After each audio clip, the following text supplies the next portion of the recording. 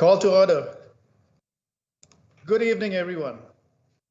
Welcome to the regular board meeting of the Halton Catholic District School Board on Tuesday, February 1st, 2022.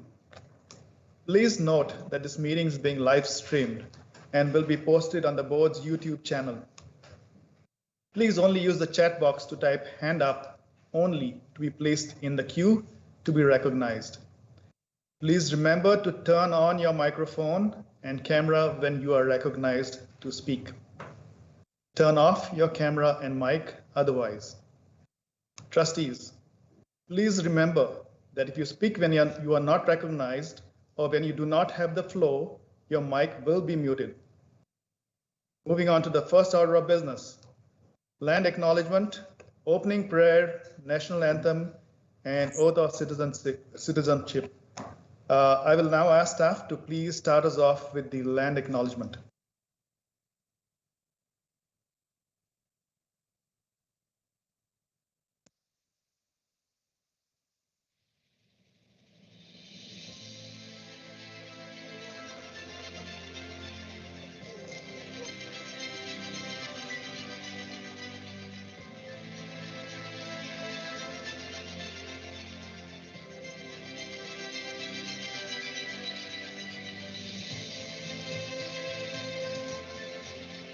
Halton, as we know it today, is rich in the history and modern traditions of many First Nations and the Métis, from the lands of the Anishinaabe to the Attawandaron, the Haudenosaunee, and the Métis. These lands surrounding the Great Lake are steeped in Indigenous history. As we gather today on these treaty lands, our Catholic social teachings call us in solidarity with our Indigenous brothers and sisters to honor and respect four directions: lands, waters, plants, animals, and ancestors that walked before us. All these wonderful elements of creation exist, gifted to us by our Creator God. We acknowledge and thank the Mississaugas of the Credit First Nation for being stewards of this traditional territory.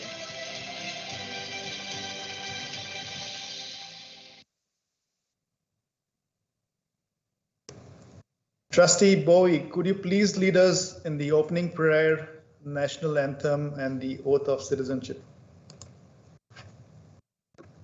Thank you, Mr. Chair. I'd invite all trustees to join me in making the sign of our faith. In the name of the Father, the Son, the Holy Spirit. Amen. Loving God, we come to you this morning for your blessings and help as we are gathered together virtually for our board meeting. We pray for your guidance in the matters at hand and ask that you would clearly show us how to conduct our work with great passion and enthusiasm. Send your Holy Spirit to bring us together in hope and joy, and give us the desire to find ways to excel in our work. Help us to work together and encourage each other to excellence. We ask that we challenge each other to reach higher and farther and to be the best that we can be. We pray for all those in our lives who are struggling with illness or sadness or loneliness, and we pray for all those who struggle with any type of mental illness. We pray for all of our students in this end of the quadrimester and exam season, that they know your love, especially during this cold winter season. Let our students and staff know that you, God, are always there for them, journeying, listening, and supporting. We pray for all the people of our board who are celebrating the Lunar New Year today and helping us to learn through Black History Month through the month of February. We pray for all those who have died of COVID-19, their devastated families, and of all those trying to beat the virus right at this very moment all over the world. We pray for our frontline workers and all medical staff that work tirelessly to save the lives of people. We pray that God keeps everyone in our lives and in our HCDSB community safe and healthy. We ask this in the name of our Lord, Jesus Christ. Amen. In the name of the Father, Son, Holy Spirit. Amen. Thank you, everyone.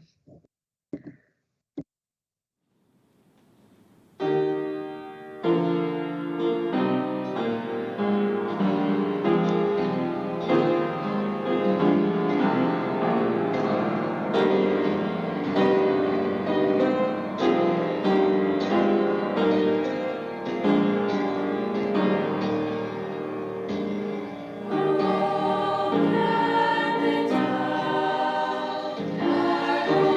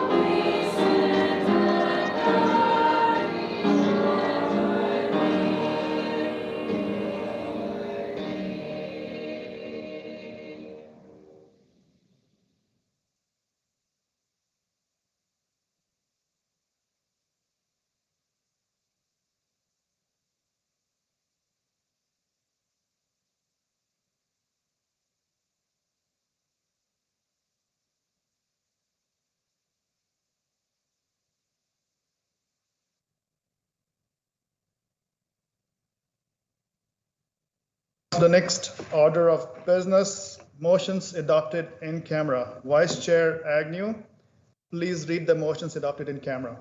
Thank you very much, and through you, Mr. Chair. So the motions adopted in camera. A motion regarding property was adopted in camera.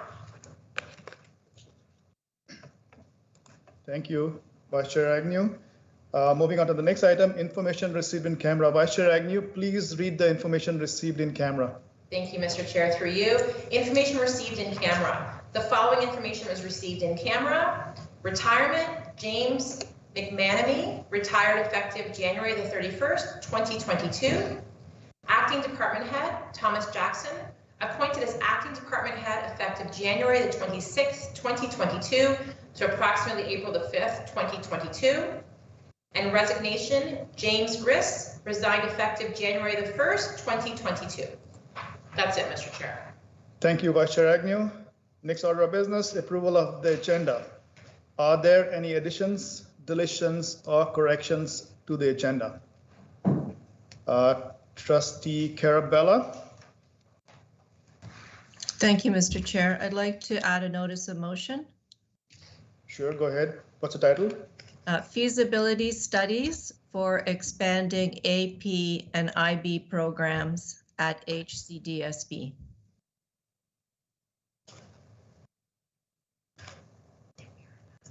Feasibility studies for adding? For feasibility studies for expanding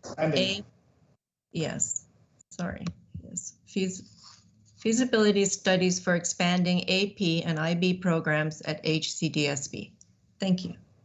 Thank you, got it. That will be added under information item 10.4. Trustee Murphy. Thank you, Mr. Chair. I had a notice of motion that was a little more specific than Trustee Carella. So since it's going to fall under the same purview as her motion, a notice of motion, I will not enter one at this time. Thank you. Thank you, Trustee Murphy. Moving on, Trustee Yantamasi. Trustee Yantamasi. Mr. Chair, so I have a question of you. First and foremost, why were my notices of motion not included in tonight's agenda? Trustee Yantamasi, did you hear the questions? Are there any additions, deletions, or corrections to the agenda? Asking, my question is very specific, Mr. Chair, so you need to understand my question. My question stated as follows.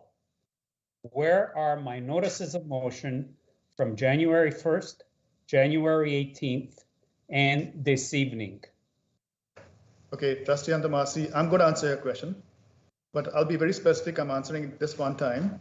But my question was on the approval of the agenda, are there any additions, deletions, and corrections that still stays? I'm going to take a moment to answer your questions. Trustee Yantamasi, let me first point you to bylaw 9.12. Bylaw 9.12 talks about notices of motion, and there are two things which specifically need to be done. Number one, in the bylaw, it says the notice of motion shall be submitted in writing at the regular meeting of the board and recorded in its meeting for consideration by the board at the next regular meeting.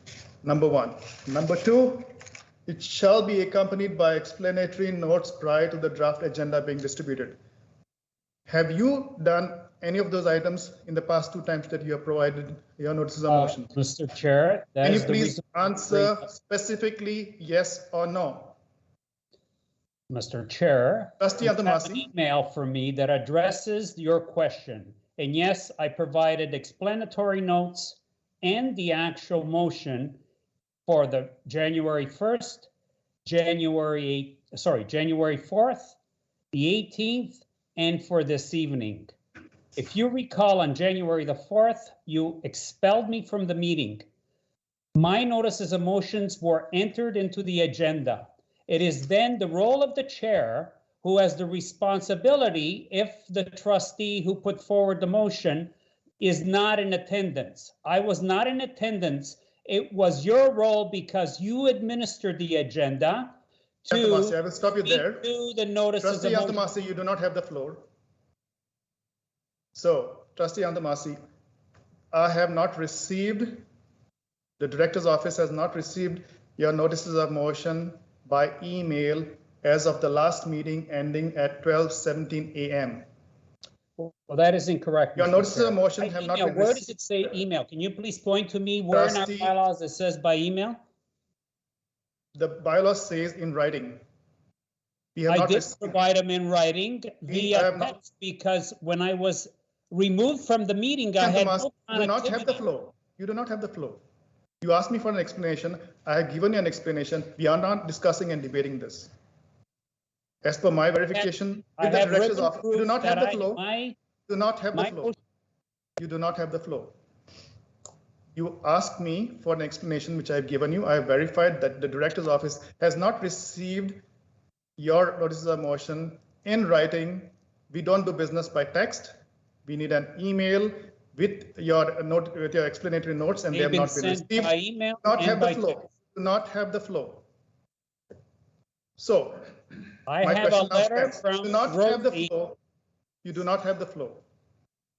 So I go Mr. back to my Pedro, original question. acknowledge- Trustee Yantomasi, if you speak once again out of turn, I will give you a warning right now. You go ahead, Mr. Chair. Trustee Yantomasi, you do not have the flow. You do not have the flow.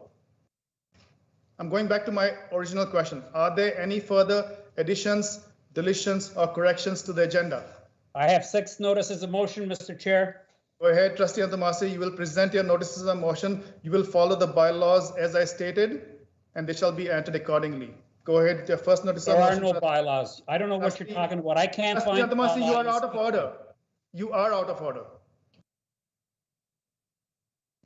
State your first notice of motion, please.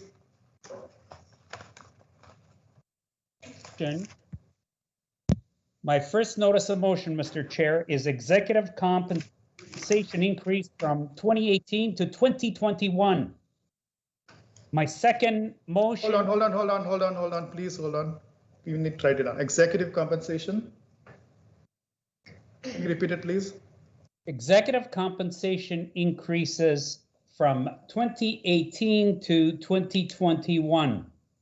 Thank you. That shall be item number 10.5, the information item. Go ahead, next one. ADR report. Number 3. Thank you. That shall be item 10.6. Number 3, Mr. Chair, evaluation performance of senior staff from 2018 to 2021. Give me a second. Number 4. Give me a second. Sorry. Thank you. That shall be item 10.7. Trustee Yantomasi, next one. Number 4, EFIS report to the ministry that contains BAG, Business Administration and Governance funding for senior staff. Number 5. Hold on. You get it? Okay, that shall be item number 10.8. Number Next one. 5, retroactive pay increases for CEC staff. Number 6. Hold on.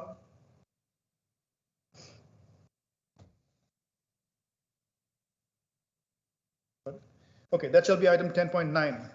Move on. Next item. Flag raising policy. That is all, Mr. Chair. Thank you, Trustee Yantomasi. That shall be item 10.10. Okay. Going back to my question, are there any further additions, deletions, or corrections to the agenda? Vice Chair Agnew, you had your hand up? No, it's withdrawn. Thank you. Okay, thank you. Now we shall now vote on the agenda as amended. I need a mover. Move O'Brien. I'll move it, Chair Noda. Okay, moved by Trustee O'Brien. Could I put you as a seconder, Trustee Janata? Absolutely. Okay. So we have the agenda, which is moved by Trustee O'Brien and seconded by Trustee Janata. I'll take it to a recorded vote. Trustee Yantomasi? In favor. Trustee Carella? I'm in favor. Trustee O'Brien? In favor. Trustee Ohanchanada, In favor? Trustee Murphy, In favor. Trustee Bowie, In favor. Trustee Tokiwa, In favor. Vice Chair Agnew, Opposed? Trustee DeRosa, In favor. Trustee Guzzo. In favor. We have 7 in favor, 1 opposed. Motion carries. The agenda is approved. Moving on to the next order of business, declarations of conflict of interest. Are there any conflicts of interest to be declared? Seeing none, we shall move on to the next order of business, which is presentations. The first presentation we have, and I think that's the only presentation, is school updates. Director Daly.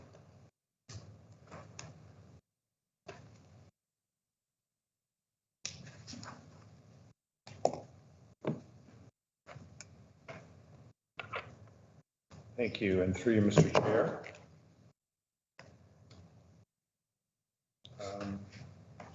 Camera's not working, so I'll go without the camera. Update for this week, Thursday, February 1st. There will be, some of it's a little bit of review, but some new information to share this week as well.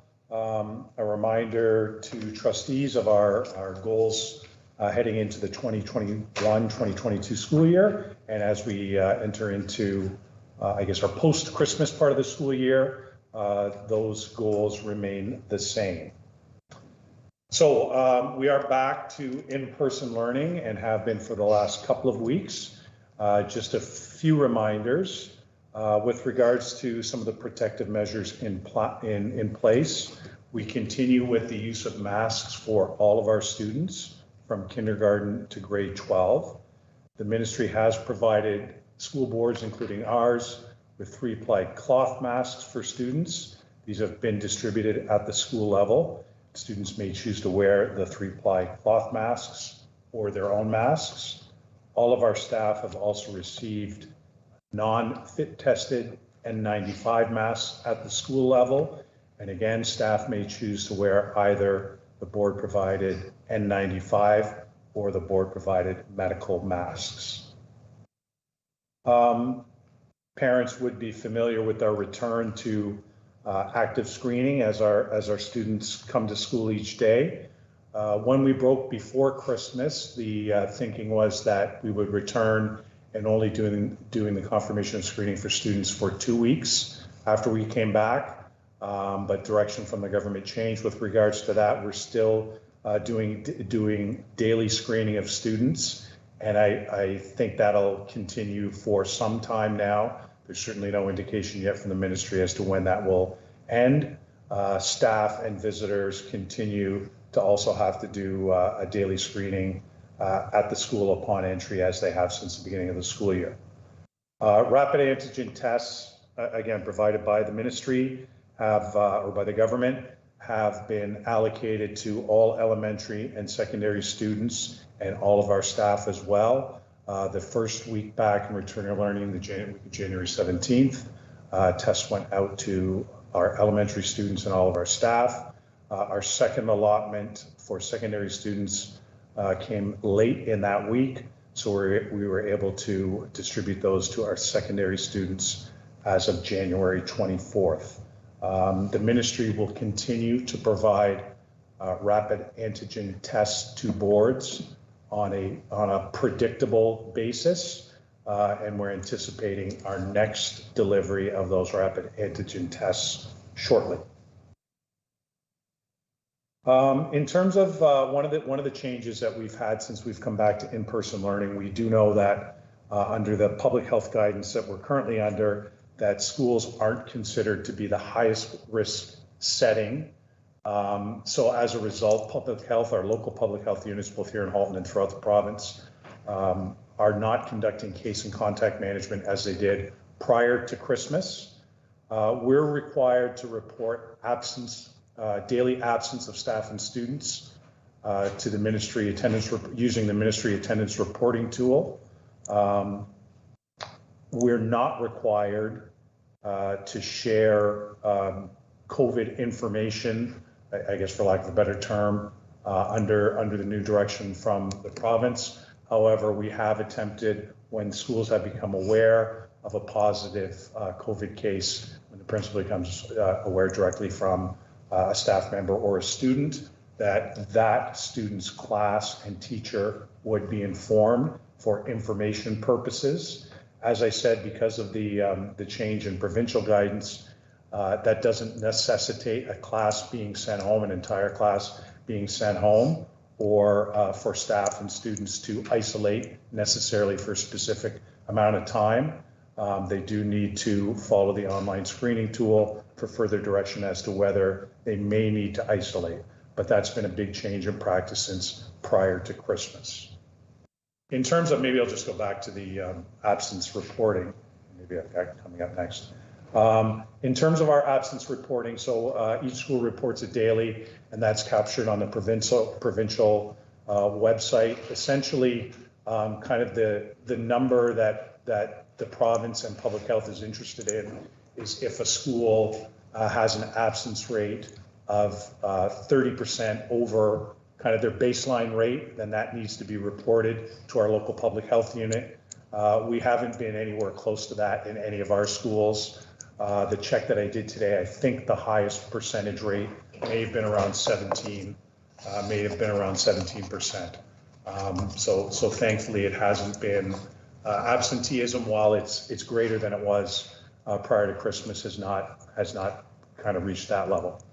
In terms of vaccinations for children aged 5 to 11, so we do know that that's been opened up for kids, I think, since about November. Our students here in Halton can, or their parents can book them through the Halton Region online booking system. It's by appointment. As of today, I think when I checked, I think it's 68% of our children aged 5 to 11 have received their first dose of their vaccination, and that's up about 5 or 6% since we've returned. So that's good uptake. That's good province-wide as well. Second dose much lower because of some of the parameters around it. I think maybe 22 or 23%. The province has encouraged and directed boards to work with local public health units to consider hosting school-based vaccination clinics and to host them during the school day. Our public health unit, we haven't gone down that route as of yet. I think I can't speak necessarily for public health, but I think in terms of our overall vaccination rate for the student-based population, so ages 5 to 11, and then from 12 to 17, certainly our 12 to 17 rate in Halton is very high. So I think there's a feeling that the way that vaccinations have rolled out in the region has been effective. All that being said, the ministry has directed school boards to distribute consent forms, both paper copies and electronic copies, to parents and guardians of students from ages 5 to 11. And again, I think part of the reasoning behind that is to possibly gauge what interest parents might have in school-based vaccination clinics during the day, but that determination hasn't been made locally yet. I guess I did talk about the return of the reporting absences, so I'll just scroll through that. A couple of additional measures. We anticipated potentially having some higher rates of absence, both for staff and students, because of the changes to the screening tool and some of the requirements around students and staff having to isolate. So the ministry did allow for some measures that boards could take in the event of a very severe staff shortage on any given day. That includes combining classes or assigning students to different classes to ensure adequate supervision. We have not had to employ that yet in our board that I'm aware of, because it does kind of go against the idea of cohorting classes. So we haven't had to implement that. The ministries also asked boards in need to think about having planned rotating remote learning days, under the idea that if a certain amount of schools went remotely for a day, that would free up occasional teachers if needed to, that we'd be able to allocate them to the lesser number of in-person learning schools. But again, we haven't reached a point where we've had to adopt or really consider either one of those options. And certainly we're making all efforts that we can to keep schools open for in-person learning. There is a possibility, I guess, that a school could be closed because of either inadequate supervision or if there was a public health reason, but we haven't had those circumstances yet. If it did come to that, we'd certainly notify parents as soon as possible. And I think I would like to just note and thank our parents and our students and our staff working at the school level who've had to navigate some tricky staffing issues.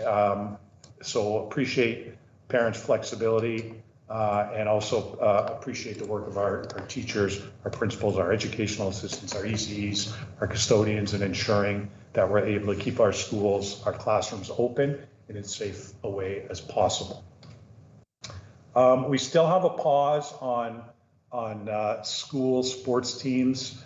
This issue's come up in 2 meetings that I've been at this week, one with the deputy minister and senior admin from boards, and also the minister with chairs. The question coming up is, and we had a similar question, I think, back in the fall, as community sports and extracurricular activities open up, and they have, why wouldn't schools follow the same sort of guidelines?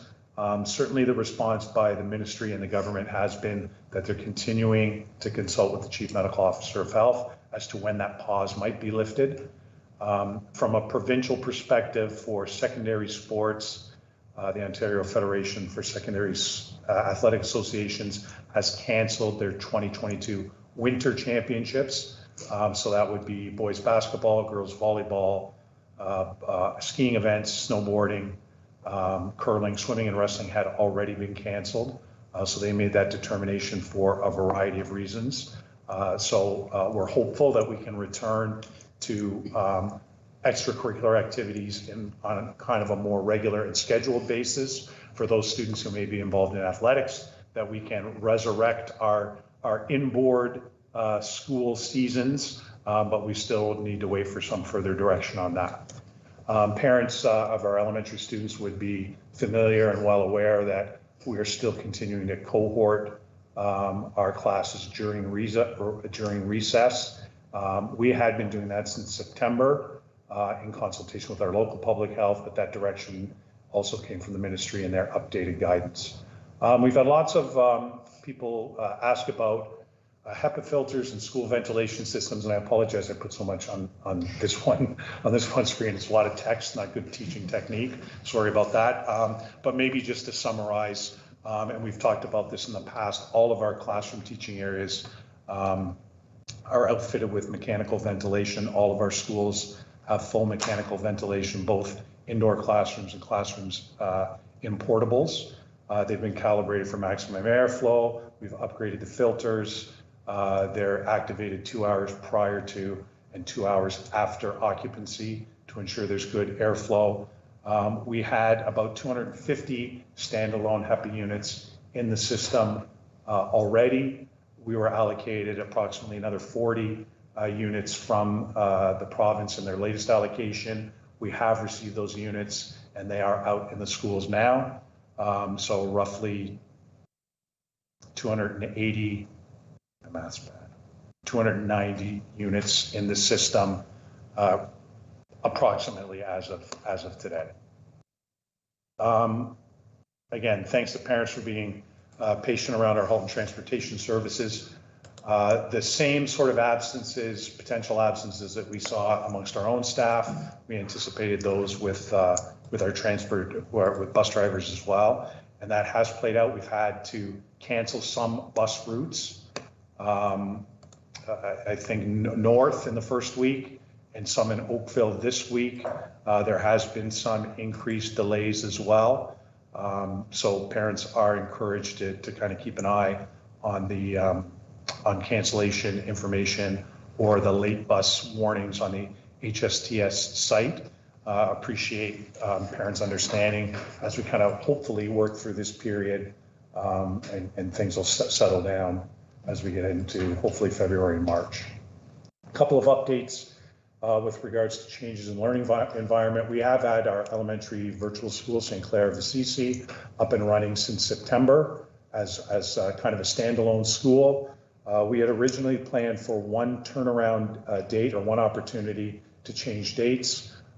With the changes in the COVID situation and what seemed to be a fairly clear desire from some parents to have an additional opportunity to maybe go online for a shorter period of time, we did accommodate that. So we opened up the change, the request for change to allow a change until April, and then if people are looking or students are looking to return back to their home schools in April, we'll allow for that. We do have a number of students who we're anticipating will finish the year or complete their whole year at St. Clair of Assisi. So we're glad for that. We're glad to be able to provide the option for parents and families who have taken decided to take advantage of it.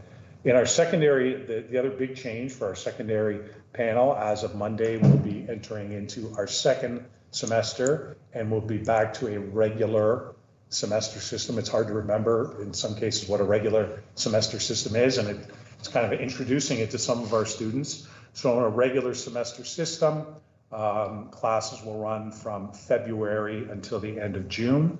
Students would typically be studying 3 or 4 classes with a lunch period.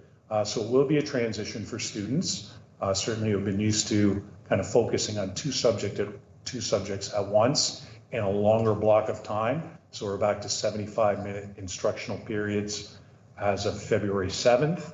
We'll continue with the hybrid delivery model for our secondary students until the end of this school year. And we're excited to be able to bring back some of that regularity in terms of our secondary schedule. I know some students are a little bit nervous about it because it's either brand new or it's been a while since they've been involved in multiple courses at one time. Certainly our secondary staff is aware of that, and our school administrators are aware of it as well. So that'll be a big change for our older kids. As always, we'll try to keep you updated via the various channels, whether it's the board website, our social media channels, or directly via email. Probably a little bit of information to share at the secondary level. We just received some information today with regards to remote learning credits. Parents that have students in grade 9 or 10 would know that part of the graduation diploma requirement for students who started last year in grade 9, if they don't opt out, is to have 2 e-learning credits upon graduation. The government will be granting up to recognition of 1 credit for the amount of time that students have been studying remotely over the past 2 years. We just got that information today and waiting on the memo to support it. So once we kind of get that official documentation, we'll certainly communicate it. We'll communicate it out to the system. And also got a little bit of additional information today on e-learning for next year, but probably a little bit too early to give any detail on it tonight. And that's my update for February 1st. Happy to answer any questions or receive any feedback. Thank you, Director Daly. I will now open up the floor to questions. On the speakers list, we have Vice Chair Agnew, Trustee Antamasi, Trustee DeRosa, and Trustee Carella. Vice Chair Agnew, you have the floor. Thank you, and through you, Mr. Chair, to Director Daly. So I have 2 questions, but my first one is with respect to high school cafeterias.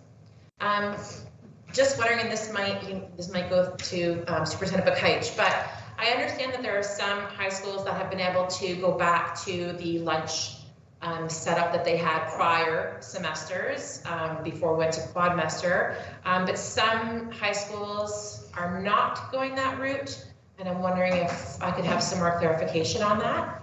Director Daly? Yeah, so prior to our current setup, all of our high schools had either 2 lunch periods, and in some of our bigger schools, 3 lunch periods, essentially based on the number of students. So it would have more likely have been Bishop Writing and St. Francis Xavier would have had the 3 lunches because of just the sheer size in terms of student population. Some schools have gone back to the 2-period lunch. A couple of schools have felt that based on their school population and the capacity of their cafeteria, that the addition of a 3rd lunch would help maintain some of that physical distancing that we're still trying to keep an eye on at the school level. So I can think of one that's gone from, we had 4 under the quad. I think they had 2 previously, and now they've gone to 3. I can only think of one, but there might be a couple more. So it was really done in looking at the capacity in the cafeteria and still trying to maintain some distancing, a reasonable amount of distancing between students. Vice Chair Agnew, you have a follow-up question? Well, I have a clarification on that before I ask my other question, if that's okay, Mr. Chair. Go ahead. Thank you. So thank you, Director Daly. So is there a is that in consultation with public health? And if so, is there a possibility that that would change? My understanding is that there is a particular high school where the grade 12s will be split up for lunch. And that's obviously unfortunate. People are excited about this semester. So, the idea of having grade 12s, sort of scattered between the lunches obviously is a concern for some of the students and parents. So just wondering if that is something that will change at some point. I would guess probably not. I don't want to speak for a particular school or principal. I think once that schedule is put into place, it may be hard to kind of pull apart midway through a semester. Certainly with 3 or 4 classes, students in 3 or 4 classes, there might be more opportunity to see their friends. Yeah, there's no doubt that if you go to a 3rd lunch, you've got to make a split somewhere. You can't go 9 and 11, 10 and 12. That's the reality of it. And I would rely on principals at a particular school to know their site, what best makes sense. Vice Chair Agnew, a follow-up question? Yes, follow-up question is with respect to the remote learning. And so I'm wondering, those requirements, Trustee Daly, Director Daly, sorry, are they applicable to our special education students? So do they need to meet that requirement for the e-learning if it's not feasible for them, or do they have the option of opting out from that? Superintendent Dinolfo, or you? I can try. Okay. Yeah. Director Daly, go ahead. Thanks. Well, the requirement of the 2 e-learning credits for graduation, when it was first explained, and it hasn't changed, there is an opportunity for any student to opt out. Okay. The opt-out process has really not been made clear yet for students, but that is available to any student. Essentially, if you're working towards the secondary school diploma, the expectation is that you complete the 2 e-learning credits. However, there is an opt-out. Okay, great. Thank and you. We're just waiting for clarification on how that opt-out process works. Okay, great. Thank you very much. Thank you, Director Daly. Moving on to the speakers list, Trustee Antomasi. Trustee Antomasi, you have the floor. Through you, Chair. Secretary Daly. Insofar as declaration and proof of vaccination as it pertains to staff and students, do we have a number of how many have declared and are vaccinated? Director Daly. Thank you, and through Mr. Chair. We don't ask, students are not required to make a declaration of vaccination. All staff, trustees would recall, were asked to do or directed to do an attestation form to attest to their vaccination status. That information is on our board website under the vaccination attestation page. I think, not having looked at it today, but I would ballpark it as for our full-time staff teaching in schools or supporting education in our schools, it's somewhere around 95%, maybe slightly under that, 94 to 95%. But I can certainly share that link with trustees. It is available. I think the last one we posted was January 12th. We post the attestations monthly. Trustee Antamasi, a follow-up question. Do you have one? Yes, I do have a follow-up question again to Secretary Daly. What is our compliance daily rate insofar as screening for both students and teachers? Director Daly? Our expectation is that all teachers and all students do or show their active screening upon arrival to work or to school. This time back, it's been a little bit more labor intensive, I would say, for our students, whether or not they weren't ready or have forgotten. We have sent lots of reminders out from the school level. It's a little bit easier with staff because it's more automated. It's really some schools have a QR code system. Some people directly, they do it through a forms process. So I know it has been a bit more of a struggle. Probably more, I've heard it more from elementary administrators ensuring that our students are able to show their confirmation of screening, but if they don't, then we follow up with parents. Point of clarification, thank you. Mr. Chair. Go ahead, Trustee Antamasi. So insofar as their daily screening, the provincial average is about, and this has been published by the Ministry of Education, and it's been reported around 55% that are self-screening and reporting that they've self-screened, and 45% have not. So you're saying that our board far exceeds that. We're in the, what would you say, 90 percentile? I couldn't say, Trustee Antamasi. I know So that we don't collect that data then. We don't collect it on a daily basis as such, no.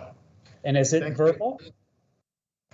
It depends on the system that the school has in place. Typically well, I shouldn't say for older students, for many students, they would have that confirmation on their phone. Sometimes it's done on paper. Sometimes when they might forget, it's a phone call to the parent and then an email. So at the school level, depending on the size of the school, our principals have kind of come up with a couple of different processes in order to confirm the screening. Thank you, Director Daly. On the speakers list, we have Trustee DeRosa, Trustee Carella, Trustee O'Brien, and Trustee Guzzo. Trustee DeRosa, you have the floor. Thank you, Mr. Chair. I have a very simple question for Secretary Daly. With respect to the new directives on reporting COVID numbers, does that mean that we've stopped collecting the data? Director Daly? Through you, Mr. Chair, we do not, prior to the Christmas break, any COVID data that we had was received through public health. So public health did contact tracing and then confirmed any cases with the school and then gave direction from there. Public health's no longer doing that. So when we're reporting or letting a class or a parent of a student in a class know that there was a possible exposure, that's really only done when a parent informs the school principal directly of that. So that's how we're communicating with the class. So in terms of tabulating those sorts of stats, they're really not available. Trustee DeRosa, you have a follow-up question? They're not available because we're not compiling them anymore. They're not available because we're not receiving them anymore. Okay, thank you, Trustee DeRosa. We shall now move on to Trustee Carella. Trustee Carella, you have the floor. Thank you, Mr. Chair. Just trying to get my camera on. Okay, thank you, Mr. Chair. So I had a question. So that it's about the extra reporting that you're saying, Director Daly, that you'll be doing, informing parents and staff if there's a class or cohort or if there's someone positive. So I'm just wondering why. I know you explained how you're going to do it, but can you explain the reason why you decided to go above what the public health directives we were getting? Director Daly? Sure, and just to be clear, we've already started that process, so it's not something we plan on doing. We already have that in process. Certainly, we've worked very closely with public health over the last 2 years and consulted with them, in some cases taken direction from them. Public health gives us advice. We've never not taken the advice. Sometimes we've gone, both in terms of public health and maybe the province, we've gone beyond a minimum standard.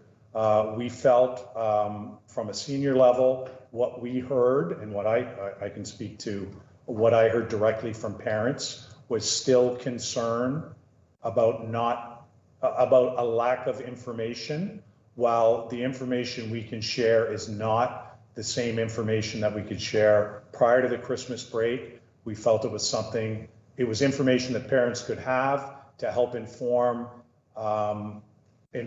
whether or not they wanted to keep a student home, or whether or not they felt they needed to keep a closer eye on their children's health symptoms. So that was really the thinking behind it. Thank you. Trustee Carella, do you have a follow-up? Thank you. How long do you plan to continue that extra step? And my other question is just regarding privacy in terms of this. How are we maintaining the privacy that the public health would have been doing? Director Daly? Thank you. I'll maybe ask the second, or answer the second one first. Yeah, that's a great question, Trustee Carella. We don't share. We've never shared any specific information. The information that a parent would receive is that your son or daughter may have been at risk of an exposure in their classroom. There's no identifiers or identifying information that's given to the parent. In terms of how long do we foresee providing this information, that's a good question, which I probably don't have a great answer for tonight. I think certainly my understanding of kind of what the Chief Medical Officer of Health is hoping happens. Maybe that's not the right way to put it. But as people become more comfortable with either the current situation we're in, or as maybe this variant recedes and people become more comfortable with treating it in a different way, then maybe parents would be not less interested, but less likely to want to have that information. One of the things also we did want to try and keep in mind, Trustee Carella, was we need to really balance it, or we thought, at least when we first started, balance it against what that workload might be at the school level. We weren't sure if we'd be able to do it on a consistent basis, on a manageable basis from the school to the parent. We seem to be able to do that so far. So hopefully we'll come to a point where we don't make those reports back to parents because the public health situation is such that we're back to a more regular environment. Thank you, Director Daly. We shall thank Trustee Carella. We move on to the next. Just a quick comment that I appreciate that the returning to normalcy, like leaving the pandemic, maybe becomes an endemic, taking away the fear for my kids is just going to be so important. So I appreciate that. Thank you, Trustee Carella. Moving down speakers list, Trustee OBrien. Trustee OBrien, you have the floor. Go ahead. Thank you, through Mr. Chair, to Director Daly. I'm well aware of the shortages of teachers in classrooms that are not being filled. And I appreciate the board's effort to deal with that, and the ministry's effort by letting retired teachers teach up to 95 days, letting student teachers come into classrooms. Is the ministry proposing anything else to solve that problem? I just can see it being a problem down the road if that continues. Director Daly? Yeah, it's a challenge for sure, as you've noted, Trustee OBrien. Even with extending, the ability of retirees to go from 50 days to 95 days, it might not be the best environment that people want to come back to work. So I think it's been helpful. It'll probably turn out to be maybe more helpful for us on the administration side with retired principals and vice principals where we need people to fill in. We're hopeful on a short-term basis that extending, widening the ability for teaching certificates and for our student teachers. It's going to be an ongoing challenge. We were in a challenging situation, I think many boards in the GTA, even prior to COVID, with regards to hiring of occasional teachers. So the ministry, and it's certainly not a knock on the ministry, I don't think beyond that they'll be able to offer much more. Certainly, we've kind of implemented a bit of a tiered approach at both secondary, more specifically at elementary, to ensure that we have classroom teachers in front of kids as much as we can. But we know it's always been a challenge that, if we're pulling the arts teacher or the French teacher or the music teacher to cover a class, that's great that we have that caring teacher in the building to do it, but it comes at the expense of their own program. So that's a bit of the balancing act that we're trying to maintain. And certainly this 2 weeks that we've been back in person, it's been a struggle. Do you have a follow-up with Trustee O'Brien? No, thank you, Mr. Chair. Thank you, Trustee O'Brien. Moving down the speakers list is Trustee Guzzo, Trustee Antomasi, and Trustee De Rosa speaking for the second time. Trustee Guzzo, you have the floor. Thank you, through you, Mr. Chair. I'm assuming this will be directed to Director Daly through you, Mr. Chair. You mentioned something about the busing, and I know protocols have been different because obviously we're dealing with staff shortages, not just at the school, but with the busing. There's been some instances of where there's either the bus is left early or it's not there. What happens to those students, particularly in high school? I've gotten a couple of concerns that some of the students are being told that they have to leave school property immediately. And I want to know that if there's some sort of protocol that's put into place so that students aren't being forced off the property when issues happen with busing. Director Daly? Yeah, I'm certainly not aware of any students being forced off the property. I'll be honest with you, Trustee Guzzo, that's the first that's come to my attention.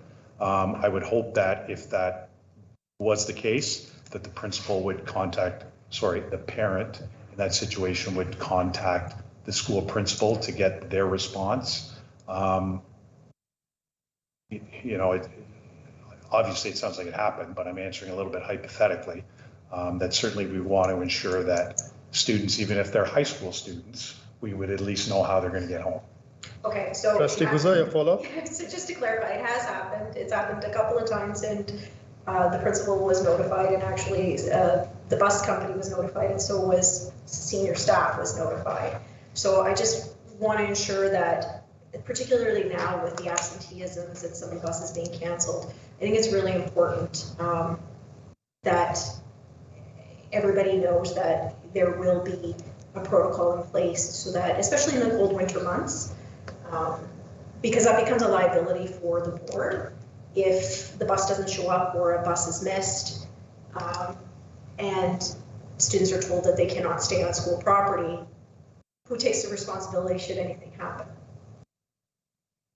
There was a comment, right? Well, I'm just letting Director Daly know. So and then just the other thing in regards to teacher shortages, and I know, and I understand, how is it being communicated to the students and to the parents? For example, if there's a high school course where there's been LTOs, and for whatever reason the LTOs have filled permanents, and there's been a couple of teachers. I know it'll be a little different now going back to a regular semester. It won't be so much of a crunch.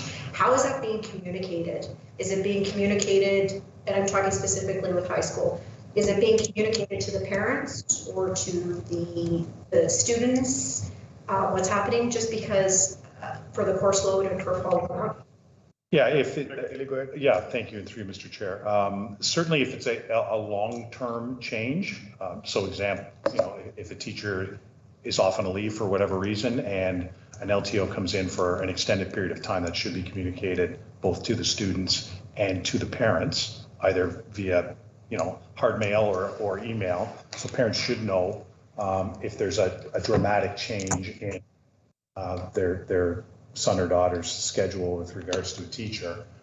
If it's a day or two, keeping in mind that in a quad a day or two is like 4 days, it might not happen as immediately, but for any extended period of time, I would expect that the school would communicate that to parents and students would be aware of it as well. Thank you, Director Daly. I will now move down speakers list. This is the second round of questions. Trustee Yantamasi, you have the floor. Yes, through you. Secretary Daly, there was a letter that was sent out to the staff January 24th, and it spoke to the target audience, all school board staff, which asked staff to not use words that would be racist, inappropriate. Can you speak to that? Simply because I never received that, and I would have thought that trustees would have received a copy that is as important as this, that would have gone out to all staff. Daly, you would like to comment on this? I can. To be honest with you, Trustee Yantamasi, I thought it did go, when it went out to all staff, I thought it did go to trustees as well. So I can certainly share that. We have had some incidents over the last several weeks, I guess, with comments that have been made at the school level that should not be made, that cannot be made. So we wanted to make that clear to all of our staff, to our students, that certain racist terminology can't be used. It just can't be used. Trustee Yantamasi, you have a follow-up question? Yes. So as per OCTA, a teacher needs to report or put in a report within how many hours? Are we of something of that nature? Trustee Yantamasi, we are talking about the school presentation here. Are we asking questions on this or something that's not related? Can we stick to the presentation? Mr. Chair, if you follow my line of questioning, I was referring to the letter that went out to staff with regards to inappropriate language. So, as per Ontario Teachers College, there is a requirement. That requirement speaks to the time frame by which a report has to be filed insofar as someone committing or having made improper remarks. My question to the Secretary of the Board, and I will repeat it, is have all those reports gone to the Ontario College of Teachers, and if so, were they sent within the 72-hour requirement? Director Daly, I'm not sure if this is part of the presentation and if you're ready with this. Would you like to comment or not? Yes. When those reports have come to us, they have been submitted. Thank you, Director Daly. Moving down the speakers list. We want a clarification. Submitted to OCT? Correct. Okay. You're welcome. Thank you. We shall move on down the speakers list. Trustee DeRosa, Trustee Carella, Trustee Guzzo. Trustee DeRosa, you have the floor. I will cede my. Thank you, Trustee DeRosa. Trustee Carella, you have the floor. Thank you, Mr. Chair. I wanted to have clarification on the possible vaccination clinics. If they come to the school, I'm assuming it's only elementary. And I wanted to ask specifically about the consent forms, the parental consent forms, that they will be completely honored, that if that's what I want to make sure, that up to a certain, I understand it's 12 and under, those consent forms have to be completely honored. But can you clarify if a student is 12 and over and a parent would say they don't want vaccination, and or vice versa, that the student with the nurse can discuss and actually make an opposite decision to what the parents consented to? I'd like clarification on the forms, the age group, and honoring those consent forms. Director Daly? Director Daly? Yeah, and thank you, and through Mr. Chair. Thanks for the question, Trustee Carella. The consent forms that'll go out, they're consent form from students age 5 to 11. If there are school-based vaccination clinics, and that determination hasn't been made in Halton, but if there was, and if they were running during the school day, no student in ages 5 to 11, and that's who these clinics would be for, would be able to receive a vaccination unless their parents had consented to it. Trustee Carella, you have a follow-up question?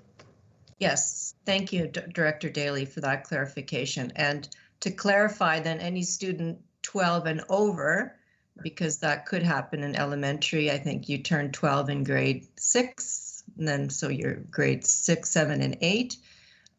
What about those students? Director Daly? That age group. We have no plans to vaccinate students in elementary schools without parent consent. Okay, thank you. Wonderful.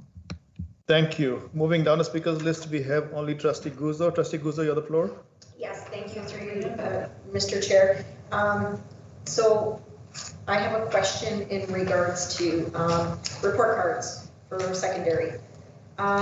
Is it all now on Power School? Director Daly?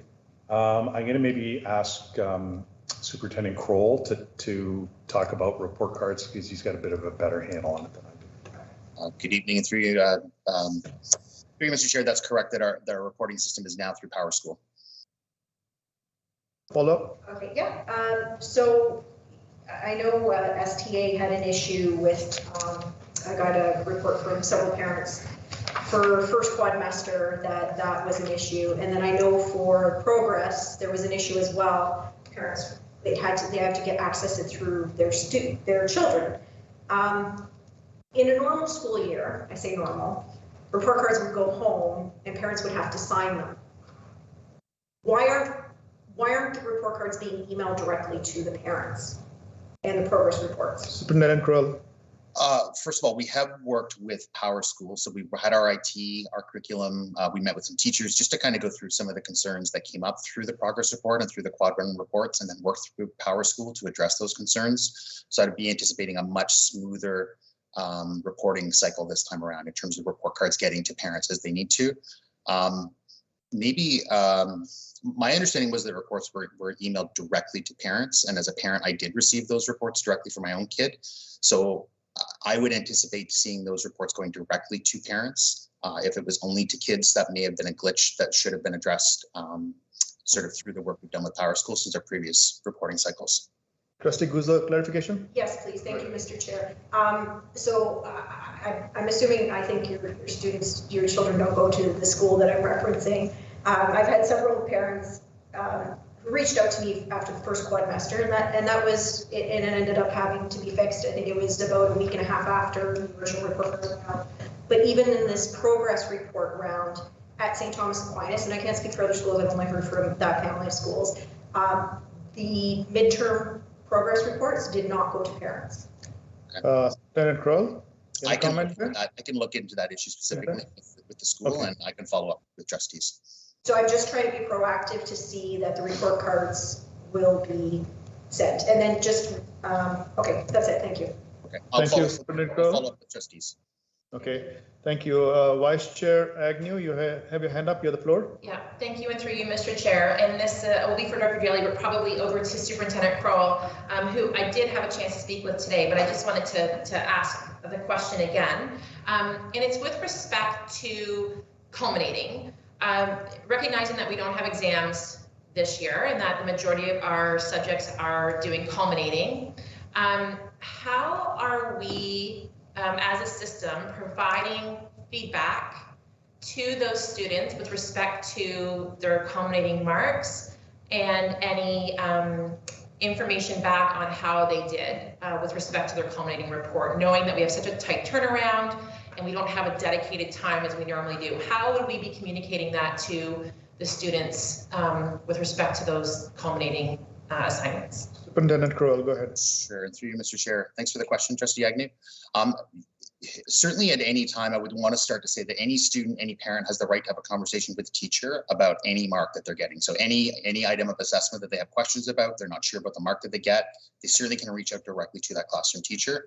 I have spoken to a couple of school principals who said that they have and they will continue to ensure that the message gets out to students, that if they want an opportunity to review the culminating, they just have to contact their teacher, and the teacher being more than happy to share that with them.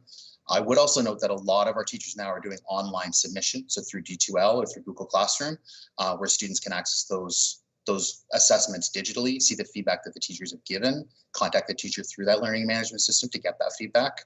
I'd say that's something we've certainly got better at since March 2020. And I'd say more and more teachers and students are doing that online assessment as a way of having that really important conversation around a student's mark. And again, I would say that a conversation is definitely something that students have the opportunity to have with a teacher whenever they have any questions. Shagni, a follow-up? Yes, please. Thank you. And so when they receive their final mark, do they receive their culminating mark, or do they just get the final mark, and then based on that final mark, they might be able to work back that perhaps there was a less than desirable outcome for their culminating, or are they actually provided with the mark from their culminating, knowing that those are being marked? Superintendent Crowell, go ahead. I will do my best to answer that question. I would expect that teachers would be providing the culminating mark to students as well as their final mark. But I can look into that one a little bit more to see what kind of direction they're getting. I can tell you what I would have done as a classroom teacher and what I know I did, but I can follow up on that one as well. That would be great. That'd be super helpful. Thanks so much, Superintendent Crowell. Thank you. Since we have no other speakers on the list, Director Daly, I must thank you and administrators and staff for all the amazing work that they do, given the challenges that we face, and we really appreciate that. Thank you. Moving on to the next order of business, delegations. There was one delegation which was declined for this evening. So the next order of business. Mr. Chair. Okay, hold on. Trustee OBrien, you have your hand up. Go ahead, Trustee OBrien. Mr. Chair, can you just elaborate on the declining the delegation? Just kind of expound. Can you just give us a bit of a reason for the decline of the delegation? Sure, Trustee OBrien. As per the policy, trustees have been informed and a wholesome report has been given by the director. But I will talk a little bit about that just to give you a context. We have a policy which is in place, policy I-06, which states that individuals or groups affected by a decision of the board should have the opportunity to present their position or concerns to the board of trustees.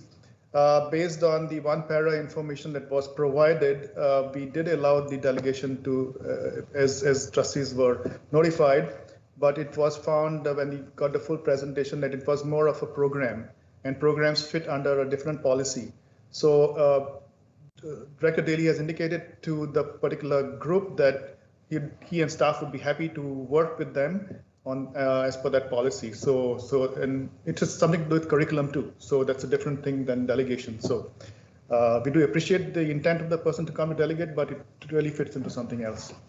Thank you, Mr. Chair. Thank you. Moving on down to next order of business is the approval of the minutes. Sorry, Trustee Antamasi, I see your hand up, and Trustee DeRosa's hand is up, and Trustee Carella. Let's go in that order. Trustee Carella, your hand is up. You have a question? I did want to ask as well about the declined delegation, as Trustee OBrien did as well. So they were Oakville ratepayers. So anyways, we'll see where it goes. Thank you very much. Are you happy with my answer? No, I don't think they were talking about a program, an after-school program.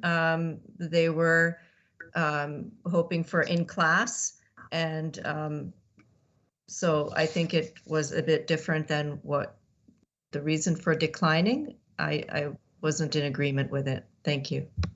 Thank you, Trustee Carella. Trustee DeRosa. Trustee DeRosa, you have a question? I too was going to ask about the reason why we've declined one delegation. I'm not in favor of limiting the opportunity to anyone who wants to come and plead their case, whether you call it a program, whether on some technicality. the spirit of what we do every time we get together is to facilitate debate and to listen to our parents. And every time we decline a delegation for whatever reason, we're not doing that, Mr. Chair. Thank you. Thank you, Trustee DeRosa. We hear you, but we have a process in place. We have a policy in place. We got to follow the rules. Trustee Antamasi, do you have anything to say? Any question? Yes, I do. So, Mr. Chair, can you speak to the policy that you're referring to in comparison to our procedural bylaws? Our procedural bylaws speak to process at the board table. Policies are what we give to staff to follow. The particular delegation in question is not, as per 12.6, a commercial enterprise that would have to go through staff before it comes to the board. They were delegating. They wanted to make us aware of the information they had. They're not trying to sell anything.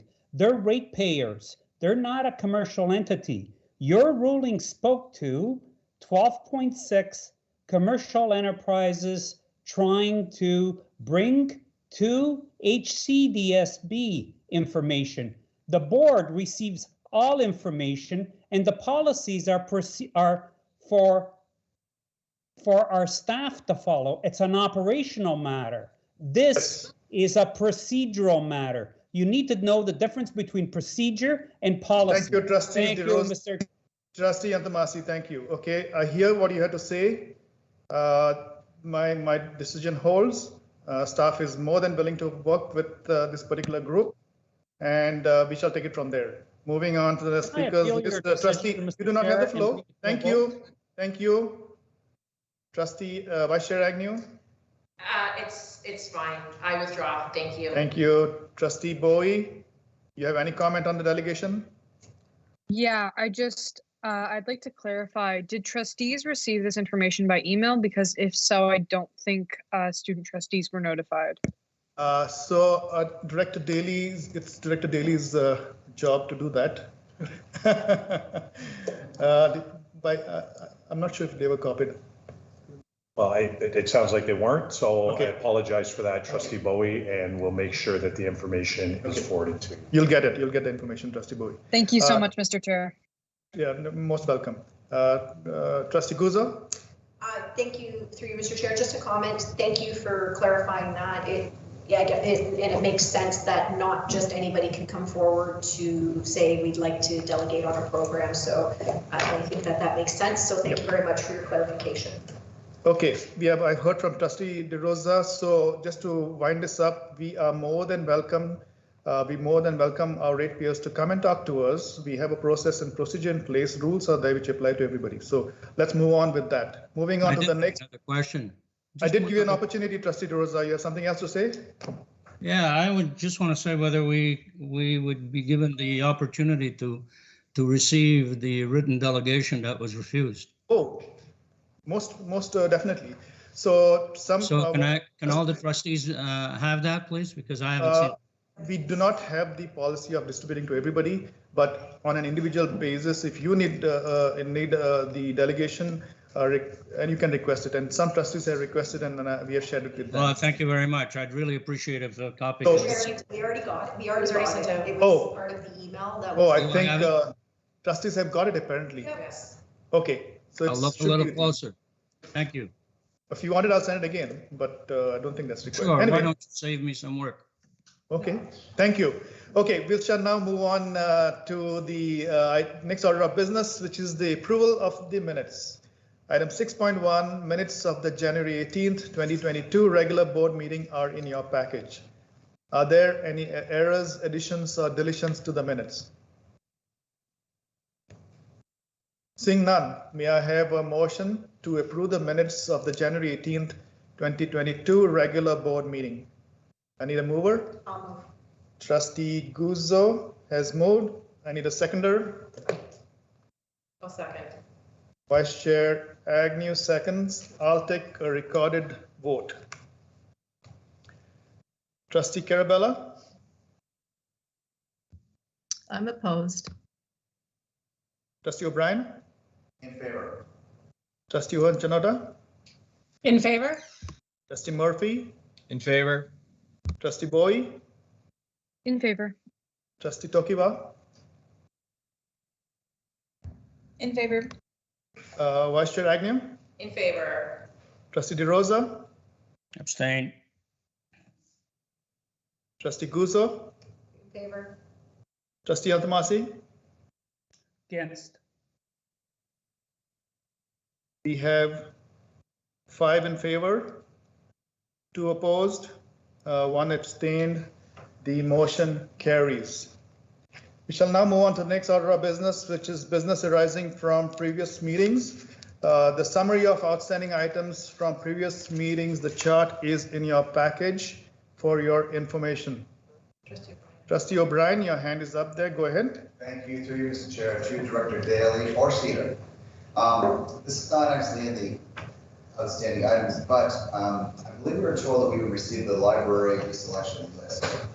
So through you, Mr. Chair or Cedar, when will we see that? I'll pass it to Director Daly and let him decide. Director Daly? I don't recall that request, Trustee O'Brien, to be honest with you, but was it made at a meeting? Yes. No, the motion. No. No, I recall Cedar saying that we would be okay to hear. If we could hear through her, maybe I heard wrong. Sorry. Trustee. Sorry, Mr. Chair. Sorry, Trustee O'Brien. I recall the question came from Trustee Tomasi, but there was no motion in regards to providing the actual list. True. I just heard the information volunteered by Cedar, but maybe I heard wrong. Okay, let's do one thing. Director Daly, you don't have the information. Can I ask Cedar? I think I'd ask Superintendent Kroll. Kind of library services falls under his. Superintendent Kroll, responsibility. could you comment? Yeah, no, I wasn't aware of the specific request. So if there's information that trustees are asking for, happy to provide it as requested. Trustee O'Brien? I heard it was going to be volunteered to us, but we can go back to the last meeting and see if it was said or not. Okay. But I just do recall hearing that perhaps I heard wrong. Okay. Okay. Sorry, through Mr. Chair. And again, not trying to be difficult, just not sure what specific information is being asked for. Selection list. Sorry. Trustee DeRosa. I see Trustee Guzzo's ahead of me. I'll wait my turn. I will call your name and offer you the floor. So till then, Trustee O'Brien, you're asking the question. It was called the selection list? Yes, for libraries. For libraries. Superintendent Kroll, it was called the selection list for libraries. I'm not sure. It's a technical thing, but. I can work with our library services manager to see what we can provide to trustees. Okay. Moving on, speakers list was Trustee Guzzo. I think you answered the comment. Trustee DeRosa, you have the floor now. The request was specific. The commitment to deliver the list was specific. And in fact, the request was for all additions and deletions of the core library list. Okay, Trustee DeRosa, I don't think it was a motion. It did not go through a motion. No, it wasn't. It wasn't a motion. It was a request. It was a commitment, and I'm not sure it has to go through a motion, Mr. Chair. Okay. I'm not sure about the commitment part. I'm not sure about the commitment part, but no, the commitment was yes, we will provide it. Okay, Trustee DeRosa. So I just heard from Superintendent Kroll now that he's willing to work on and provide the information. So I think we should be good there. Trustee O'Brien. It was only the deselection. Okay. Sorry. Yeah. Point of order, Mr. Go ahead. Chair. Yeah, what's your point of order, Trustee Guzzo?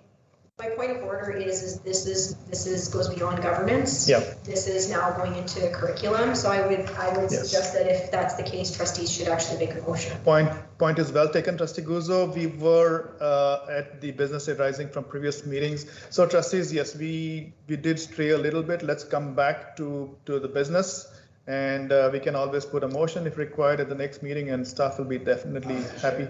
Yes, Trustee. Mr. Chair. Trustee DeRosa, please put your hand up in the chat box and I'll recognize you. In the meantime, I'm just talking to Trustee O'Brien. Trustee O'Brien? So my understanding is we will get the deselection list. Yes, that's what Trustee Superintendent Kroll. Before we jump to the next topic, I'll just ask you a quick question. Certainly. Trustee O'Brien's original question was regarding the deselection list. Is that something which you have ready, or is it something that you need a motion, or?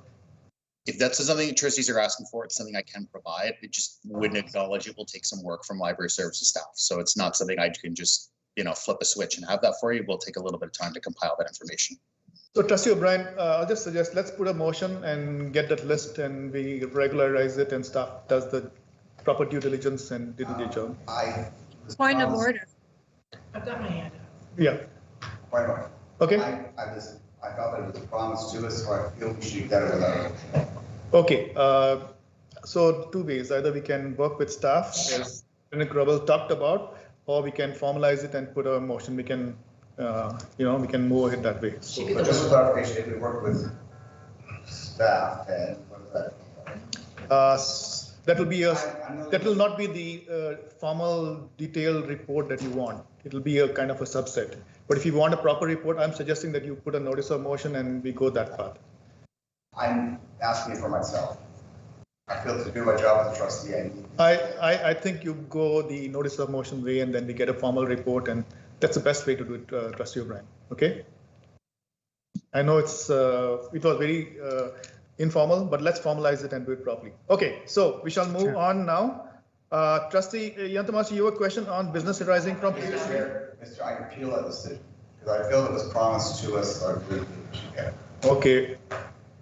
Now you said it was promised to us. I'm not sure it's recorded in any meetings. Is it recorded? The promise? I believe it is. Yes. We don't have that in any minutes. Can anybody point that out to me? Go to the recordings. I don't think that's the minutes of the meeting is different from recordings. So, trustees. Order. I have a point of order about the minutes because the minutes don't have everything written in it. And many times we say that they aren't detailed enough. They wouldn't actually have that. So we could go back to the recording. Thank you, Trustee Carella, I'll rule on a point of order first. So the minutes of the meeting are specifically defined in our bylaws. What should be going into the minutes? There's a whole section on the minutes in the bylaws. I believe, and I read that section, and I believe we are following that perfectly to the letter. So I would not have my doubts about that. Now, recording is something different, and the question you're asking is it's a valid question, but I'm not sure whether it was promised or not.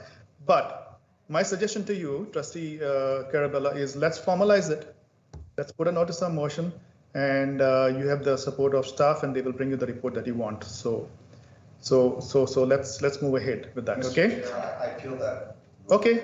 If you appeal my ruling is that there is no motion, and your point of order is not in order at this point in time. So I'll take it to a recorded vote. Oh, we need a second. Can I appeal your decision? No, Trustee DeRosa, sorry, you can't. We are dealing with a point. We are dealing with a point of order right now. I'm taking it to a vote. No, okay. You ruled against the yes. the point of order. Is that not right, yes. Mr. Chair? He's already appealed it, Trustee DeRosa. So I'm appealing it. He already is. Trustee O'Brien's already appealing. Trustee. Point of order. Well, I couldn't hear him. Trustee DeRosa, point of order. Stop talking.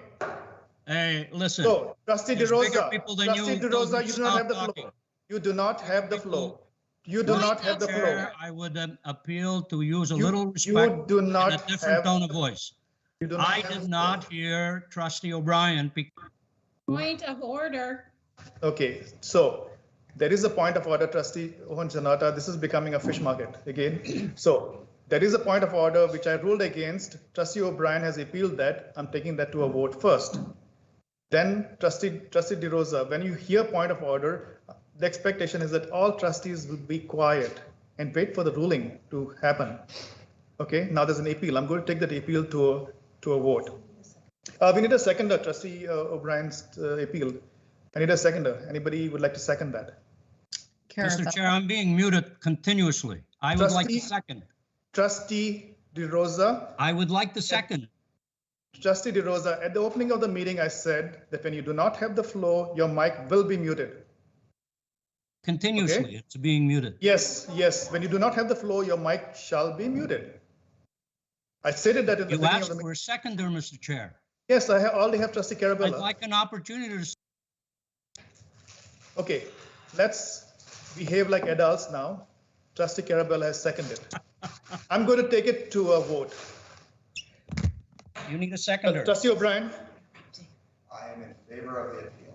Trustee O'Brien is in favor of the appeal. Trustee Ohanchanota? I still have a point of order I'd like to be heard. I think that supersedes anything, Mr. Chair. I had a point of order.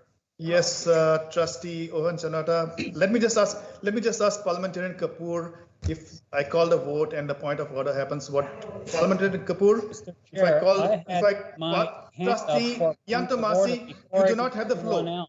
You do not have the floor. It's on my screen. You do not have the floor. You do not have the floor. You do not have the floor. Okay, so Parliamentarian Kapoor, there is an appeal to my ruling and there is a point of order. I started taking the vote. There is a point of order. So what should I be doing? Should I attend to the point of order first or do I finish the vote first? Good evening, Chair. If you heard the point of order before you started taking the vote, then you could take that point of order if it refers to this particular point. If it's a different topic, then it should properly wait till after the appeal is heard. Okay, let me ask Trustee. Thank you, Parliamentarian Kapoor. Trustee Ohanchanota, does a point of order refer to the item being appealed? It refers to the item being appealed and the ability to vote to that appeal. Yes, it does. Okay, state your point of order, Trustee Ohanchanota. My point of order, and I'd like everyone to reference again, 10.5 in our bylaws, authority to speak. We are not following that bylaw, and I have a very hard time following what the appeal is all about. So I would really wish that you could rule on authority to speak 10.5. Any member desiring to speak shall indicate by upraised hand and await recognition. Speakers may speak when recognized by the chair, may not speak to the issue again until all other trustees wish to speak have been recognized by the chair. Thank you for recognizing me. Thank you, Trustee Ohanchanota. Your point. Trustee Yantomasi, this is warning number 1. I have a point of order. Trustee Yantomasi, you're muted. Warning number 1. Point of order can interject. No, sorry, you have interrupted first before calling a point of order. I have point of order at 8:25 before everybody else. It's warning number 2. Trustee Yantomasi, you do not have the floor. This is warning number 2. So, Trustee Ohanchanota, your point is well taken. Trustees, this is year number 3. We are getting to year number 4, right, rather. I think we should know the bylaws well. 10.5 is very clear about the authority to speak. I've mentioned it before in the meeting. I've tried to explain through emails how a point of order is to be dealt with. I'm not seeing cooperation from trustees. So, Trustee Ohanchanota, your point is well taken. So we shall move on to the appeal of Trustee O'Brien. I have a point of order on you do not have right now. Okay, you have a point of order. So does your point of order ask the parliamentarian point of order supersedes? Does your point of order? My point of order 10.13 supersedes the statement and the point of order that was raised by Trustee Ohanchanota. If you read the point of order, it establishes that the meeting stops and the point of order is addressed. Trustee Yantomasi, you raise the point of order. State your point of order. Mr. Chair, if you listen, I did. Go to 10.13, read the definition of a point of order. Thank you. You're telling me to read is that your point of order? You're telling me to read the point of order definition? Because is that your point of order? That's not a point of order. Because it negates the point of order by Trustee Ohanchanota. Thank you. That's not a point of order. We are going back to Trustee O'Brien's appeal of my ruling. I started the vote. Trustee O'Brien said he's in favor of the appeal. Trustee Ohanchanota, how do you vote? Yes, could you please give me a summary, please? I could not follow that at all. So, Trustee O'Brien, has appealed my ruling on the point of order. Trustee O'Brien, I'm correct? I've kind of lost track myself. Sorry? This request has to come by. Oh, yes. Sorry, I've lost track. So the discussion was, we were on business arising from previous meetings, and Trustee O'Brien brought up the topic of the delisted books, list of books, which somebody promised to give trustees, but it did not come through a motion. So Trustee O'Brien, I told Trustee O'Brien to put a notice of motion, and so Trustee O'Brien, I said that's the right way to go, and Trustee O'Brien has appealed my ruling on that item. So Trustee Obanjanata, does it answer your? It does, and thank you. I'm sorry to waste everybody's time. I just needed. No. I think we went off track. I'm in favor of Trustee O'Brien's appeal because I remember that request last meeting. Okay. So I'm in favor of the appeal. So Trustee Murphy, how do you vote?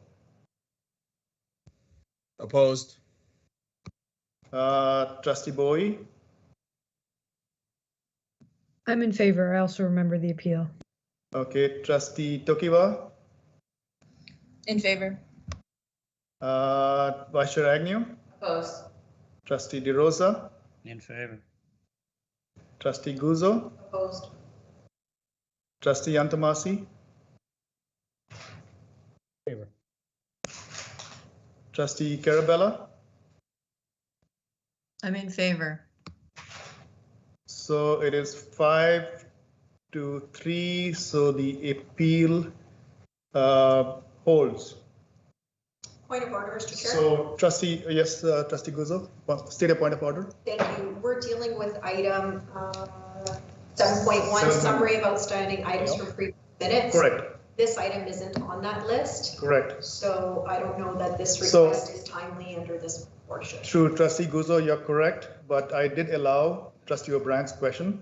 So, and Trustee O'Brien stated a discussion that was held in the past.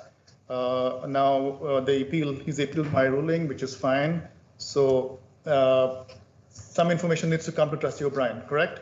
Please. So how do we proceed from here? Director Daly, how do we provide trustees information? There's no motion. It's just the deselection.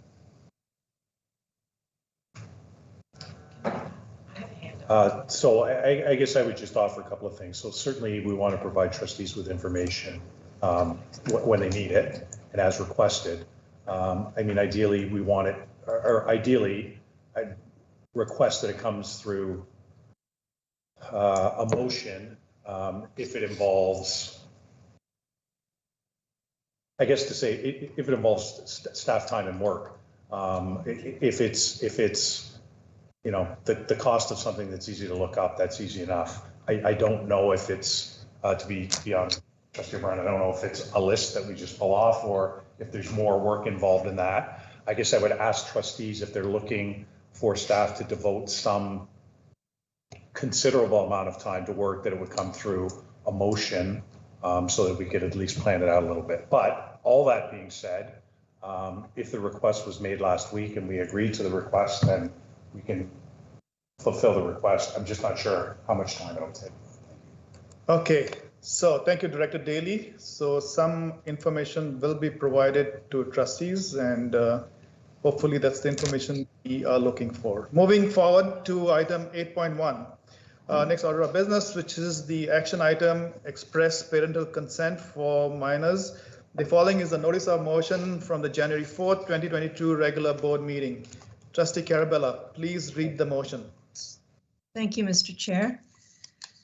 I will read the motion. Whereas the Anti-Racism Act of 2017 asks school boards to collect and submit identity data of its students by 2023, whereas the HCDSB has chosen to implement a voluntary census survey as a tool to collect this identity data, whereas the ministry requires that the census survey for students in JK to grade 8 be sent to parents, guardians to complete on behalf of or with the child, whereas the census survey for students in the secondary panel, grade 9 to 12, is being done by implied consent with an opt-out option available to parents and not by express consent of the parents, whereas the data standards for the identification and monitoring of systemic racism collection of personal information explicitly states,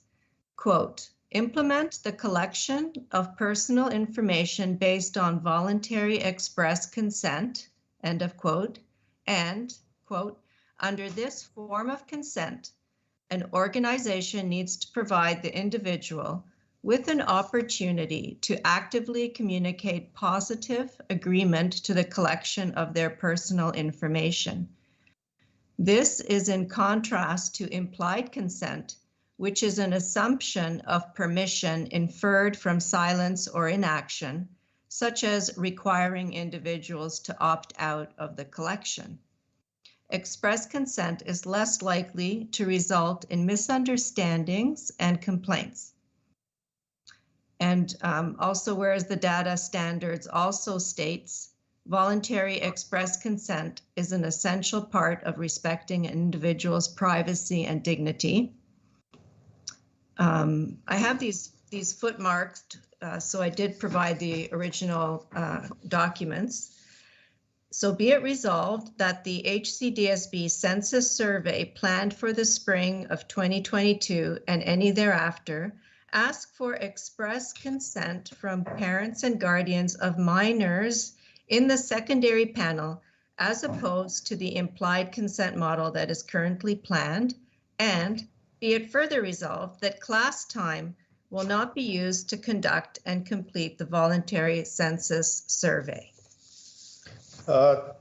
Thank you, Trustee Carella, for this. I need a mover. Need somebody to move. Oh, Trustee Carella, you move. I'm yes, the mover. Yeah. I need a seconder for this, please. I'll second. So moved by Trustee Carella, seconded by Trustee DeRosa. Mr. Chair. Okay.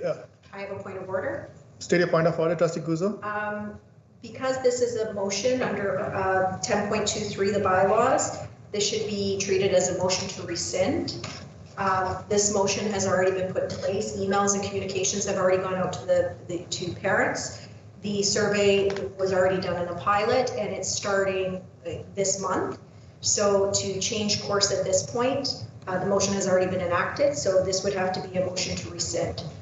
Thank you, Trustee Guzzo. Before I rule, let me read 10.23. I'm going to ask trustees to stand at ease.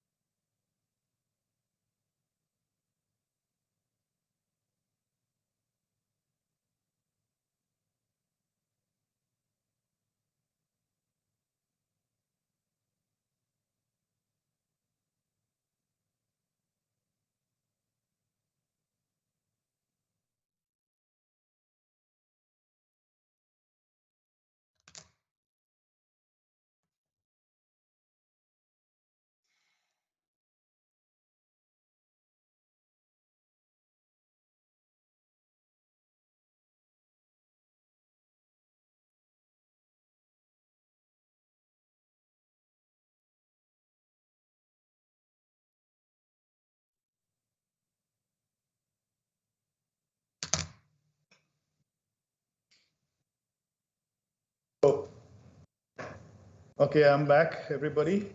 So Trustee Guzzo on reading item 10.23, and after, give me a second.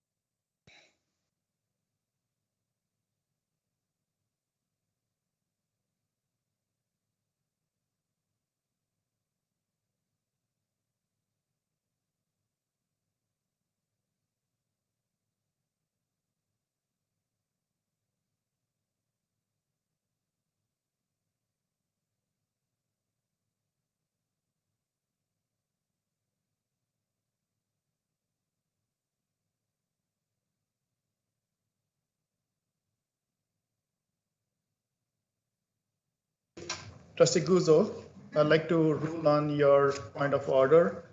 So the action to collect data came through a motion. It was communicated to the school board. There was a public session held, so it's already in motion. So we need to put a motion to rescind, okay? And that requires a 2/3 vote. So Trustee Carella, this has already been acted upon. I'm sorry. One second, let me just finish my statement, Trustee Carella. Trustees, hold on. So this has to be a notice of motion to rescind the motion which is already existed. So Trustee OBrien has a point of order. Trustee OBrien. Mr. Chair, I would like to appeal your vote. Okay, Trustee OBrien is appealing. Trustee OBrien is appealing my ruling. I need a seconder. Yes, I'd second. So he is appealing your decision to say I have to change it to a motion to rescind, which you're saying I have to make a notice next meeting because tonight's meeting's over. Right. You're saying, okay, well, I have my own point of order to do, but I'll agree with Trustee. Okay, so let's go with Trustee OBrien's appeal. I need a seconder. Trustee Carella is seconded. I'll take it to a recorded vote. Trustee Owanchanata? Opposed. Trustee Murphy? Opposed. Trustee Bowie? Opposed. Trustee Mastriammer? Oh, sorry, Trustee Tokiwa? Opposed. Vice Chair Agnew? Opposed. Trustee DeRosa? I'm in favor of the appeal. Trustee Guzzo? Opposed. Trustee Antamasi? I'm in favor of the appeal. Trustee Carabella? In favor. Trustee OBrien? In favor of the appeal. And Trustee Duarte is opposed. The appeal fails. So Trustee Carabella, you have a point of order? Absolutely, I do. I first have a point of clarification with the parliamentarian. And this whole motion of doing the census has not come in as a motion. It's the board, the staff that put it through. And my motion was on last week or 2 weeks ago. And because we didn't finish in time, it was postponed today. And then last night at 7:15, an email goes out to all the parents about this census. Okay, obviously done just prior to this motion so that now it can be said that it's already put in motion and it can easily be switched. There's still a month to go before it goes out where we can get parental consent.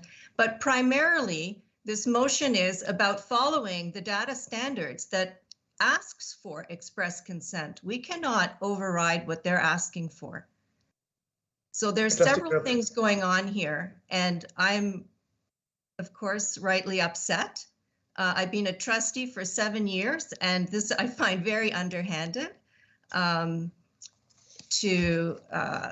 Yeah. So I'd like a parliamentarian inquiry on this, please. So, yeah, Trustee Carabella, I hear you. Okay, I had to look at it for the first time now, but I'll pass this on to Director Daly, who first can answer the question about, I think, the timing of the email. Yeah, through you, Mr. Chair. I'm not sure if Trustee Carabella is implying that staff, and I guess by staff would be me as the director, put a communication out to parents to somehow impede a trustee's ability to make a motion. Last week we had a public session with our elementary parents around the rollout of our survey. It's been public knowledge.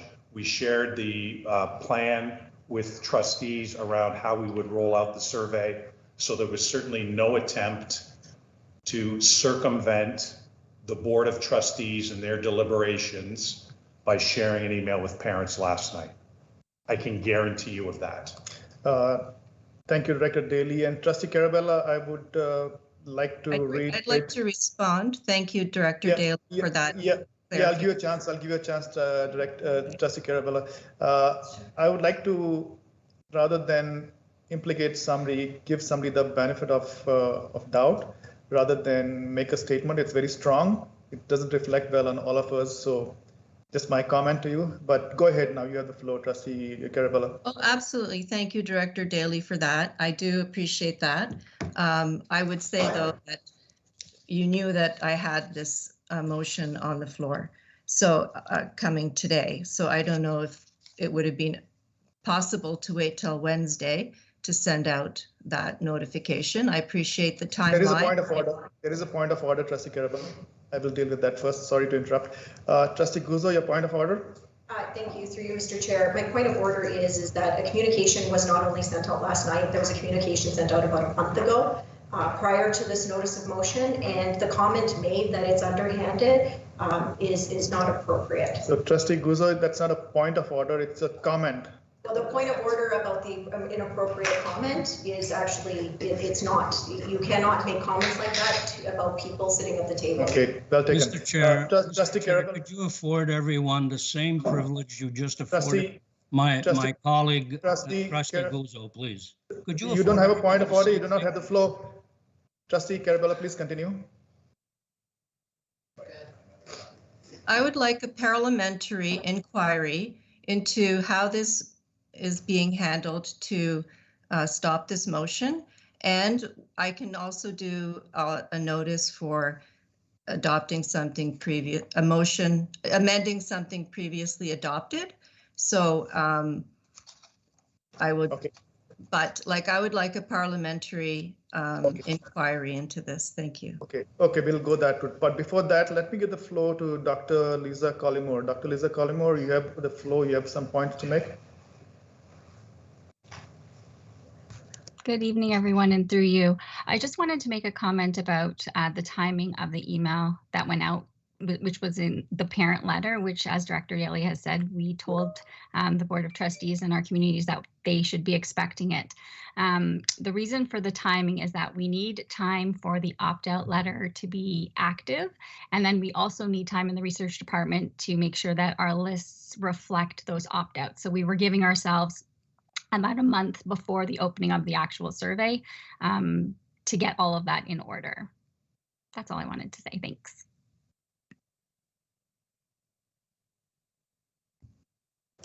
Trustee Carella brought up a very important point of amending an existing motion. Let me ask Parliamentarian Kapoor about that. Parliamentarian Kapoor, are you there? Yes, Chair. Good evening again. To rescind,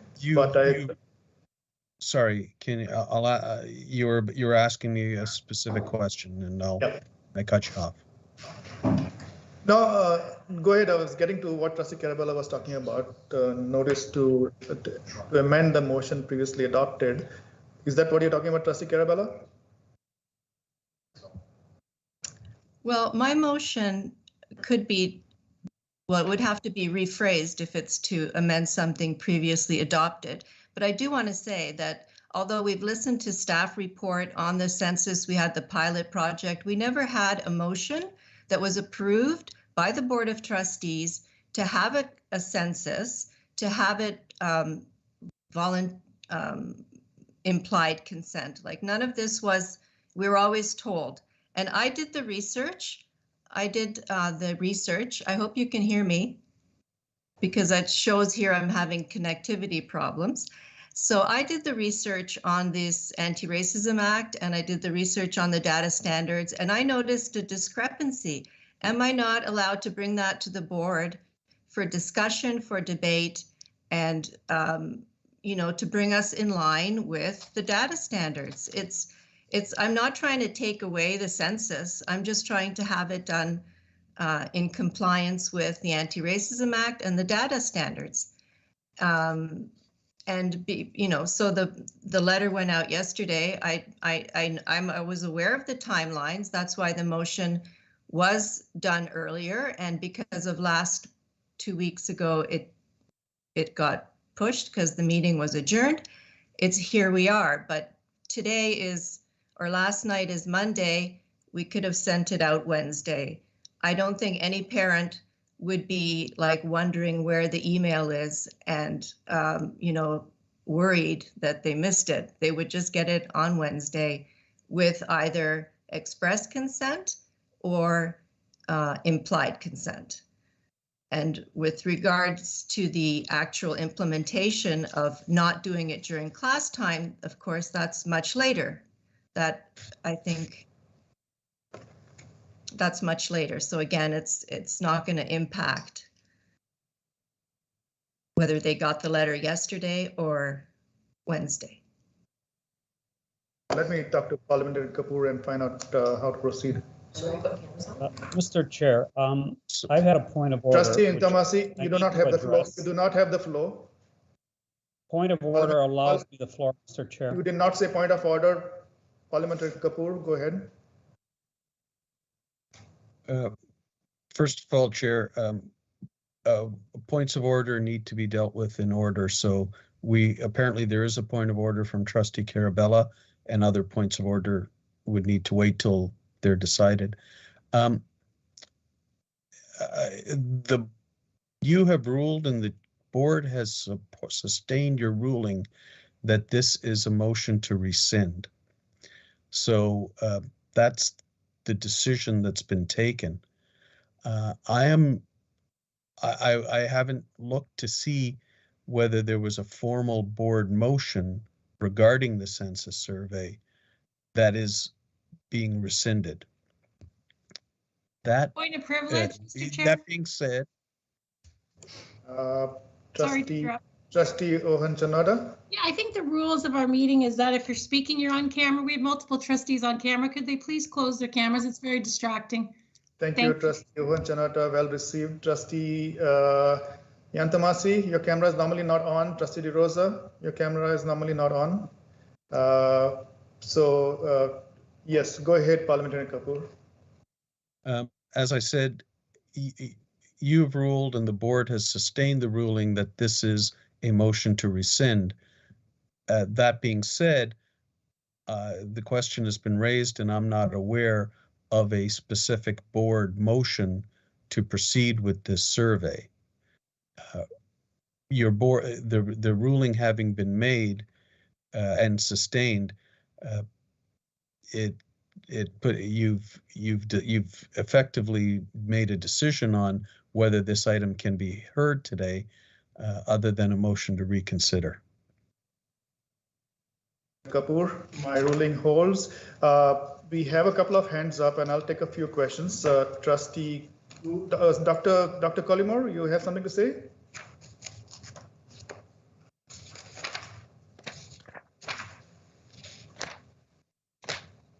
Your hand was up. Oh, no, through you. That was last time. Okay. Trustee Guzzo. Thank you, through you, Mr. Chair. I just wanted to state that in regards to it being a motion, it was actually a motion to include further data. It was a motion that I tabled and passed. I'm trying to get the date. I believe it was in September. So this motion and this data collection has been on the table, or was the will of the board since at least September of this year. I will get I'm trying to locate the motion right now, going through my correspondence so that I can send it to you. Thank you, Trustee Guzzo. Trustee OBrien. Thank you, through Mr. Chair. Mr. Chair, I want to say I respect your ruling. It was, I feel it. Appeal lost, so it is sustained. Mr. Chair, I'd just like to know if we can get a parliamentary opinion whether or not this also could be put forward as a motion previously adopted. Okay, thank you, Trustee OBrien. I'm just asking to get an opinion whether or not. That's something previously adopted. That's what I'm going to say. Yes, okay, I think it could have been done, but we took a motion to rescind first. Parliamentary Kapoor, what's your thought on this? I unfortunately did not hear Trustee O'Brien's question. Trustee OBrien, please speak up. Yes, Mr. Chair, I respect the sustaining of your ruling. It was appealed, it was lost. Asking a parliament opinion, could this be put forward as an amendment to something previously adopted as well? Parliamentarian Kapoor? Knowing full well that Trustee Gula did put forward this motion as an amendment. That is, I'd have, my initial inclination is to say yes, that would be appropriate, contingent on actually seeing the motion that was adopted, I understand, in the fall. And that would, at this point, after the ruling's been made and sustained, be done, best done as a notice of motion for the next meeting. Parliamentarian Kapoor, go ahead, Trustee OBrien. So in other words, if it was brought forward as a notice of motion to make it an amendment previously adopted, that's a possibility if we wanted, if Trustee Carella wanted to move in that direction. That is correct, and I'm basing that on previous decisions of this board. The board has amended something previously adopted in the last year and since I've been working with you. So based on that precedent, it could be done. Thank you, Parliamentarian Kapoor. So, okay, so now we have made a ruling on this, so we cannot proceed with item 8.1. We shall. I have a point of order. I'm not like. Go ahead, Trustee Carella. What's your point of order? Well, I would like to then have this as like a notice of motion that to amend something previously adopted, and that we can then vote on it for next board meeting. So, Trustee Carella, the notice right now it cannot be put in this agenda. It'll have to be the next agenda as a notice of motion. No. And Mr. Chair. No, that's not correct, Mr. Chair. Point of order. I don't know what's going on here. Everybody seems to be talking one over the other. So Trustee Carella, you were talking something, and then I hear some voices. I'm wondering what's going on. I would like to go first, because this is all on the assumption that there was a motion put through. I do not remember Trustee Guzzo's motion, so I'd like to see that before we agree. And because if there is no motion, then I should be able to carry on with this motion. So we never, the board, as I said before, we received information, but we've never had a vote. Trustees, do you agree? Was never an action item from staff on the census? Okay, just give me a second, Trustee Carella. I'll see whether we can locate that. I'm going to ask the trustees to stand at ease again till we locate that. It's notice of motion, June 1st. September 16th meeting. September 16th.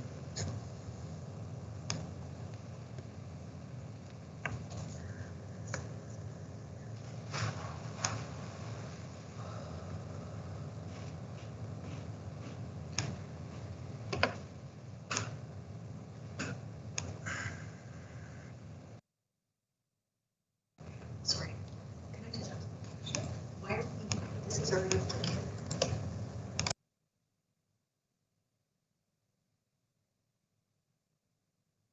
I'm seeing comments put in the chat box. I think I did indicate at the beginning of the meeting to just put hand up over there. Having these conversations on the side is not healthy, so please stop that. That's Mr. Chair. The writing is directed at you. Mr. Chair, point of privilege, could we please see that motion? I mean, just the date in the chat box is correct. That's not enough. So the point of privilege is to see that on the screen for the trustees and for the public.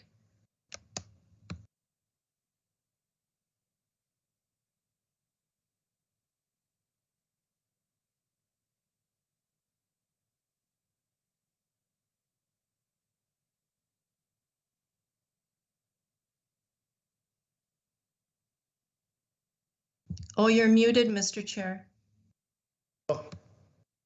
Looks like I have to start from beginning. So Trustee Carella, on further thought, I think the chair can allow the notice of motion to be put tonight, provided trustees have no objection. I will go around the table and ask trustees if they have objection to put this as a notice of motion for next meeting. If there's no objection, then we shall put it as a notice of motion. So Trustee Vice Chair Agnew, are you okay to put it as a notice of motion next meeting? No, not at this point. Okay. Point of clarification. Point of clarification, Mr. Chair. Trustee Murphy. So the notice of motion is exactly what? Is to amend something previously adopted or to rescind? I think Trustee Carella, that was to amend, right? Yes. Okay, to amend. Thank you. But Mr. Chair, we're still forgetting that we don't have that original motion. I'd like to see it, a point of privilege. I'd like to see it. There was never an action item. We'll come to that, Trustee Carella. I've not forgotten that. So your first request. Mr. Chair, my apologies. Trustee DeRosa, please. We cannot have people talking one over the other. We cannot proceed without seeing that particular motion. You do not have the floor. So Trustee Carella, my hand is up, Mr. Thank you. Let it stay up, please. So Trustee Carella, your first request was to add it as a notice of motion to amend. I'm just going around the table. I'll judge the trustees' feelings. Trustee DeRosa, are you okay with adding as a notice of motion at the next meeting? Mr. Chair, we need to see the motion before proceeding. Trustee DeRosa, you are not paying attention to this meeting. Please stay in this meeting. I'm not answering questions. No, you do not have in a vacuum, Mr. Chair. I'm paying attention. Okay, you do not have the floor. I'm moving on. Trustee Guzzo. No. Trustee Antomasi, are you okay to add this as an information as an amendment in the next meeting? I'm not participating in this nonsense, Mr. Chair. Okay, thank you. Way out of thank order. You. You do not have the floor. You do not have the floor. You do not have the floor. Trustee Carella. Well, if that's my only option, I'm in favor, but I need clarification. And okay, I'm not taking a vote. I'm just going around table, judging what trustees want. Trustee OBrien, would you like to see this as a? I just see it. I'm just reading it now. This is just to make sure this is the September motion, correct, Mr. Chair? Yes. Yes. We'll come to that. We'll come to that. Yeah. So would you like to see this as a notice of motion? The next meeting amendment? Trustee OBrien? I am okay with that, Mr. Chair. Okay. Trustee Zanata? Okay, so I'm clear, we're voting that as if this was brought up at the beginning of the agenda, correct? Yeah. So okay. the notice so of I'm motion. In favor of that. Yeah, I'm in favor of that.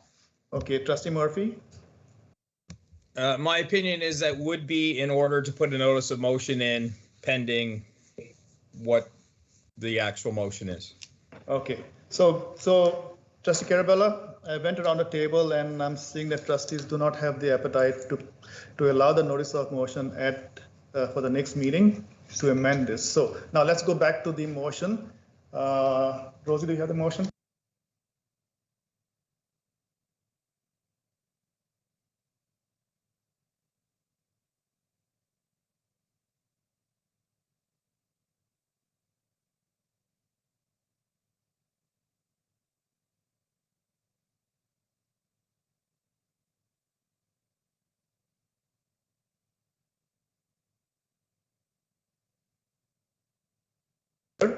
Trustee Guzzo? Trustee Dewar, are we moving on? It's already been point of order. It's got to be a motion to rescind. It's been appealed and failed. No. We should be moving on. Point of order. I have to rule on a point of order. We have Trustee Carella. There's a point of order here from Trustee Guzzo. And Trustee Guzzo says that we have ruled on this and we need to move on. Trustee Guzzo's point is well accepted because we did rule on that. However, I did give little slack and I said, let's go around the table and try to help you, Trustee Carella, to see if we can put a notice of motion. There was no appetite for that. So now, Trustee Carella, I'm going to ask that we move on. Mr. Chair, point of. No, Mr. Chair, I have the point of privilege to see that motion. Otherwise, her point of order is not valid because I'm not rescinding anything. Okay. Okay. Trustee Carabella, I will give you the. I can wait till it's okay, found. I will give that to you. Trustee Carabella, I'll give that to you. Okay, let's go for that. Rosie. So, point of clarification, Mr. Chair. Trustee Guzzo. Sorry, please recognize it. Trustee Guzzo. Trustee Guzzo. Thank you, Mr. Chair. So I just want to understand. So you ruled, it was appealed, it was upheld. So now we're saying we're going to wait. I'm just trying to help Trustee Carabella, and she's requested something, and we need to work together on this. If we have the motion, do we have the motion? Except for Mr. Chair, it's been ruled on, yeah. And so what you're saying essentially is then that you made a decision without knowing what that decision was. So let me ask Rosie, do you have the motion here? I can get it.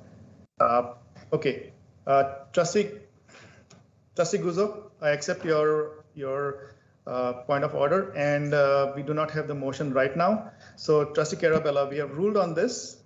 We are going to move on. We are going to move on with this. We are moving on to item 8.2. Point of order. I might ask for a parliamentary inquiry or something. Okay. This is like against my rights as a trustee to represent my constituents, to bring forward a legitimate motion that I know how to amend something previously adopted. There is no other motion, and we can't even provide it tonight, and you're taking this motion off the table. We haven't discussed the important fact that we're not following the data standards. I'm at a loss. Understand, Trustee Carabella, I understand. We have voted on this, and the will of the board is to move forward. So, point of privilege from Trustee OBrien. Thank you, Mr. Chair. No, the point of privilege was from me, Mr. Chair. You're ignoring me. No, actually, Trustee OBrien. Okay. Trustee OBrien, go ahead. I totally respect your ruling, and I totally respect Trustee Guzzo's statement that it was ruled on. I think we at least need to see the motion before we move on, just so we know what's being rescinded. Okay. I know we can look it up ourselves, but just to get one look at it, I think that's just. So, Trustee OBrien, yes, I'm trying to, find the motion, but there's a point of order here which is well received too. We have voted on this. We need to move forward. So, I get what you want. I'm trying to help you, but we need to move on. So that's your point of privilege is not going to be accepted at this point in time. So recess until it's found. Have a 10-minute recess. Let me go around the table and ask trustees if they are willing. Do we have a seconder for that? I'll second. Not a motion. No, it's good. Okay, so Trustee Carabella has put a motion for recess, seconded by Trustee DeRosa. Going around the table, Vice Chair Agnew? Favor. In favor of recess, Trustee DeRosa? In favor. Trustee Guzzo? In favor. Trustee Antamasi? Favor. Trustee Carabella? In favor. Trustee OBrien? In favor. Trustee Onchanada? In favor. Trustee Murphy? In favor. So, Trustee Bowie? In favor. Trustee Tokiwa? In favor. Okay, so motion carries. We shall take a 10-minute recess and come back here.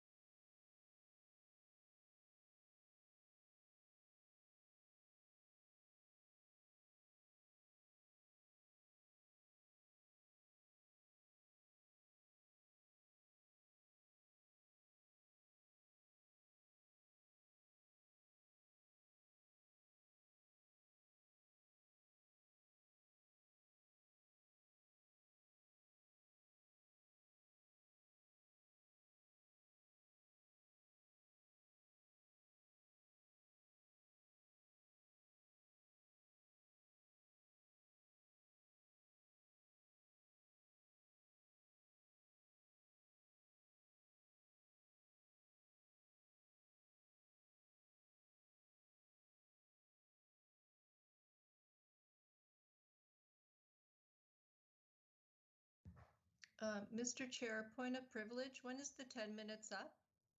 If somebody can hear me, thank you.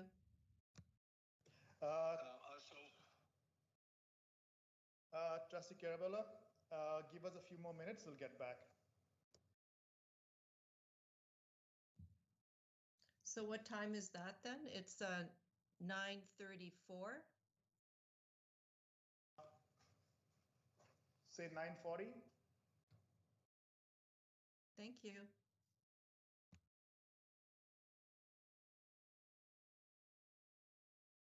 Isn't that 20 minutes then?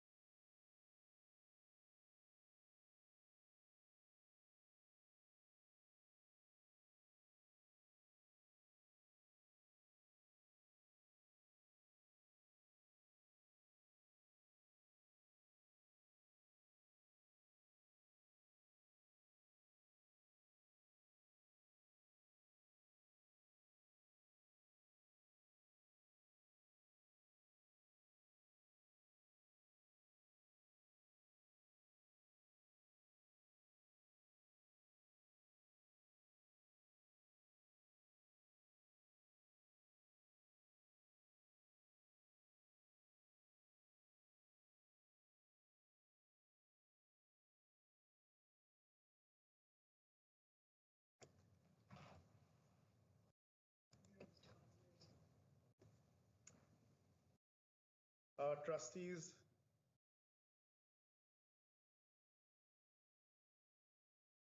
trustees present, everybody there? Trustee Carella is present. Trustee DeRosa? Yeah, I'm here. Okay, good. So we are back. Thank you for your... 1 second. Thank you, trustees, for your patience. I have looked at the motion which was passed way back in September, and I've looked at Trustee Carella's motion, and in discussing with the parliamentarian too, the motion to rescind, I reconsidered that, and the decision I would like to make is we continue with Trustee Carella's motion as presented, so Trustee Carella, we shall go back to your motion, and you were speaking to that. You had 5 minutes to talk to your motion. Thank you, Mr. Chair. Thank you, Trustee Carella. Okay. Trustee Carella, I'll just check quickly. Okay. Make sure everybody's back here. All right, thank you. I agree. Trustee Murphy, are you there? I'm back, thank you. Trustee Ohanchanada? Trustee Ohan? I'm back, thanks. Okay. So we have Trustee Yantamasi? Yes, I'm here. Okay, so we have everybody here. Okay, Trustee Carella, your time starts now. I just have a point before I start. That motion, then, will you be able to send it to me later on? The motion that you're looking at? Yes, Director Daly or Rosie can send it to you, okay? So Trustee Carella, let's go ahead. Trustee DeRosa, you put your hand up. What's that for? No, Trustee Carella beat me to the point. Okay, go ahead, Trustee Carella, time starts now. Okay, thank you so much. We have received the report from the pilot project about the census survey in the fall, and then staff had planned to proceed to roll out the census survey to all elementary and secondary schools in February 22. The purpose is to gather identity data on our students.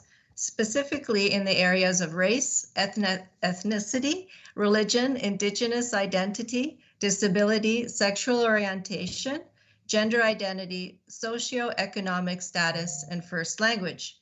As stated in the motion, the census for elementary students is to be done completely by the parents. This is good.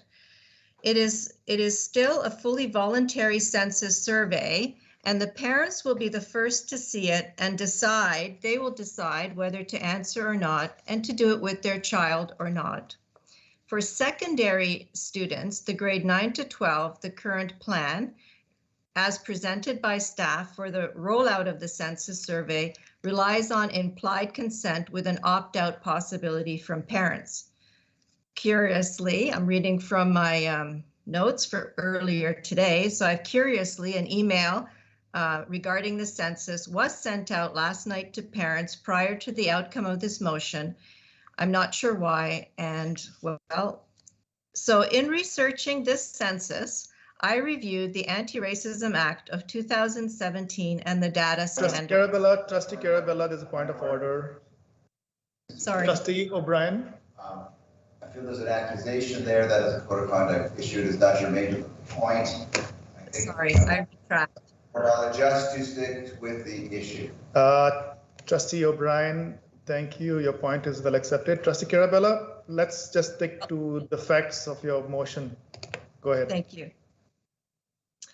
Okay, the Anti-Racism Act and the data standards for the identification and monitoring of systemic racism, collection of personal information, gives us the guidelines to follow. And it makes specific reference that the data collection is to be voluntary and requiring express consent. As I have quoted above in the motion, Since students in the secondary panel are minors, express consent must come from the parents and guardians in collecting this data. The purpose of this motion is to bring our census survey in line with the requirements of the data standards as indicated in the Anti-Racism Act. And we need to change implied consent to express consent from the parents of minors, all those students under 18 years of age. This can always be done going forward, regardless of the email sent last night, because the actual census is starting at the end of this month, a whole month away. And I just wanted to read again, just to refresh everyone's memory from the Data Standards Act. It says the public sector organizations collecting personal information directly must obtain express consent in a way that respects the privacy and dignity of individuals. And there was another one. Okay, I'll bring that up. Okay, as the census survey stands now, the secondary panel students are also asked to complete the survey during class time. This is a voluntary census, but it is using up very valuable classroom time.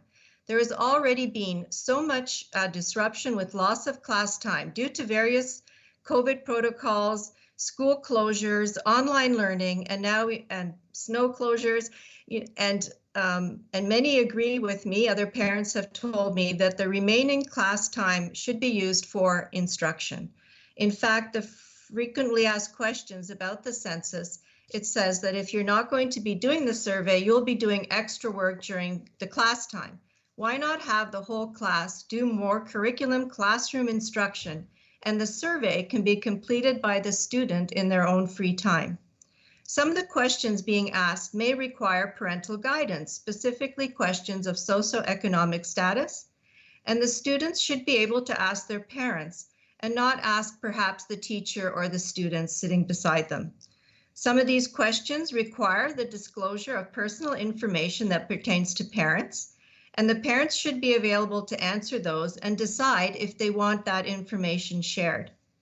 Also, when voluntary surveys are done during class time, they are not truly voluntary, as there is pressure from students or the teacher to complete them.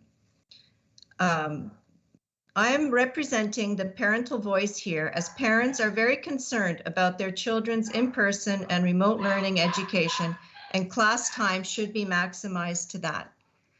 I want to acknowledge and thank those parents who wrote in support of the motion. I hope that my fellow trustees can support this motion in asking for express parental consent for minors and for students to complete the survey on their own time and not use class time. Thank you. Thank you, Trustee Carella. I shall now open up debate. Vice Chair Agnew, you have the floor. Great, thank you. Go ahead. Thank you very much. I actually don't want to debate. I have a question for through Director Daly, if that's okay. Okay, go ahead. Probably a question that'll be for Dr. Collymore. So my question is that it is actually my understanding that we are in fact seeking express consent. So I'm wondering if Dr. Collymore can clarify that, please. Dr. Collymore, you have the floor. Go ahead. Hi, through you, Mr. Chair. Trustee Agnew, that's a great question. So express consent, according to the standards, must be knowledgeable and it must be obtained from the individual who is directly providing the information or on behalf of the child. So in our survey, we need to provide an explicit consent checkbox, which all of our surveys have. So all respondents will be asked to provide consent, express consent at the start of the survey before even moving forward. It's the first question that everyone sees. And respondents must be explicit about this. So they have to say, yes, they would like to continue, or no, they don't want to continue. And that is in line with the standard 7, which is obtain express consent. The standards do note that this cannot be done via omission or an opt-out procedure, meaning we can't not have that question in the survey. We can't just assume that everyone wants to continue by like exiting the link. We actually physically need a recording of the no response, and then the survey automatically ends. So in terms of following the standards for obtaining express consent, we will be doing that for both or all of the student surveys.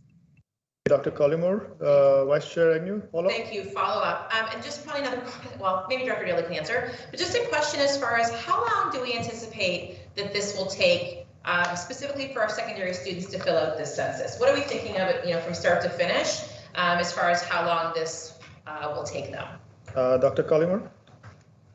On average. I know it's hard to be precise. Through you, Mr. Chair. So right now it says the survey platform estimates about 8 to 10 minutes, but it can be longer depending on how much a student has to read. So we've allotted up to 20 minutes for the collection, but it certainly may not take that long. Okay, wonderful. Thank you very much. Thank you. On the speakers list, we have Trustee Zanata, Trustee Guzzo, Trustee Murphy, Trustee Bowie, and Trustee Antamasi. Do any of the speakers want to debate, or are these all questions?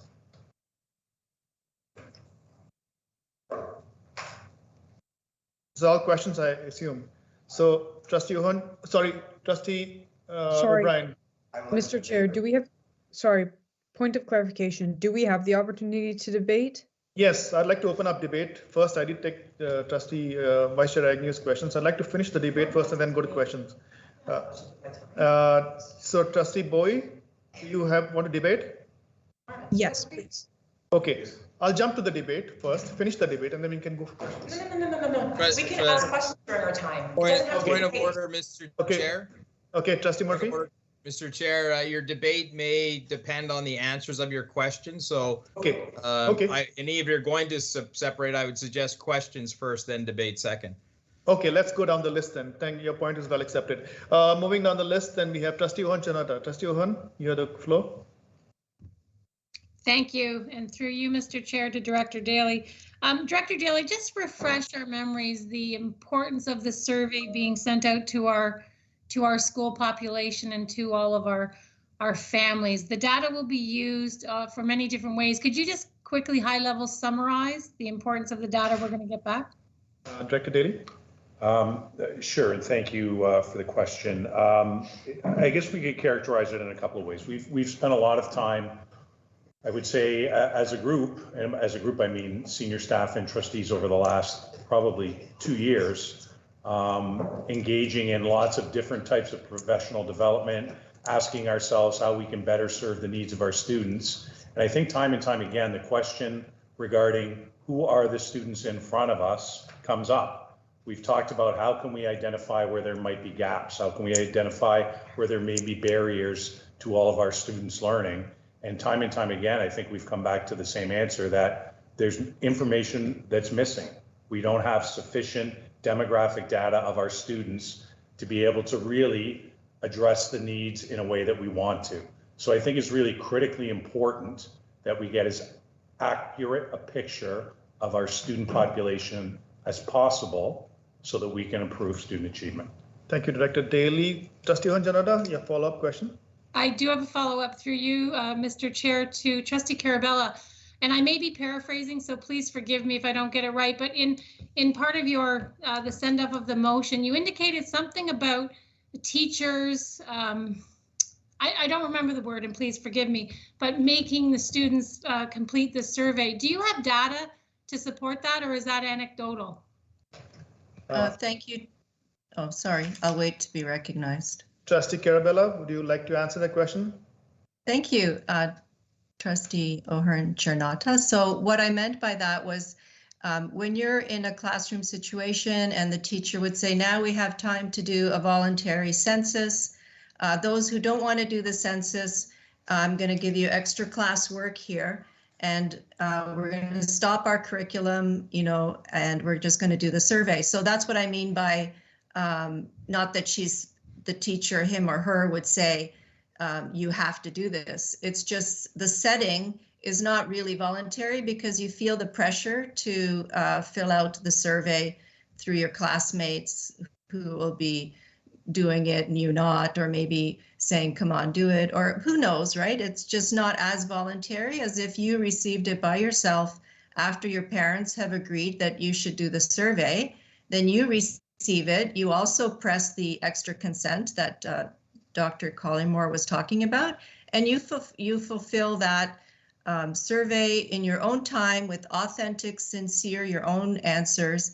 And if you had to ask your parent, because they're one of the, I haven't seen the questions, but some of the questions on the socioeconomic status, the sample questions, I've seen a sample general questions ask, you know, if the parent you live with the most is working full-time, part-time, self-employed. These are like questions that maybe a parent would like to have a say whether they'd like that answered or not, or, you know, give guidance to their child. So that's what I'm getting at. Thank I you. hope that answers your question. I have a few more questions, but I'll fall back in. Thank you. Thank you, trustees. We move on to the next speaker. Trustee Guzzo, you have the floor. Thank you, through you, Mr. Chair. So my understanding is that the surveys are confidential, and some of the questions that are asked could be something that perhaps a student isn't comfortable having a discussion with anybody with. How would you avoid that if you had parents or guardians or whoever may be in charge? How would we get accurate data? And would it be a true reflection of accurate data if the parent was filling it out as opposed to the child? I'll forward this to Dr. Collymore. Dr. Collymore. Through you, Mr. Chair. Thanks for the question, Trustee Guzzo. I mean, that's certainly a valid concern, right? That's why it's best, and that's why I think the Equity Secretariat has put forth the recommendation that students in secondary can fill it out because they are competent and capable of answering the questions. And if there is one that's uncomfortable or they don't want to answer or they don't know or they're unsure, they always have the option to not answer the question since the questions are optional. Do you, Trustee Guzzo, a follow-up? I do, thank you.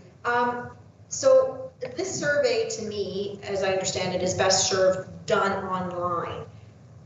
If students weren't given the opportunity to do it in class and they don't have access to technology, how would that be dealt with? Dr. Collymore, go ahead.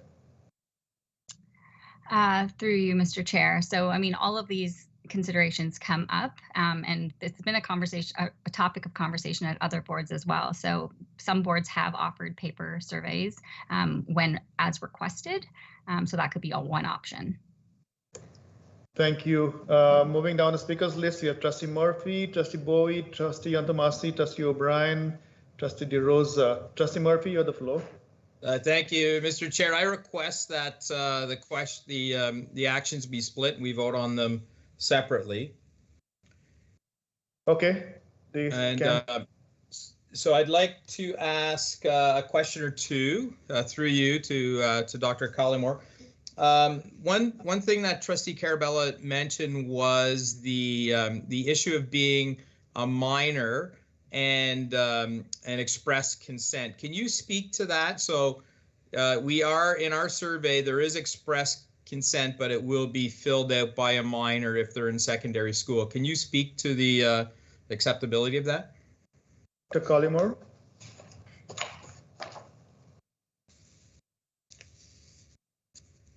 Sorry about that. My button wouldn't unmute. Through you, Mr. Chair.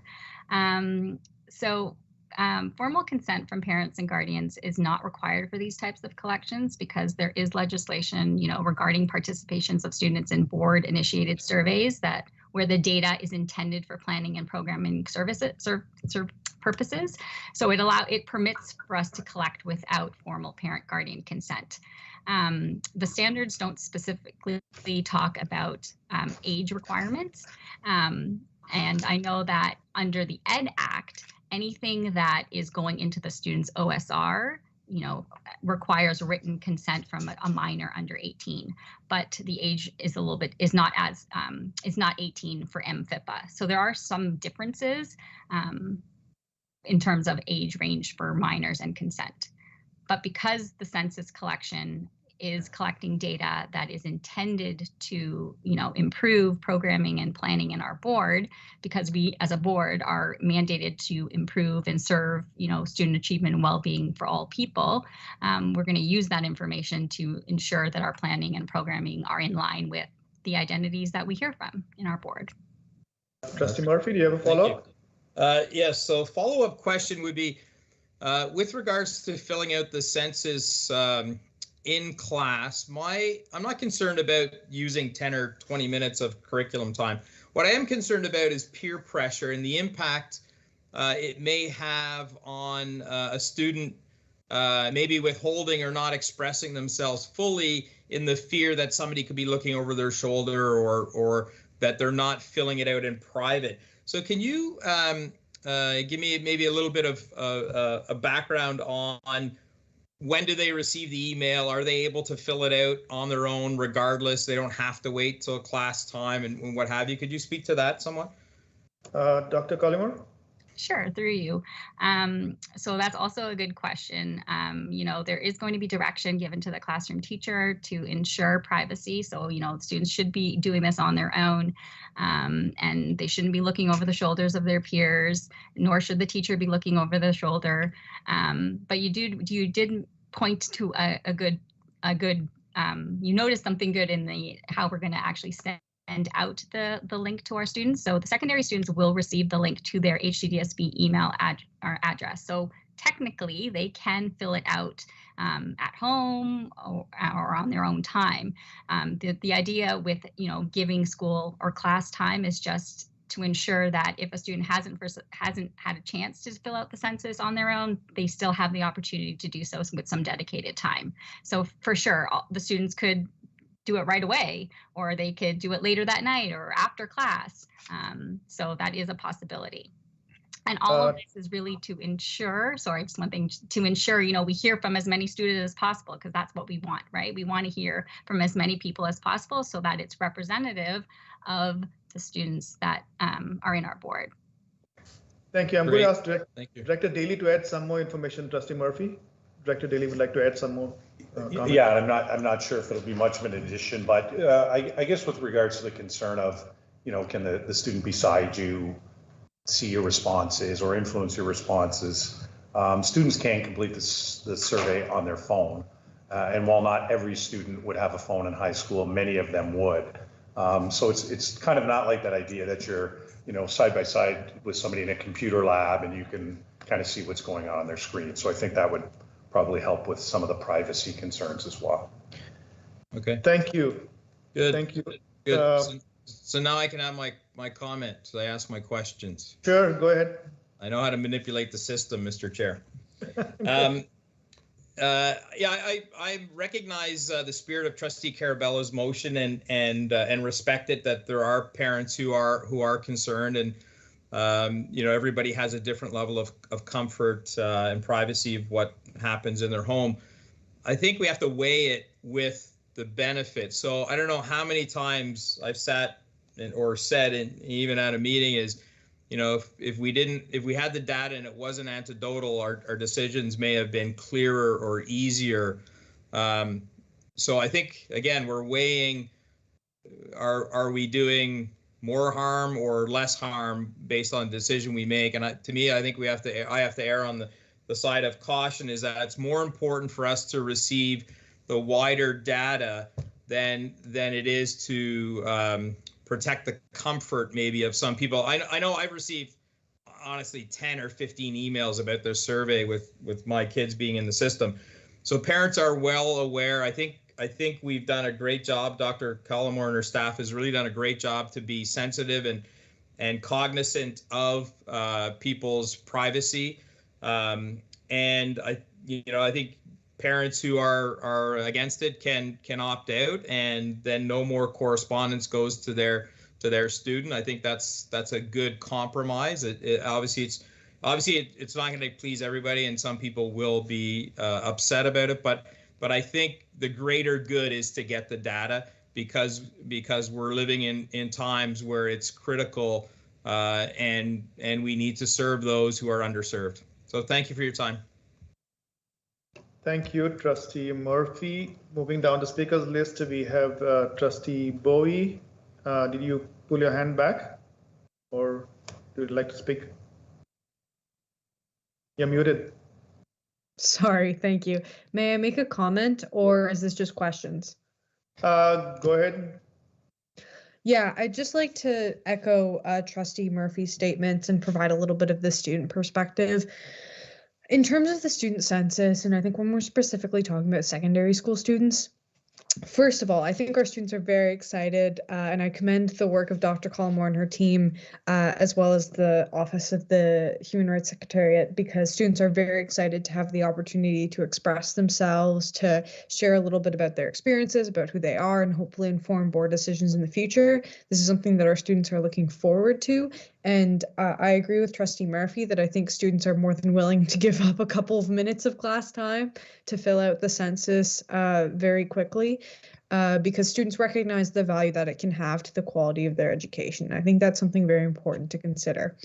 When we're talking about our secondary students in terms of express parental consent, I think that while I do commend the efforts to make sure that parents are able to help our elementary school students in filling out the surveys, I think that when we're talking about secondary students, it's a very different situation. Our secondary students are living in a world where they're making decisions and talking about things without involvement of their parents all the time at school. And I think that the opt-out option, I think that Dr. Cullimore and her team have provided more than enough opportunity for parents to have a conversation with their kids about the census, to provide parents for the option to opt out of the census.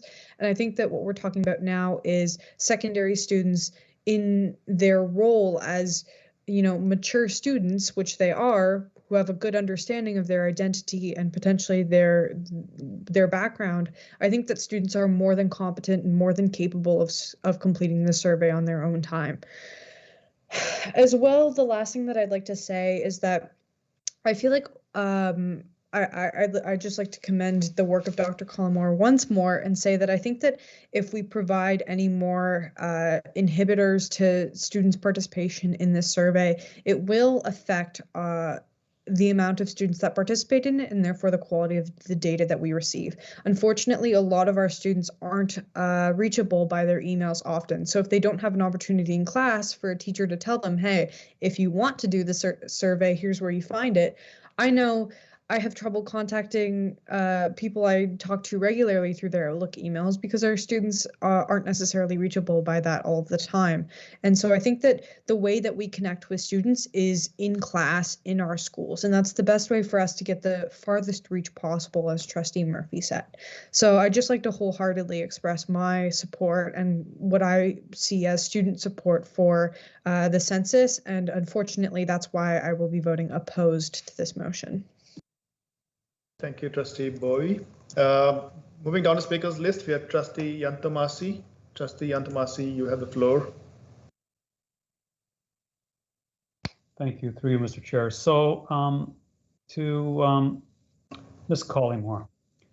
Ms. Collymore, so in July 1st, 2021, the ARDS, the ARA, for all public sector reporting race-based data, in order to be compliant, they made some changes. The changes also gave you guiding principles. When we get to voluntary participation and capacity to consent, can you please address capacity to consent and how we as a board and how the administrators establish that? Dr. Collymore, Trustee Yantomasi, I'd like you to refer to Ms. Collymore as Dr. Collymore, please. Dr. Collymore, you have the floor. You can't direct that. Yes, that's her. Trustee Yantomasi, this is a board meeting. Thank you.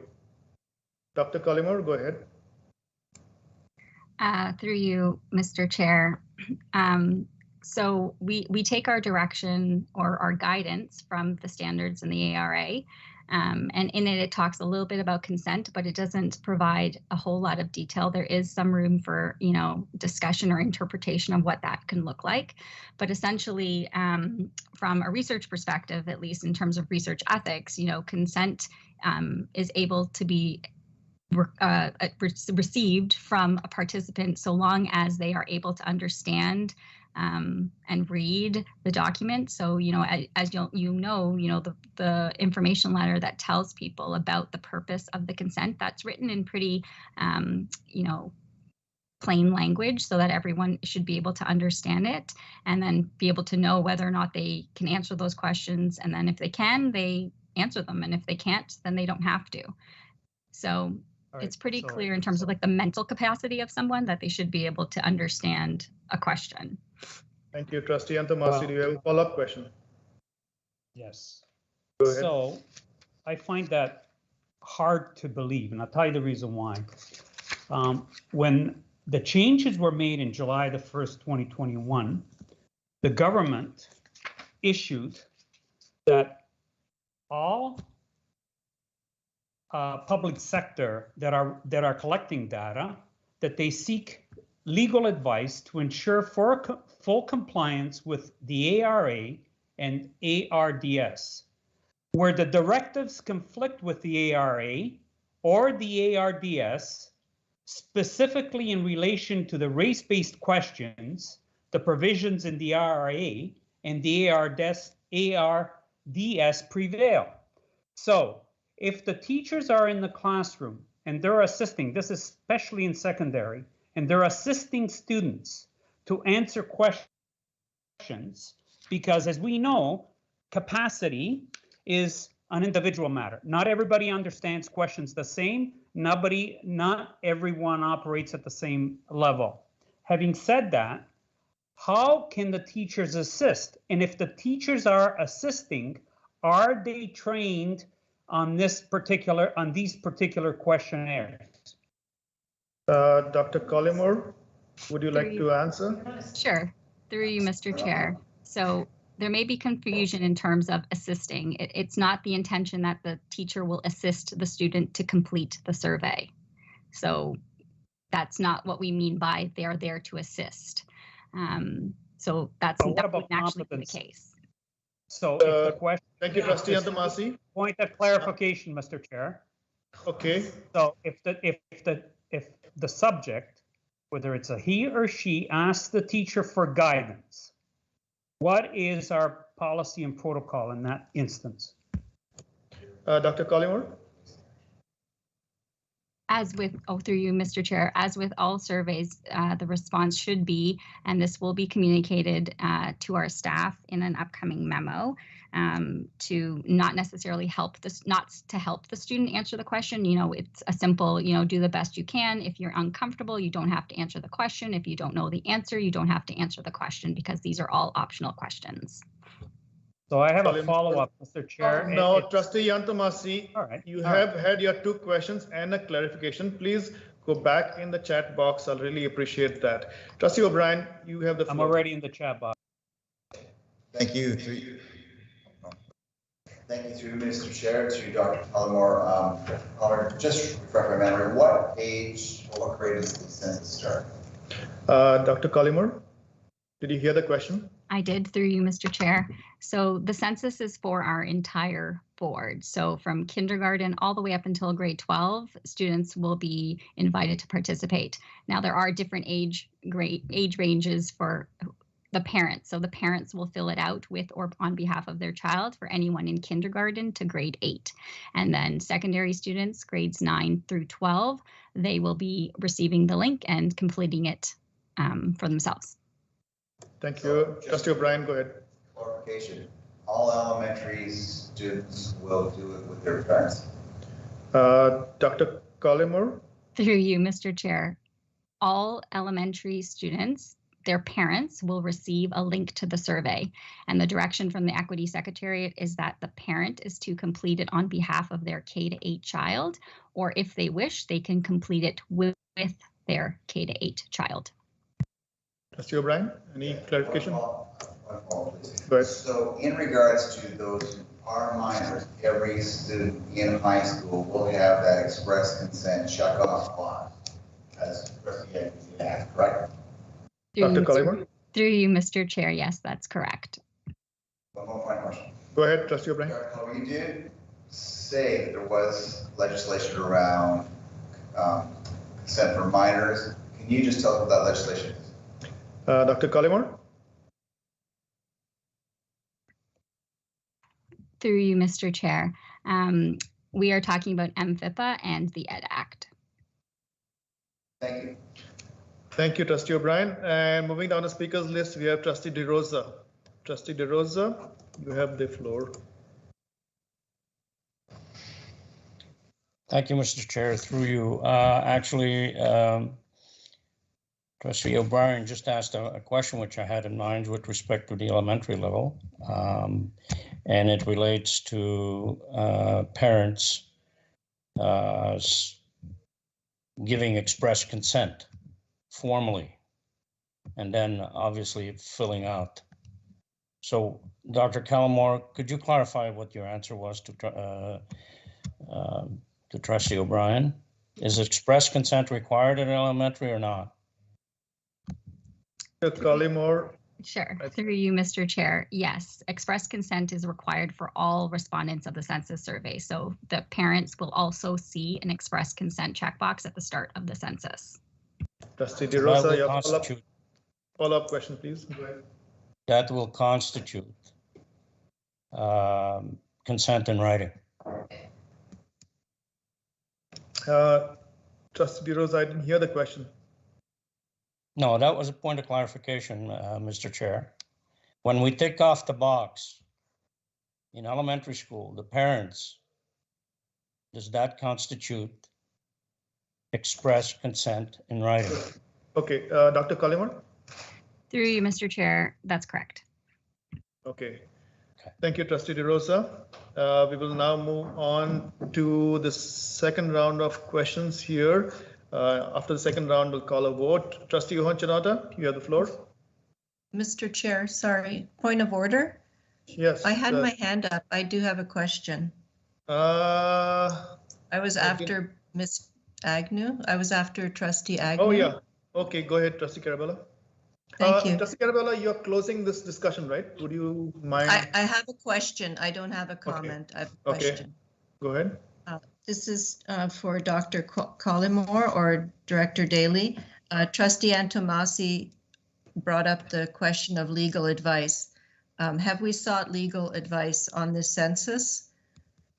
Director Daly. Thank you, and through you, Mr. Chair, we have. Okay, Trustee Carella, is that good? Any other question? Thank you. Okay, moving down the speakers list, Trustee Ohan Chanata, you have the floor. Student Trustee Tokiwa. No, she's next. Yeah, look at the Trustee Tokiwa's next. Trustee Tokiwa's put hand down. After Trustee DeRosa. Okay, Trustee Tokiwa, do you have questions? No, I withdraw. That's what I thought. I thought you withdrew. Trustee Ohan Chanata, you have the floor. Thank you. And through you, Mr. Chair, to Director Daly and Dr. Collymore, maybe I just really want to ask one quick question. As a trustee, my role is to focus on student achievement, well-being, and equity, and for me to participate in making decisions that benefit our entire board. This survey, I just want to reiterate, this will help us to achieve believe and belong, will it not? Director Daly. Thank you for the question, and yes, I would agree with that. This survey and its results, and hopefully with the changes we can make based on the data we collect, will help all of our students achieve, believe, and belong. Thank you. Nope, that's perfect. Thank you for that. I will have to oppose this motion. Thank you. Thank you, Vice Chair Agnew. You have the floor. Thank you, and through you, Mr. Chair. I just have one quick question and then a comment on the motion. So the question that I have is, there was an inference earlier with respect to some of the questions and parents maybe preferring that students not answer those questions. But I just want to be clear, and this is probably a question for Dr. Collymore. I want to be clear that this information is not identifiable, correct? Like if a child fills it out that their parent is working, not working, socioeconomic, whatever that might be, that can't be directly tied to that student. Is that correct? Dr. Collymore. So through you, Mr. Chair. So this collection is not anonymous, but it is confidential. And there are strict guidelines also in the data standards, like there are 43 standards that tell us how to report back the data, who in the organization has access to the data. And it's very clear, and this is echoed across the province for all of the other boards who've already done this collection, that the identified database is only accessed by the research team, and maybe IT staff, if assistance is needed, linking it to other historical data that we have in our system. What is shared with the senior team, with Director Daly, with CETA, with whomever, will be de-identified aggregate information. In addition to that, there are suppression rules in place for the collection. So let's say, for example, because each item is optional, that means that just because let's say we hear from 80% of our students, that does not mean that all of those students will answer every single question. So what we have to do is we have to look at each question individually and then suppress whenever there's a potential for a breach, because that's not what you want to have happen. So even if, we hear from 80% of the students, if let's say it's underneath the suppression rule, which is about 15 people that answer that question, we have to suppress anyways, because then, there's always that possibility, because remember, we're trying to adhere to privacy and confidentiality of our students. And so there's lots of rules in place. But like I said, it's going to be a confidential collection, but not necessarily an anonymous one, but only for the research team. Vice Chair Agnew, follow-up? Yeah, thank you very much. So, I had a few things to say, but Trustee Bowie eloquently articulated the things I wanted to say. And so really just a huge thank you to Dr. Collymore and her team. I know that this is not a light undertaking. And so, thank you very much for the work that you've done to put this together and to reach out to our students. As everyone knows, I'm a firm believer in trying to ensure that we get as much information and data to ensure that we're supporting the needs of our students. And so thank you for this. And for all those reasons, I will be supporting this motion. Thank you. Next on the speakers list, Trustee Yantomasi. This is the second round. Questions? Trustee Yantomasi, you have the floor. Oh, sorry.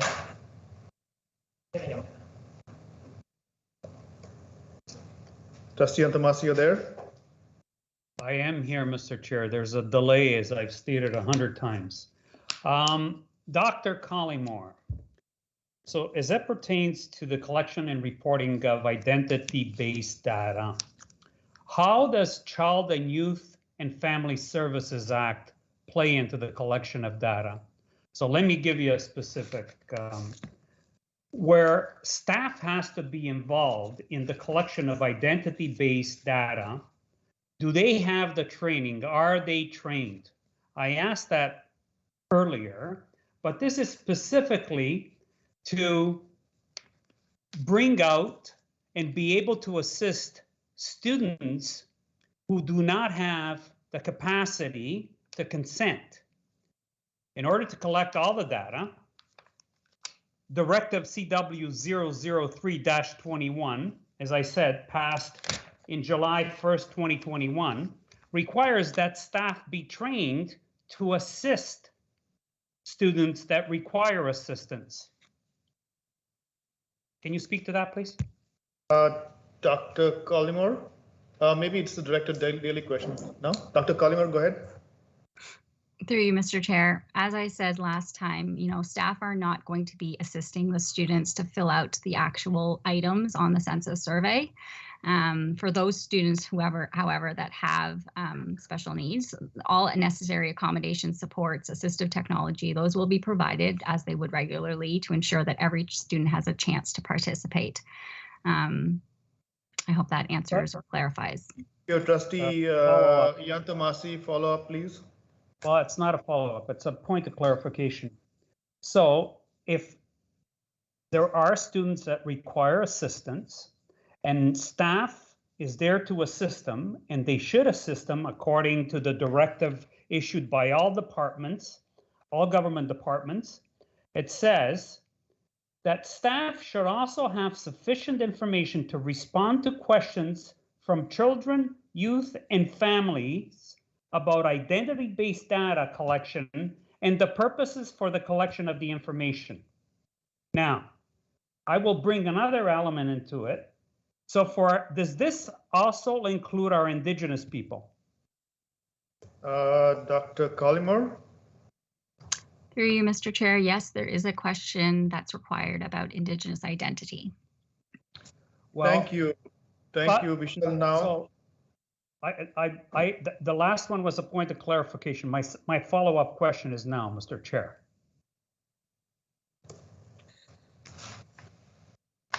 Go ahead.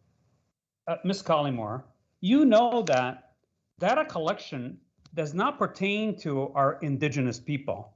They do not, and they are not part of collecting this data.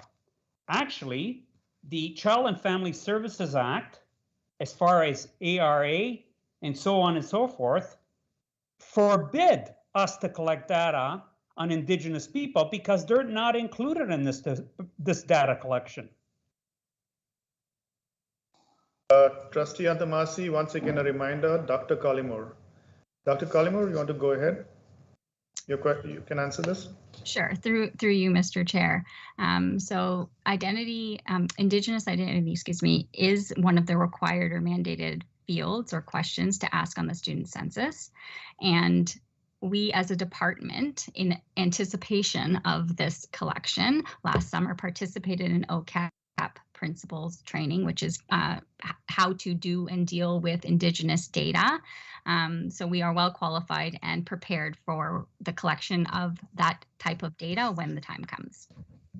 Okay, thank you. Thank you, Trustee Murphy. Yeah, moving forward, your follow-up question is over, your clarification is done. Trustee DeRosa, you have the floor. Thank you again, Mr. Chair. Thank you for the question that you allowed me, and I'm just going to pass some comments with respect to my support for this motion. I think there are issues that this again, I'm speaking to process because I value the issue of parent consent over minors. I don't think that is a compromisable principle in law and as well in the raising of minors. So I am deeply concerned by that. I understand that this motion is well intended in general, and I understand the benefit of collecting information in order to make better decisions. I don't agree with the comment made by my colleague Trustee Murphy with respect to you know, the majority of the parents may not be having problem with this, or I think the parents, to some degree, need to be, their awareness has to be raised with respect to this census. And I don't think that we have raised the awareness. I will not be supporting this motion specifically for the purpose that we are dealing with minors. Parents have not relinquished their authority over their minors, and authorities I know is probably the wrong word to use, but they're you know, they haven't turned that over. No matter how practical this approach might be, for all of the good reasons, I think it's not worth compromising the basic principle of parents and guardians' authority over minors. So I will not be supporting this motion for that simple reason. Thank you. Thank you, Trustee De Rosa. We have one more speaker, and I'm going to call the vote. Trustee Guzzo, you have the floor. Thank you. Through you. Oh. Sorry about that. Thank you, through you, Mr. Chair. My question is to Dr. Collingmore. Dr. Collingmore, can I ask, you have your PhD. Can I ask what your PhD is in? Trustee Guzzo, I'm not sure where you're getting. I will get to it if you. Okay. I would like to know. Dr. Collingmore, she's comfortable answering the question. Yes, I was going to ask Dr. Collingmore, are you comfortable answering the question? Sure, of course, I don't mind. Through you, Mr. Chair. So I have a doctorate in developmental psychology and education from OISE. So essentially what that means in layman's terms is I am a trained experimental psychologist. So I'm trained in all things research methods, but my area of expertise is in the area of infant and children's hand preference and how that affects their manual behaviors in early childhood. Trustee Guzzo, your follow-up? Yes, I do. Thank you so much. Thank you for that, Dr. Collingmore. And then I feel comfortable that I am asking the expert, our resident expert. I'm assuming there's case law that backs up the collection of this data. And again, just to clarify, express consent is asked at the beginning of the survey. Dr. Collingmore? Through you, Mr. Chair, yes, express consent is asked at the beginning of the student census. Thank you. And thank you. And just a comment, Mr. Chair, because I haven't done any of that. I will not be supporting this this motion. I think Trustee Murphy said it best, is talking about data that we don't have. This is data that we need to have, and we need to have accurate data. I think our student trustees also, I think it was Trustee Willie who said it, which is our students. We need to have faith in our students that they can answer these questions. It is about them. And for us to get accurate data, we need to ask them. And it needs to be from them. And I just want to thank Dr. Collingmore and her team for all the hard work that they do in this. And obviously, we trust you implicitly, or I do. I can't speak for others. I appreciate the fact that you are working hard to get this data that will be invaluable to us moving forward for all that we do to ensure that student success is. Thank you. Thank you, trustees. Everybody has had 2 rounds of questions. We had good discussions. I'm now going to call the vote. There was a request, I think, from Trustee Murphy to split up Rosie. Trustee Carella gets to close. Oh, yes, sorry, Trustee Carella. It's been a long debate. Trustee Carella, you get to close. I'm sorry. Thank you. Thank you, fellow trustees, for the debate. I've been listening. I want to say that I'm not against collecting the data. I understand that's correct, but first and foremost, I'm for parental consent for minors in our schools, whether they're in elementary and they are in secondary as well, right up to age 18. And I'm the parent's voice here. I'm asking that all the parents would be the first one to get the consent, then they click on it, and then the child gets an email sent to them, and then, as Dr. Collymore said, they also consent, and then they do the survey.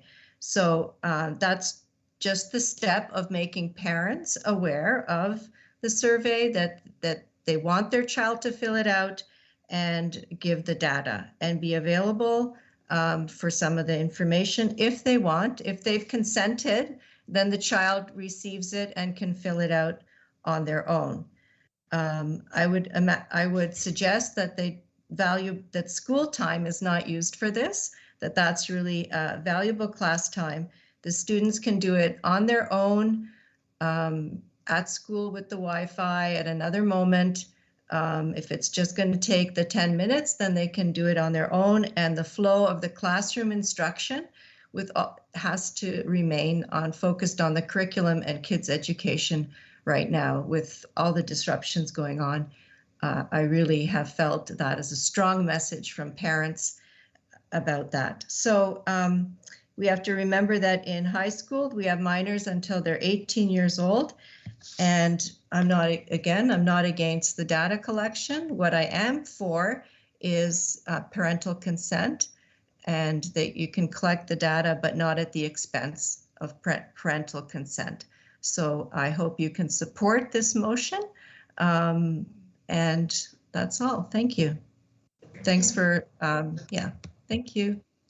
Thank you, Trustee Carella. I shall now take it to a recorded vote. We shall, on request, we are going to split this up into two, which stand on their own.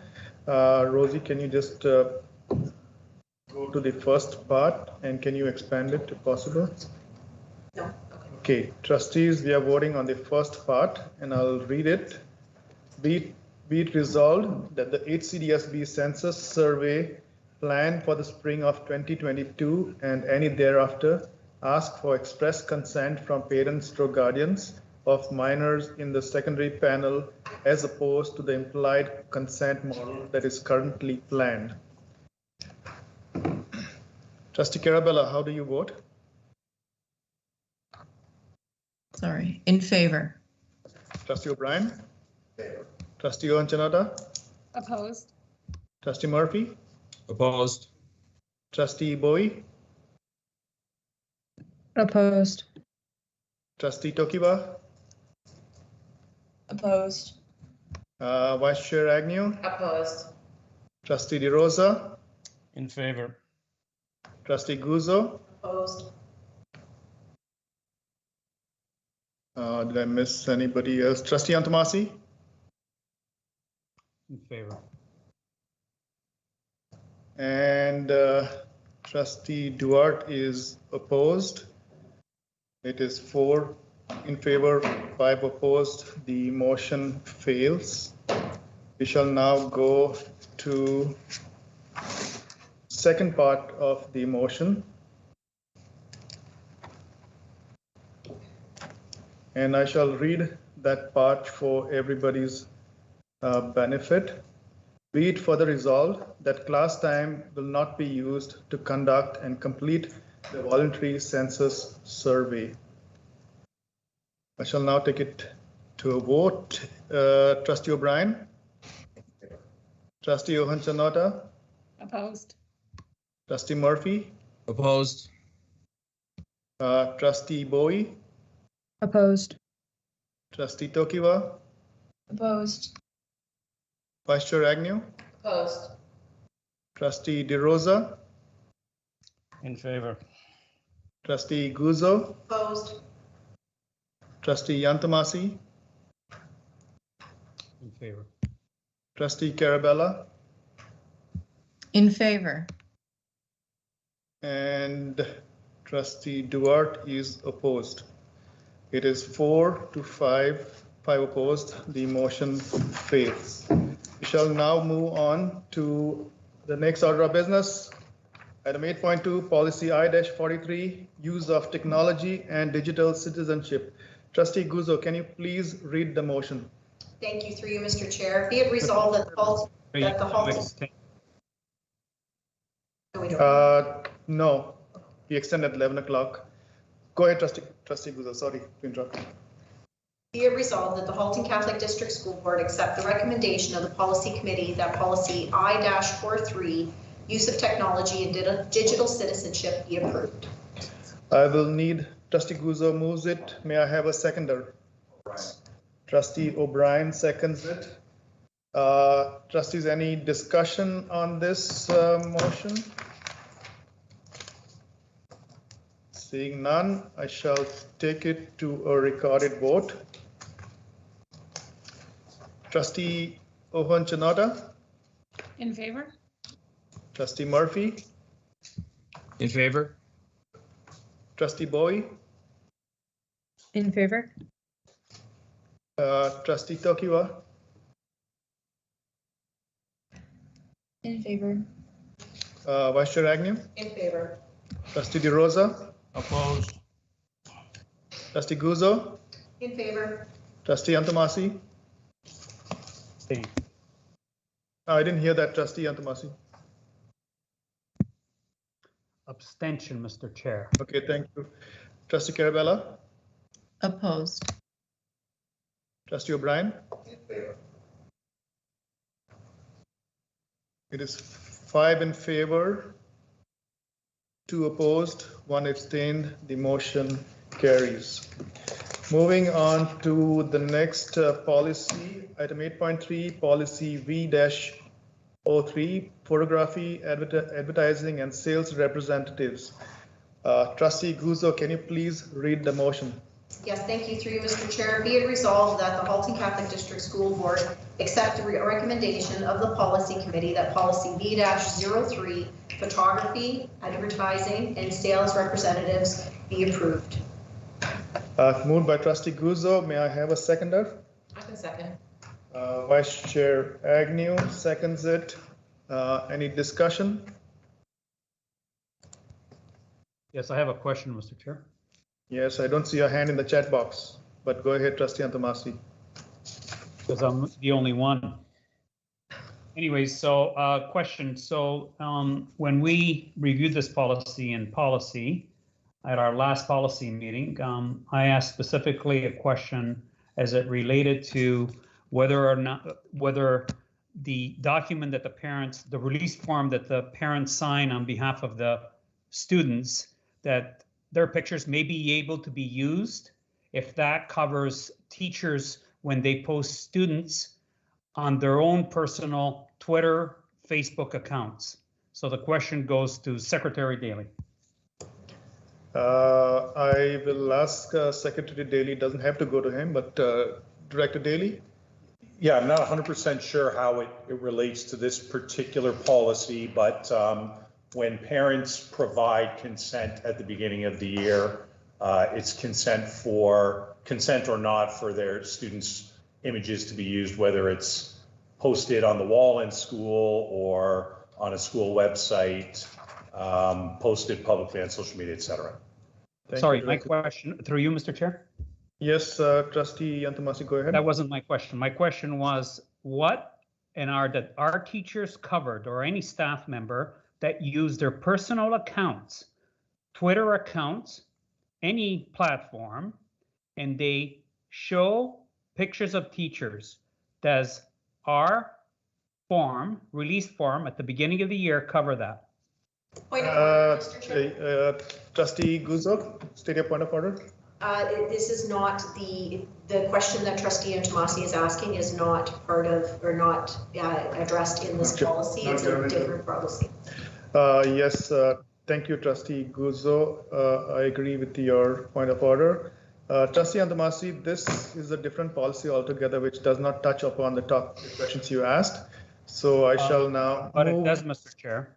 No, Trustee Antomasi, does not. Photography. So if it's a graduation photo that gets posted. Point of order, Yeah. Mr. Chair. Trustee Antamasi, Trustee Guzzo, go ahead. Thank you. You've already ruled. That was Yes. my point of order. Yes, thank you. I appeal your point, Trustee. your ruling. I appeal your ruling. Okay, you appeal my ruling. Okay, let's go ahead with taking a vote. Do you have a seconder? Ask for a second there, Mr. Chair. I asked for a seconder. I'll second it. Okay, we have a point of order which I ruled on, and Trustee Yantomasi has appealed that. Trustee Carella has seconded. I'll take it to a recorded vote. Trustee Murphy, how do you vote? Opposed. Student Trustee Bowie? Opposed. Trustee Tokiwa? Opposed. Vice Chair Agnew? Opposed. Trustee DeRosa?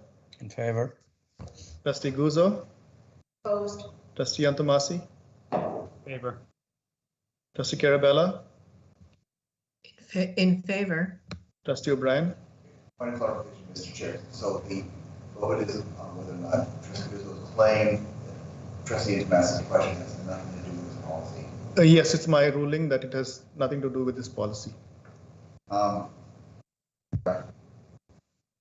Yeah, okay, you'll be the last one. Trustee Ohan Chanara? Opposed. And then back to you, Trustee OBrien. I'm going to say opposed. Opposed. So it's 3 in favor, 5 opposed. The appeal fails. We shall now move on to a recorded vote as we do not have any. Oh, I see one hand up there. Is Trustee? No. Okay, so we shall take it recorded vote. So we are voting on policy B-03 photography, advertising and sales representatives. Moved by Trustee Guzzo, seconded by Vice Chair Agnew. Trustee Murphy? In favor. Vice Chair Agnew? In favor. Trustee DeRosa? Opposed. Trustee Guzzo? In favor. Trustee Antamasi? Favor. No, I'm opposed, sorry.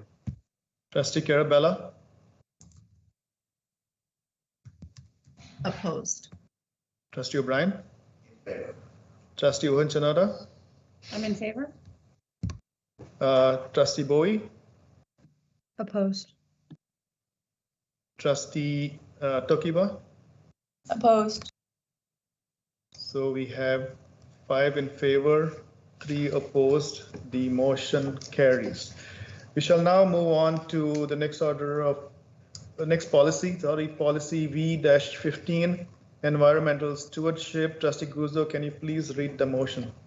Yes, thank you. Through you, Mr. Chair, be it resolved that the Halton Catholic District School Board accept the recommendation of the Policy Committee that policy V-15, environmental stewardship, be approved. Thank you. May I have a seconder for this item?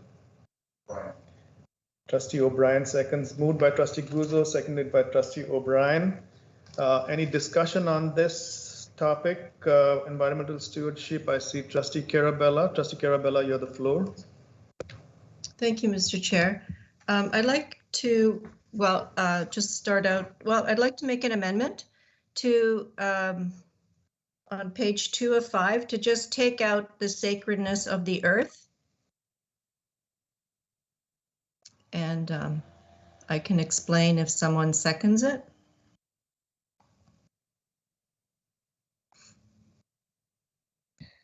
I'd like to hear the explanation. I'll second it.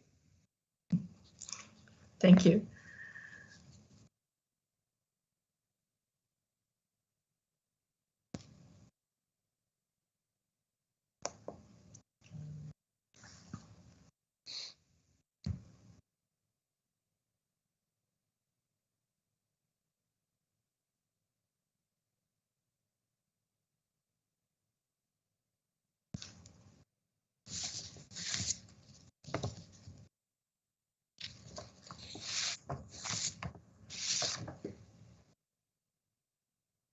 Okay. Trustee Carella, your amendment would be to delete the first bullet. Is that correct? Yeah. Yes, that's right.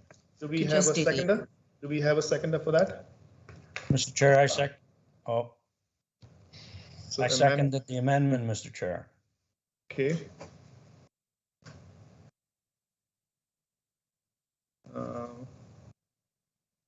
1 second. Okay, Trustee Carella, you can speak to your amendment. You have 5 minutes. Is it just 3 minutes for amendments? Oh, 5. Okay, I won't be that long, but I was just clarifying. So tell me when I can start. Go ahead, Trustee Carella. Okay, thank you. Thank you, Mr. Chair. I've put this amendment in. I've spoke about this at the policy meeting, but here we are at the board meeting, and I've also researched a little bit more. Okay, so I just did a little research on Laudate Se, and it says in paragraph 78, at the same time, Judeo-Christian thought demythologized nature. While continuing to admire its grandeur and immensity, it no longer saw nature as divine. I think what I want to say is that the word sacredness of the earth, it's implying that it's something sacred, divine, that would require worship. And I think in our policies, we have to be very careful of our wording, and I'm worried that the word sacred can also be a bit ambiguous, having different meanings to different people. So it may mean one thing for us as Catholics and mean something entirely different to a non-Christian who may be attending our schools. Sacredness may, for instance, be interpreted by some as Mother Earth, giving life, which I suggest to you is incorrect. We know and believe that God is the author of life. The earth is not. Our Mother Mary is. The earth supports life, but it does not give it. Then consider that there are some Eastern religions that understand sacredness differently. For instance, Hinduism holds that the cow is sacred. Paganism holds that certain idols are sacred. Some pagan religions worship the earth, the stars, the moon. We have to be careful about pantheism, where God is everything in everything, and everything is God. So that we know is not correct. God created the earth, and in Genesis it says he created everything and it was good. When he created man, it was very good. So there was a big distinction there. And at the policy committee, we discussed various ideas. I was offering other amendments, but maybe just taking it out and leaving the rest of the points are very clear, like living in harmony with all of God's creation and the rest. So I just thought instead of trying to find a different way of saying it, we can just take it out and the policy does not change. So my point is that sacredness could mean different things to different people. And I think we would all agree that we do not want to give the impression that we are worshiping the earth or objects or plants or animals, but that we worship the one God who by his power created the earth out of his goodness and love. Thank you. Thank you, Trustee Carella. On the speakers list, we have Trustee O'Brien and Trustee Guzzo. Trustee O'Brien, you have the floor. Thank you, to you, Mr. Chair. I agree with most of what Trustee Carella says, not all. I think the term Mother Earth could still be used. I can't see why that would be theologically correct. I did go through Laudate Se, and as well, I could not find the word sacredness of the earth. There were other references, St. Francis of Assisi, to the sister Earth. I will support the amendment, but I still think the term Mother Earth can be used. Thank you, Mr. Chair. Thank you, Trustee O'Brien. Over to Trustee Guzzo. Trustee Guzzo, you have the floor. Thank you through you, Mr. Chair. I will be supporting this amendment as we've already gone through and discussed this at policy. There was lots of reflection given on this. It was lots of staff were involved in the creation of this. We also got to hear from, there was questions raised in regards to what it meant to be a good steward. When we talked to Ms. Savelle, and so I don't see the need to change this. We're not suggesting, and I don't think staff are suggesting, that we are going to worship the earth, and I don't believe that that's what's implied. So I will not be supporting this. Thank you. Seeing no other speaker, I will call the vote on the amendment. Vice Chair Agnew? I could close. Oh, Mr. Chair, I could close. Thank you. Sure, I'll just be.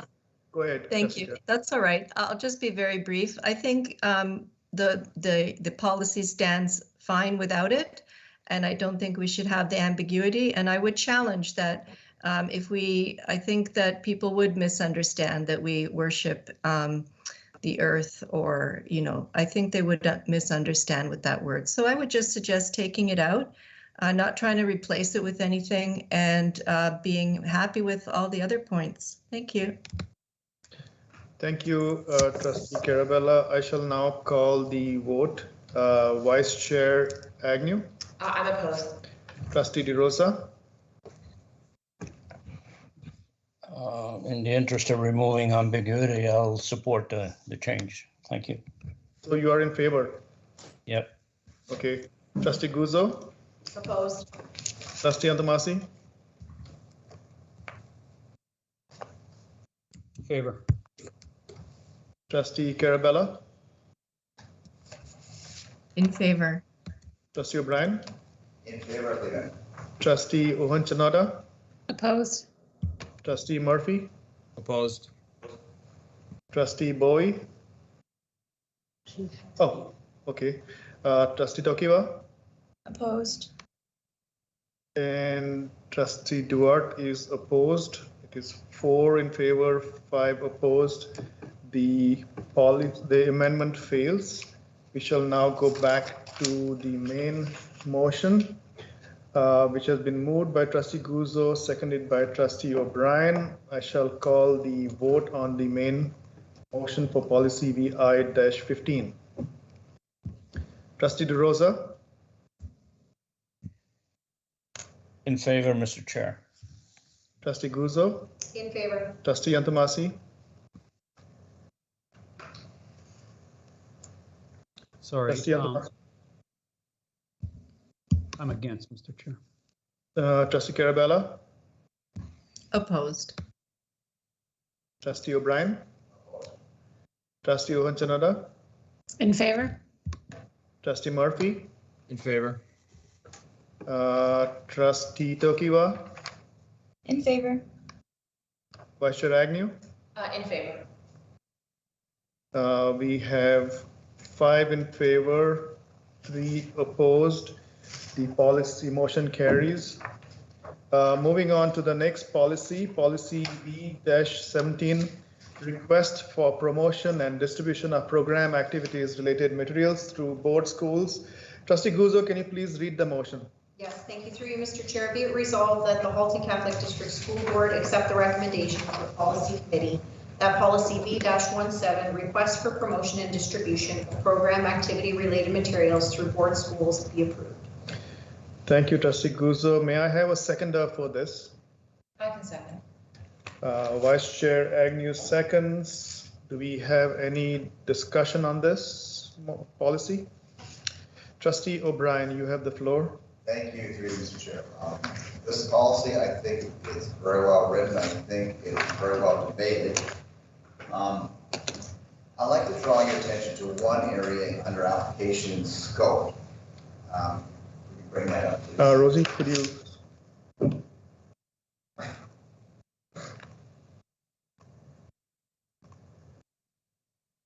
And it is right there at the beginning. It says, this policy applies to all requests submitted to the HCDSB for the promotion, distribution of activities and materials from charitable and nonprofit organizations, as well as distribution of program-related materials.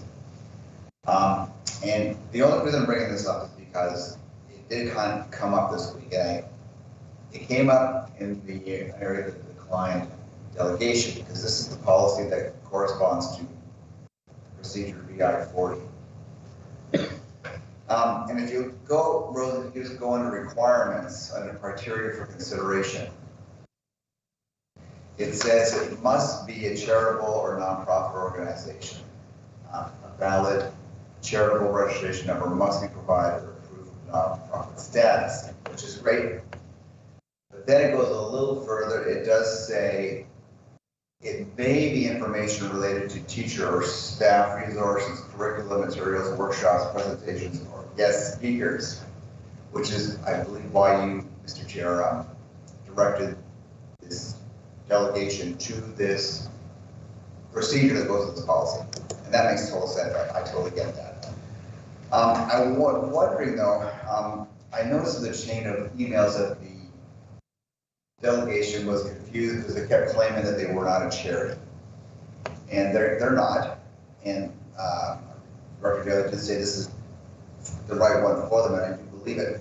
I was just wondering, Mr. Chair, if my fellow trustees would consider changing the word must be a charitable or nonprofit organization to the word may, just so that we don't run into that snag again. So if you make one must into a may, it just may be more consistent and flow better, just my opinion, Mr. Chair. So I guess it is a friendly amendment. Okay. Trustee O'Brien, let me just ask trustees, would they be open to changing must to may? Does anybody have any objection to that? Trustee Guzzo? Sorry, yes. I'm sorry, I didn't hear what you said, Mr. Chair. So Trustee O'Brien has put a request to change the bullet, the second bullet you see on a screen, must be, to change that must be to may be. So Trustee Guzzo, you have the floor. Thank you, through you, Mr. Chair. I understand the intentions that Trustee O'Brien is bringing forward. My concern with that is that leaves it very open, and albeit that delegation that came forward has extremely good intentions, and but where do we then draw the line to say, if you're not a charitable organization or not-for-profit and you come forward, what checks and balance do we do to say yes to some and no to others? I think there's a reason why they must be, because then they are a recognized organization. Thank you, Trustee O'Brien. So you don't agree to changing that? Okay, so Trustee O'Brien, there is no consensus to change that.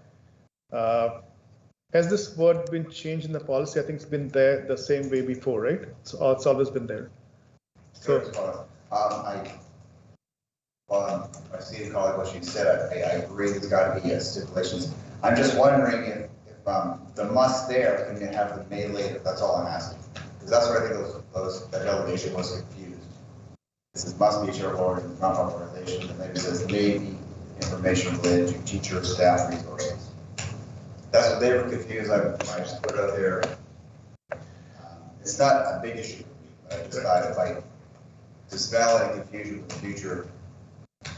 I think Trustee O'Brien, that has been clarified by Director Daly to them in writing, so there shouldn't be no doubt as to the intent of the wording here. So, okay, so if there's, we have Trustee Ohonchanata. Trustee Ohonchanata, you have the floor. Thank you, and through you, Mr. Chair, and this will be not a popular opinion, but if you look at requests that do not qualify, one of those groups that don't qualify would be individuals. So just in those last 4 points indicates what's acceptable for approval versus this procedure and what's not. So for-profit or individuals. So I don't think we need to change anything for criteria for consideration. It actually talks about for consideration that don't qualify. Just a comment and to show that portion of the policy. Thank you, Trustee Ohonchanata. So we do not have any more speakers. I shall now call the vote on the poll. Oh, Trustee O'Brien. I'd like to make it unfriendly. Okay. I guess it won't be a friendly one, it'll be an unfriendly one. Okay, so Trustee O'Brien is putting an amendment on policy VI 17. Let me make a note. Moved by Brian. I need a seconder for that. So the amendment is just changing that one word, right? So Rosie, can you just zoom in there to that? The second bullet must be to maybe. Okay, so that's the amendment. Do we have a seconder for this amendment?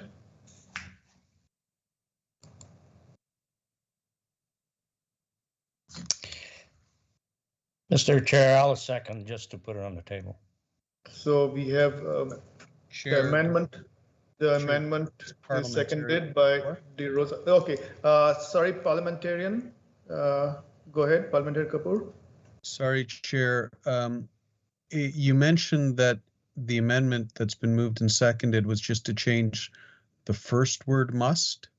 I believe you would need to change must in both sentences of that bullet for it to be a coherent bullet. Oh, so the bullet 1 and 2 both should be changed to may. Is that what I'm saying? Well, you're looking at, I believe, the third bullet under criteria. Second bullet.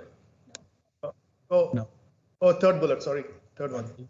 Yeah, I believe it. So if you're changing that it must be a charitable or not-for-profit organization to a may, then the second sentence, you either delete that or you say that only applies if it is a charity or not-for-profit organization.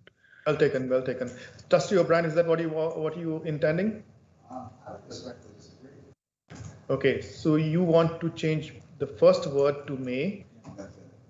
That's it. Okay, so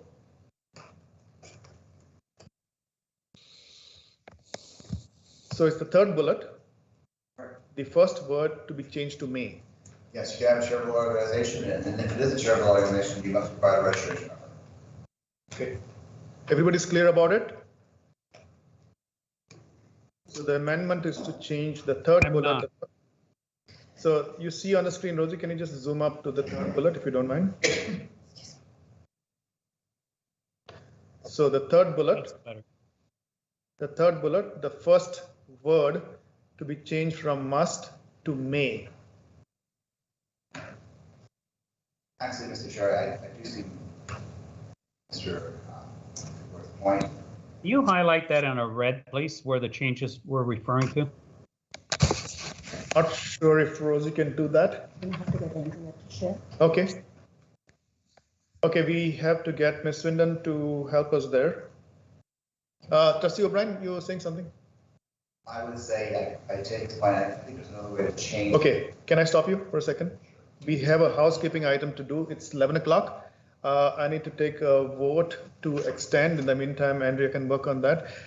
So motion to extend by 30 minutes. Vice Chair Agnew? In favor. Trustee De Rosa? In favor. Trustee Guzzo? In favor. Trustee Antamasi? In favor. Trustee Carella? In favor. Trustee OBrien? In favor. Trustee Owanchanada? In favor. Trustee Murphy? In favor. Trustee Tokiwa? In favor. And Trustee Duarte is in favor. The motion carries. We shall extend it to 11:30. Going back, Trustee OBrien, you were suggesting something? Yes, I would like to add one phrase after the term status. And the phrase for all charitable or not-for-profit organizations. So for all charitable and non-profit organizations.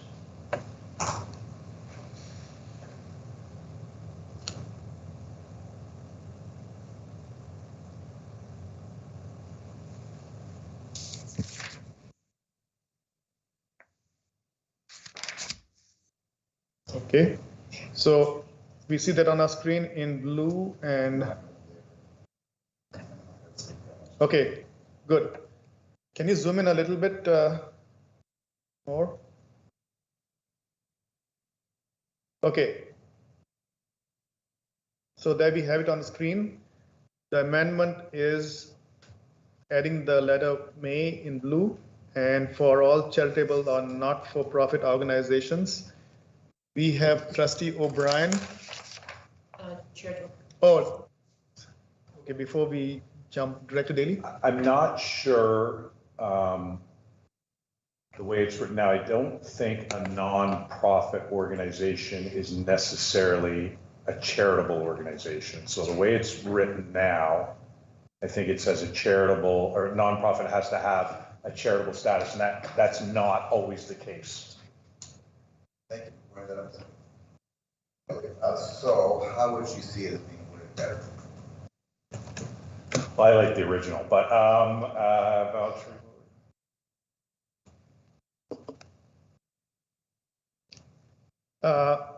I think Superintendent Bakaj has put a hand up there. Superintendent Bakaj, I shall give you the floor. Give us some help. Thank you, and through you, Mr. Chair. Trustee O'Brien, I can lend a little bit of clarification just between the difference between registered charities and nonprofits. Registered charities are approved by the Canada Revenue Agency and work and operate exclusively for charitable purposes. And nonprofits do not need to operate exclusively for charitable purposes. They can operate for social welfare or civic improvement, pleasure, sport, recreation, any other purpose except for profit. Trustee O'Brien. Yeah, sorry, go ahead. So the way it's written would be inclusive of charitable and nonprofit organizations. Mr. Chair, can I ask you a question and then can clear this up? Sure. Easily? Go ahead. The decline delegation, would you have considered them a nonprofit organization? I would go by the last bullet out there. It's covered under that area. So, and we specified that in the email in writing.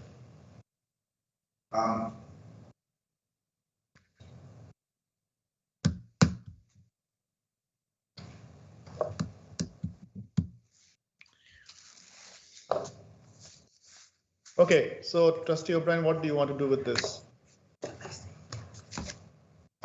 You want to proceed? Yes. The way it is written? Take out or not for profit at the end.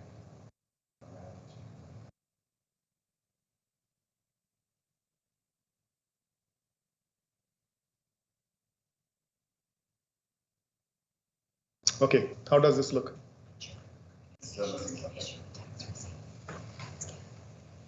Looks good? Do you see an issue with that? I trust your opinion here.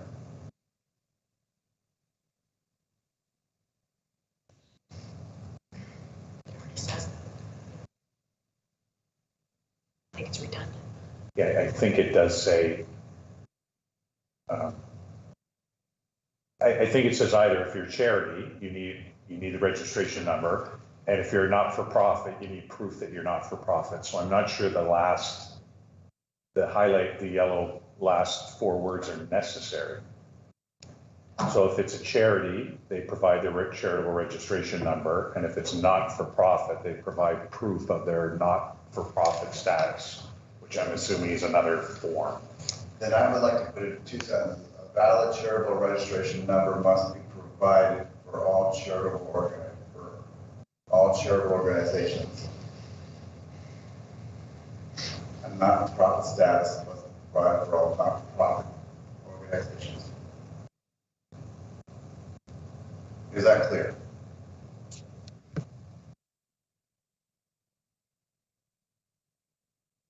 And non-profit organization instead of charitable organization. Not-for-profit.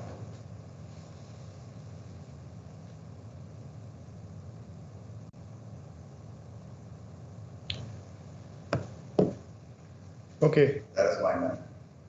Okay, so let's be clear about it. So trustees, take a look at your screens. The word may is added in blue, and the highlighted items in yellow. That's what we are going to be. That's the amendment. Correct, Trustee O'Brien? Yes. So you move it and it's still seconded by Trustee DeRosa, correct? Okay, Trustee O'Brien, you have a few minutes to talk. I said what I had to say. It would be clarity for future delegations so they know that they can go to. They do not have to be a charity or nonprofit organization to fall under this. Can I have a point of privilege? I don't hear Trustee O'Brien very well. Can you speak louder? Thank you. I have nothing more to say. Okay, I see one hand up. Trustee Yantamasi, do you want to speak to this amendment? Yes, I would, Mr. Chair. Go ahead. So there's a contradiction there. So where you've just added the may be a charitable or nonprofit. The two don't reconcile. A charitable organization is tax exempt, whereas a nonprofit is not tax exempt. So if you go on to the end of that, proof of nonprofit status has nothing to do with it being charitable. For instance, you can have a nonprofit organization work for many organizations. So this whole bullet is redundant. And removing must in place of may even makes it more contradictory. Yantamasi, seeing no other speakers, Trustee O'Brien, you get to close, and then I'll take a vote. I have nothing more to say. Thank you, Trustee O'Brien. Now I shall take a recorded vote. I shall call the vote on the amendment as we see on the screen. Trustee DeRosa? Opposed. Trustee Guzzo? Opposed. Trustee Yantamasi? Opposed. Trustee Carabella? Yeah, opposed. Trustee O'Brien? In favor. Trustee Ohanchanada? Opposed. Trustee Murphy? Opposed. Trustee Tokiwa? Opposed. Vice Chair Agnew? Opposed. There is 1 in favor and 7 opposed. The amendment fails. We shall now move on to back to the main policy V-17, which was moved by Trustee Guzzo, seconded by Trustee Agnew. There are no more speakers. Trustee Yantamasi, is your hand up to speak to the main motion? Yes, I did. Well, I wanted to finish up on that motion, but you didn't recognize me in time. If you look at 1103 there, I had my hand up. I wish to move to strike out the whole bullet. We'll go back to, so this is a new amendment? Yes, my amendment is to strike out the whole bullet. So we have an amendment by Trustee Yantamasi. Do we have a seconder? I'll second, Mr. Chair. Again, to put it on the table. Thank you. Trustee Yantamasi, let's take a look at the bullet. Ms. Swindon, yeah. Can you report it back to the original and then strike out? Yeah. So Trustee Yantamasi, you get to open up discussion on the amendment. So I've already, through you, Mr. Chair, I've already spoken to it. That particular bullet is contradictory simply because charitable and nonprofit are contradictory to one another. One operates totally tax exempt, whereas the nonprofit organization is not tax exempt because it can work for multiple organizations. As such, I see absolutely no value with that bullet because it makes nothing clear and it just clouds the whole policy. Thank you, Trustee Yantamasi. We do not have any speakers on the list, so you get to close again, or we'll take it to a vote. I'll close by saying remove it. Thank you. Okay, thank you, Trustee Yantamasi. I shall now call the vote on the amendment. Trustee Guzzo. Opposed. Trustee Yantamasi. Favor. Trustee Carabella. Can you come back to me, please? I'm Sure, trying Trustee, to understand. Sure. Trustee O'Brien. Trustee Ohanchanada. Opposed. Trustee Murphy. Opposed. Trustee Bowie. Oh, sorry. Trustee Tokiwa. Abstain. Vice Chair Agnew. Opposed. Trustee DeRosa. I'm opposed, Mr. Chair. Trustee Carabella. I'm going to abstain. I'm not, yeah, I'm going to abstain. Thank you. So we have 1 in favor, 6 opposed. The amendment fails. We are back to the main motion. Policy V-17, request for promotion and distribution of program materials, moved by Trustee Guzzo, seconded by Trustee Agnew. I shall now call the vote. Trustee Antomasi? Against. Trustee Carella?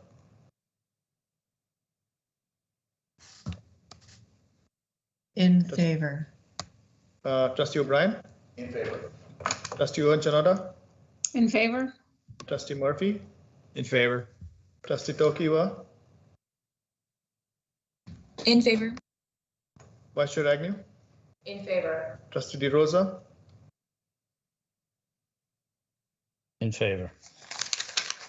Trustee Guzzo? In favor. We have 7 in favor, 1 opposed. The motion carries. Moving on to the next item, bylaw review ad hoc committee, terms of reference. Trustee Murphy, would you like to speak to the report? And you can read the motion too. Yes, thank you, Mr. Chair. We had our initial bylaw review committee on January 19th, 2022, where we developed the terms of reference and which we are required to bring before the board to be accepted. So they are contained in Appendix A for your review. I'll read the motion. Be resolved that the Halton Catholic District School Board approve the terms of reference as presented by the Bylaw Review Ad Hoc Committee. Thank you, Trustee Murphy. I will now ask for you, Trustee Murphy moves it. I need a seconder for that. I'll second. Trustee Guzzo seconds. Trustee Murphy, you can open up the discussion. No need, self-explanatory, unless you would like me to tell you a little bit about myself. No, I shall now open up the floor to trustees for questions. Any trustee would like to ask questions? Do I see Trustee Antomasi's hand up? Oh, it's from before. Yes, you do, Mr. Chair. Trustee Antomasi, go ahead. Thank you. So, with reference to procedural bylaws, do not contain a vision statement. Procedural bylaws is law. It's backed by statutes. They are somewhat fixed. You can make minor amendments. So the first observation would be that the vision statement is not needed. It only applies to policy. When you go to number 2, the mission statement. So again, the mission statement does not play. This is basically law, and law doesn't require mission statement, vision statements. It does, however, require a purpose, and I think the purpose should be more fulsome. I would also go back to number 2, where it says developing Christ-centered individuals. The whole essence of Catholic education is not about individualism. It's about collective teamwork. So that would be somewhat misleading. Insofar as the ad hoc bylaw review committee, I would want to move, and I'll make that motion now, that this be a standing committee and that the standing committee would strike an ad hoc committee that would just function for the purpose of updating our bylaws, and it would remain forever. The reason being is that bylaws change according to time. We're behind in changing the board's procedural bylaws. They should have been changed in 2020, and we're still at it. And I think that the ad hoc committee should be a working committee, which would be made up of people who have an interest in formulating and researching what proper bylaws should be like. It should have it should have a table of contents, simply because the way we're proceeding with these bylaws is very difficult to go back and forth. Whereas if you look at the subject matter, you could go straight to the page or to the bylaw number, and again, cross-reference it through the index at the back. That's it. I've said my piece on how I feel about where we are. Thank you. Thank you, Trustee Antomasi. Any trustees' questions? No questions. I will take it to a recorded vote. Mr. Chair. Seconder. Mr. Chair. Sorry. Was there a motion to amend?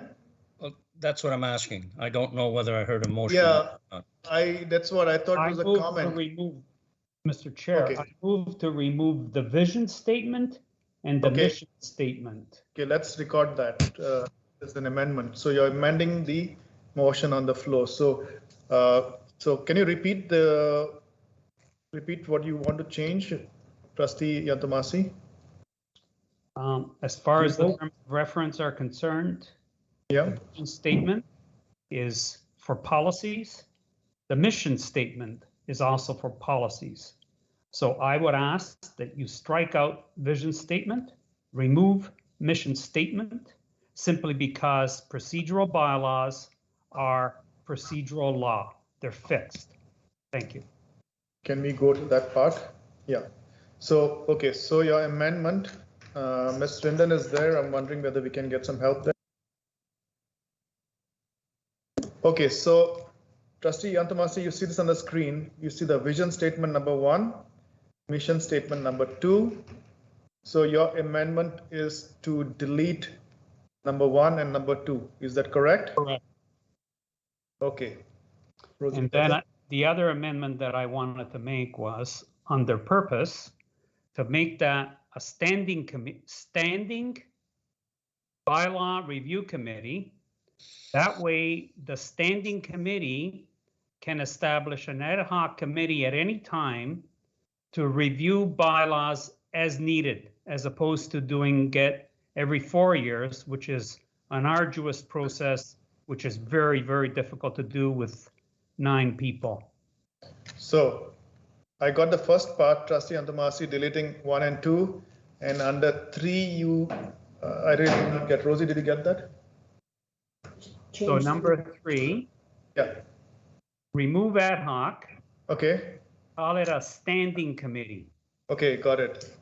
So then the standing committee at any time can strike an ad hoc committee to deal with a particular bylaw, either to amend, to update, and so on.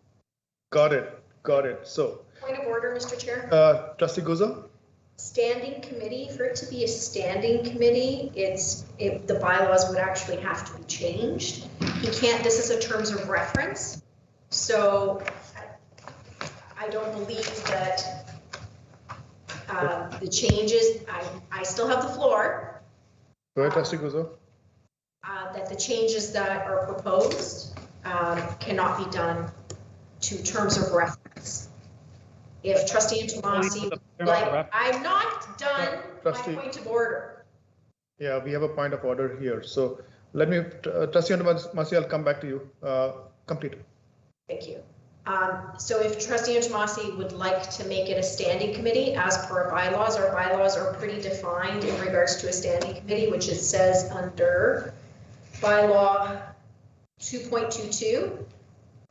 That he would need to make a motion to amend that bylaw, not in the terms of reference. As per the Education Act. Education Act doesn't speak to bylaw. Trustee Antomasi, there's a point of order.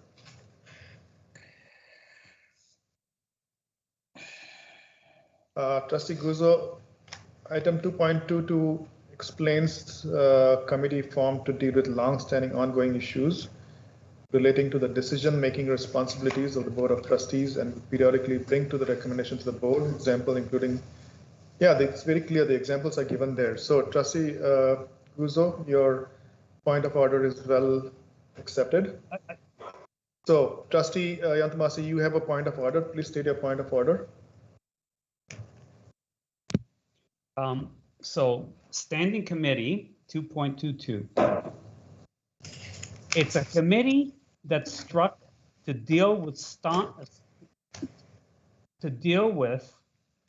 long-standing ongoing issues. The review of bylaws is long-standing and it's cyclical. It happens in order to update due to legal changes and so on and so forth. The standing committee is what should be looking after. If you look at all the other boards, whether it be public or Catholic, that's what they utilize, standing committees. Then the standing committee can strike an ad hoc to deal with a specific update. And it's usually more of a working committee. And the reason being is that this particular standing committee, which is really a committee of a whole, is going to have a very difficult time agreeing on how to move forward with this particular bylaw review. It's just not done that way. Thank you. Thank you, Trustee. Thank you, Trustee Antamasi.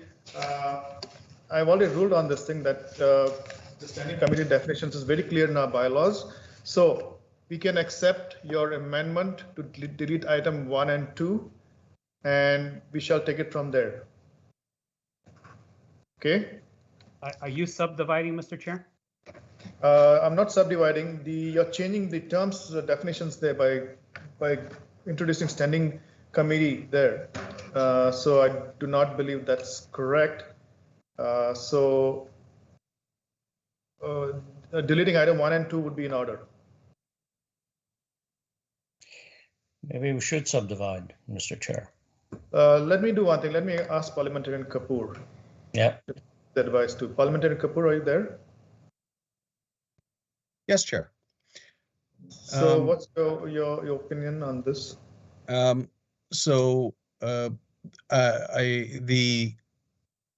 amendment to delete item 1 and item 2, the vision and mission statement, I agree with you, can be considered. They're in order. The change to the purpose, I would say, is out of order, not because it creates a standing committee, but because the bylaw 14.1 already gives the authority for amendments to bylaws to be referred to a current standing committee, that is the policy committee.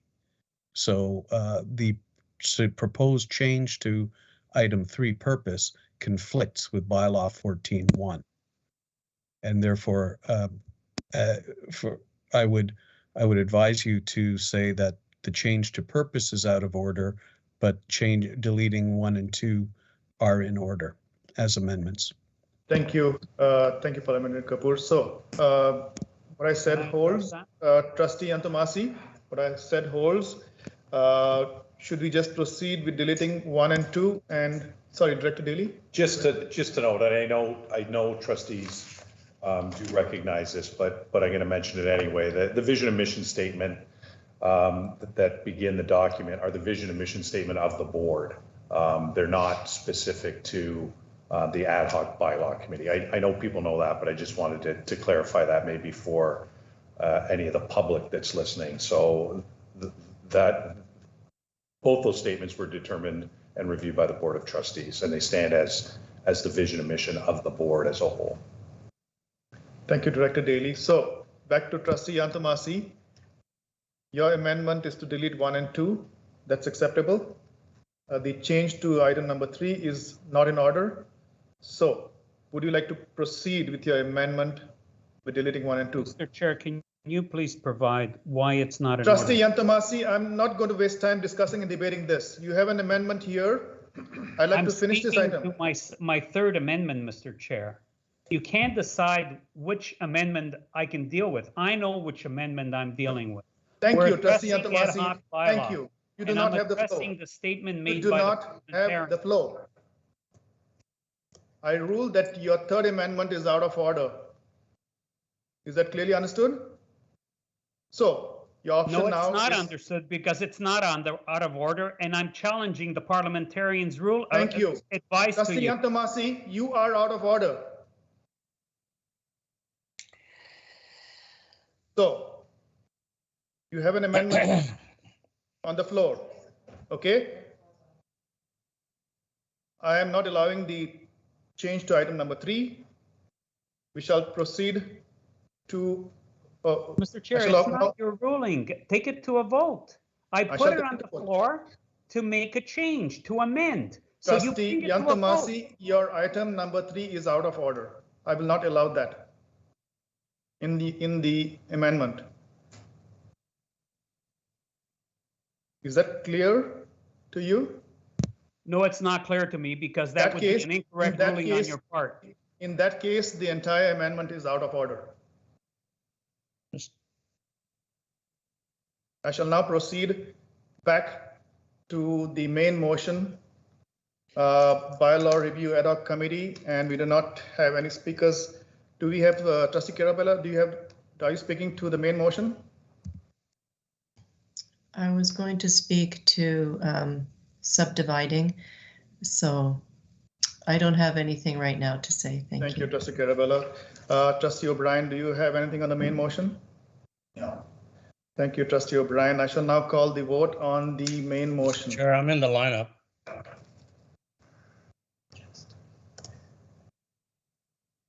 Trustee DeRosa. Thank you, Mr. Chair. Thank you for recognizing me. Mr. Chair, if I may, the process, whatever the motions or the amendments might be, the process is that trustees get an opportunity to debate it and to vote on it. I don't think there's any compromise to be made there. So in defense of the process, Mr. Chair, and respectfully, I think Trustee Antomasi should be allowed to make his amendments and then take them to a vote. Thank you, Trustee DeRosa. Each trustee can speak for themselves. Okay, I shall now call the vote. I was speaking for myself, Mr. Chair. Thank you. I shall now call the vote on bylaw review ad hoc committee. The motion was moved by Trustee Murphy, seconded by Trustee Guzzo. Trustee Carella, how do you vote?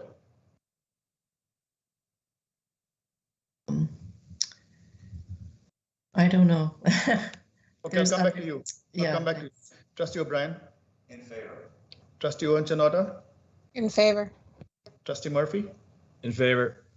Trustee Tokiwa? In favor. Trustee Vice Chair Agnew? In favor. Trustee DeRosa?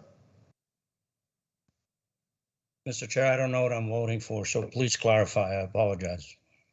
We are voting on the main motion, which is bylaw review ad hoc committee, moved by Trustee Murphy, seconded by Trustee Guzzo. Okay, so Mr. Chair, just to clarify, so I know how to vote. We are not voting on the removal. Nope, you're voting on the main motion. So how do you vote? The mission statement and the purpose stays. They stays. So how do you vote?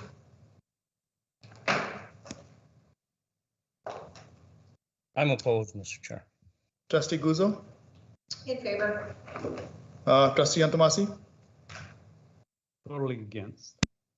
Trustee Carella? I'm going to abstain. We have 5 in favor, 2 opposed. The motion carries. It is 11:30. We need to do some housekeeping item. We need to extend. Vote to extend. It has to be unanimous. Vice Chair Agnew, how do you vote?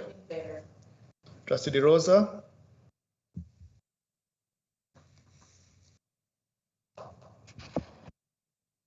I'll come back to Trustee DeRosa. Trustee Guzzo? In favor. Trustee Antomasi? In favor. Trustee Carella? In favor. Brian? In favor. Trustee Owen-Chanota? In favor. Trustee Murphy? In favor. Trustee Tokiwa? In favor. Trustee DeRosa? In favor. Trustee Duarte is in favor. The motion carries. We shall extend to 12.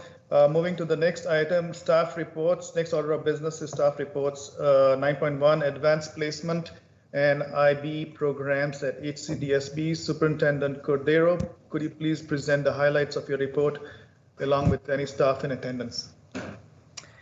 Thank you, and through you, Mr. Chair. Before I present our staff report, I wish to acknowledge the invaluable contributions made by AP Coordinator and Vice Principal at Bishop Reading Catholic Secondary School, Mr. Ryan Duffy, and the Vice Principal of International Baccalaureate Programs at St. Thomas Aquinas Catholic Secondary School, Mrs. Antonia Montanari. A further note of thanks is extended to the other vice principals who serve as AP coordinators in their respective schools, as well as their school principals. For the purpose of this report is to provide an outline of the current delivery of the advanced placement and international baccalaureate programs in the Halton Catholic District School Board. A particular focus is placed on ways of increasing awareness of the programs, review potential barriers to equitable access, and make recommendations. The Halton Catholic District School Board currently delivers a robust pairing of AP and IB programs that have demonstrated significant growth in student numbers. School and system-based data reflecting this growth are found in appendices B and C. AP-approved courses cover a broad spectrum of fields, including English and French languages, visual arts, social sciences, computer science, math, and science. IB subject groups include English, French, and Italian, social sciences, math, and science. Please refer to Appendix A for the full list of AP and IB courses. Both programs engage families through website announcements, social media communications, community signage, newspaper advertisements, HCDSB strategic communications, elementary school classroom visits, and parent-student information nights. Additional promotions include current student, alumni, and teacher testimonials, video productions including parent participation, as well as in-servicing of youth settlement workers and welcome center staff. As a pilot initiative, the IB program advertised signage on municipal transit buses in Oakville during the recruitment period. This promotional initiative will be extended to AP in the upcoming years. Staff have worked hard to eliminate barriers and are committed to continuing to achieve this goal. Steps already taken to eliminate barriers include replacing the entrance exams at Bishop Reading and St. Thomas Aquinas Catholic Secondary Schools with a narrative of personal experiences in addition to the review of report cards. The introduction of waitlisting, inviting entrance for students in later grades, and ensuring both promotional materials and student testimonials reflect the diversity of our schools. Potential barriers to equitable access into the AP and IB programs include geography, misconceptions about program rigor, standards, and pathway opportunities, among others, as well as the challenges for students of varied backgrounds and learning needs. Unique to the IB program is the potential additional barrier of program fees listed on page 3 of the written report. Adjacent to the potential barriers identified are the recommendations for next steps provided for consideration. These include feasibility studies to determine the potential need to offer AP and IB programming at additional schools, in-servicing elementary school classroom teachers and certs, strengthening connections with public and private schools, hosting additional information sessions for parents and students to better address program misconceptions, monitoring student success based on race and ethnicity after the census data is collected, and providing access to financial supports for families of successful applicants. Through you, Mr. Chair, that concludes our staff report. Vice Principals, Mr. Duffy and Mrs. Montanari and I welcome any questions our Board of Trustees may have.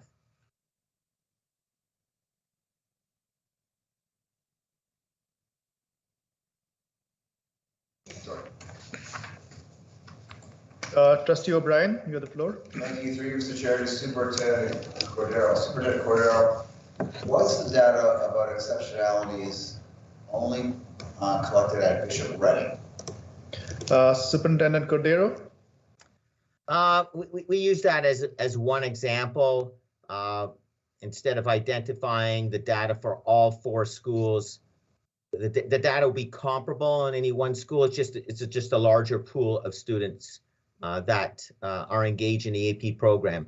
Bishop Reading being the largest of the AP schools gives you a broader spectrum of data to draw from. Trustee O'Brien, follow up. So with that, then, is there no data on exceptionalities for the IB program? Superintendent Cordero, go ahead. Through you, Mr. Chair. Yes, there is, and I believe it's identified in the chart. It lists the number of gifted students and the 2 students who are identified as behavioral. Thank you, Trustee O'Brien. You have a clarification? Back into the queue. Okay, thank you. Trustee Carella, you have the floor. Thank you. I have a question about the waitlisting first. I'll just be, so that's something that's new. So can you speak to about the introduction of waitlisting? And then I'd like to know, so if you're on the wait list, will preferential, I assume there'd be other students than HCDSB on that wait list. I wonder if there would be other students from different schools. So would there be like a preferential treatment for HCDSB students to get into a course in the HCDSB schools? Superintendent Cordero. Through you, Mr. Chair, very good question, Trustee Carella. We look at all the students with the hope and the support in mind to include them in the program. So we offer every opportunity to engage in conversation with parents and students. Sometimes we allow the student to submit the most recent progress report or report card. So we're not necessarily trying to advantage any one student or another, but certainly with students within our own system, we're constantly engaging them in the conversations and would have more access and opportunity to engage in those communications and those conversations. So I wouldn't say there is an intentional effort to favor our Halton Catholic District School Board applicants, because we do welcome all students and legally we must, but clearly there's greater opportunities to engage in those conversations with parents and students and staff. Thank you. Trustee Carella, follow up? Well, I have another question, but not a follow-up, so I can get in the queue, or? Yeah, go ahead with your question.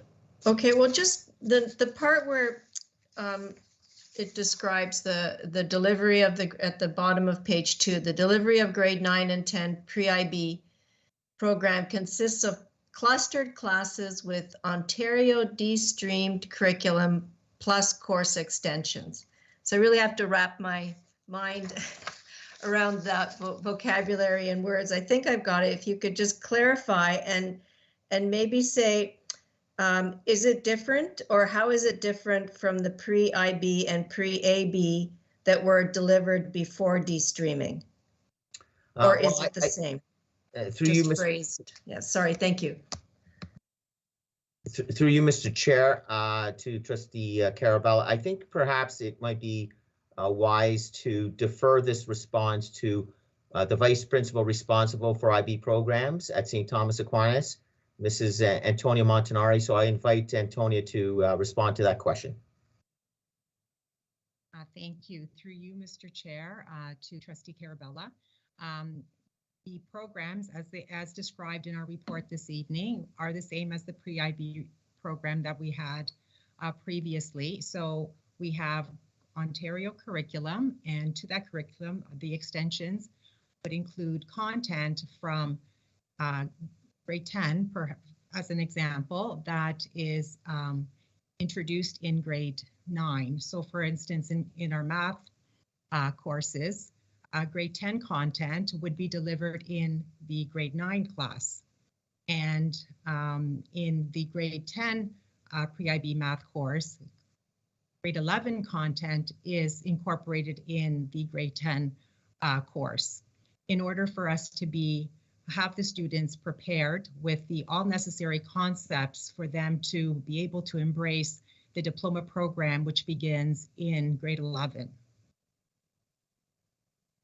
I shall now move down the speakers list to Trustee Murphy first, and then come back to you, Trustee OBrien. Trustee Murphy, you have the floor. Thank you, Mr. Chair, and through you to Superintendent Cordero.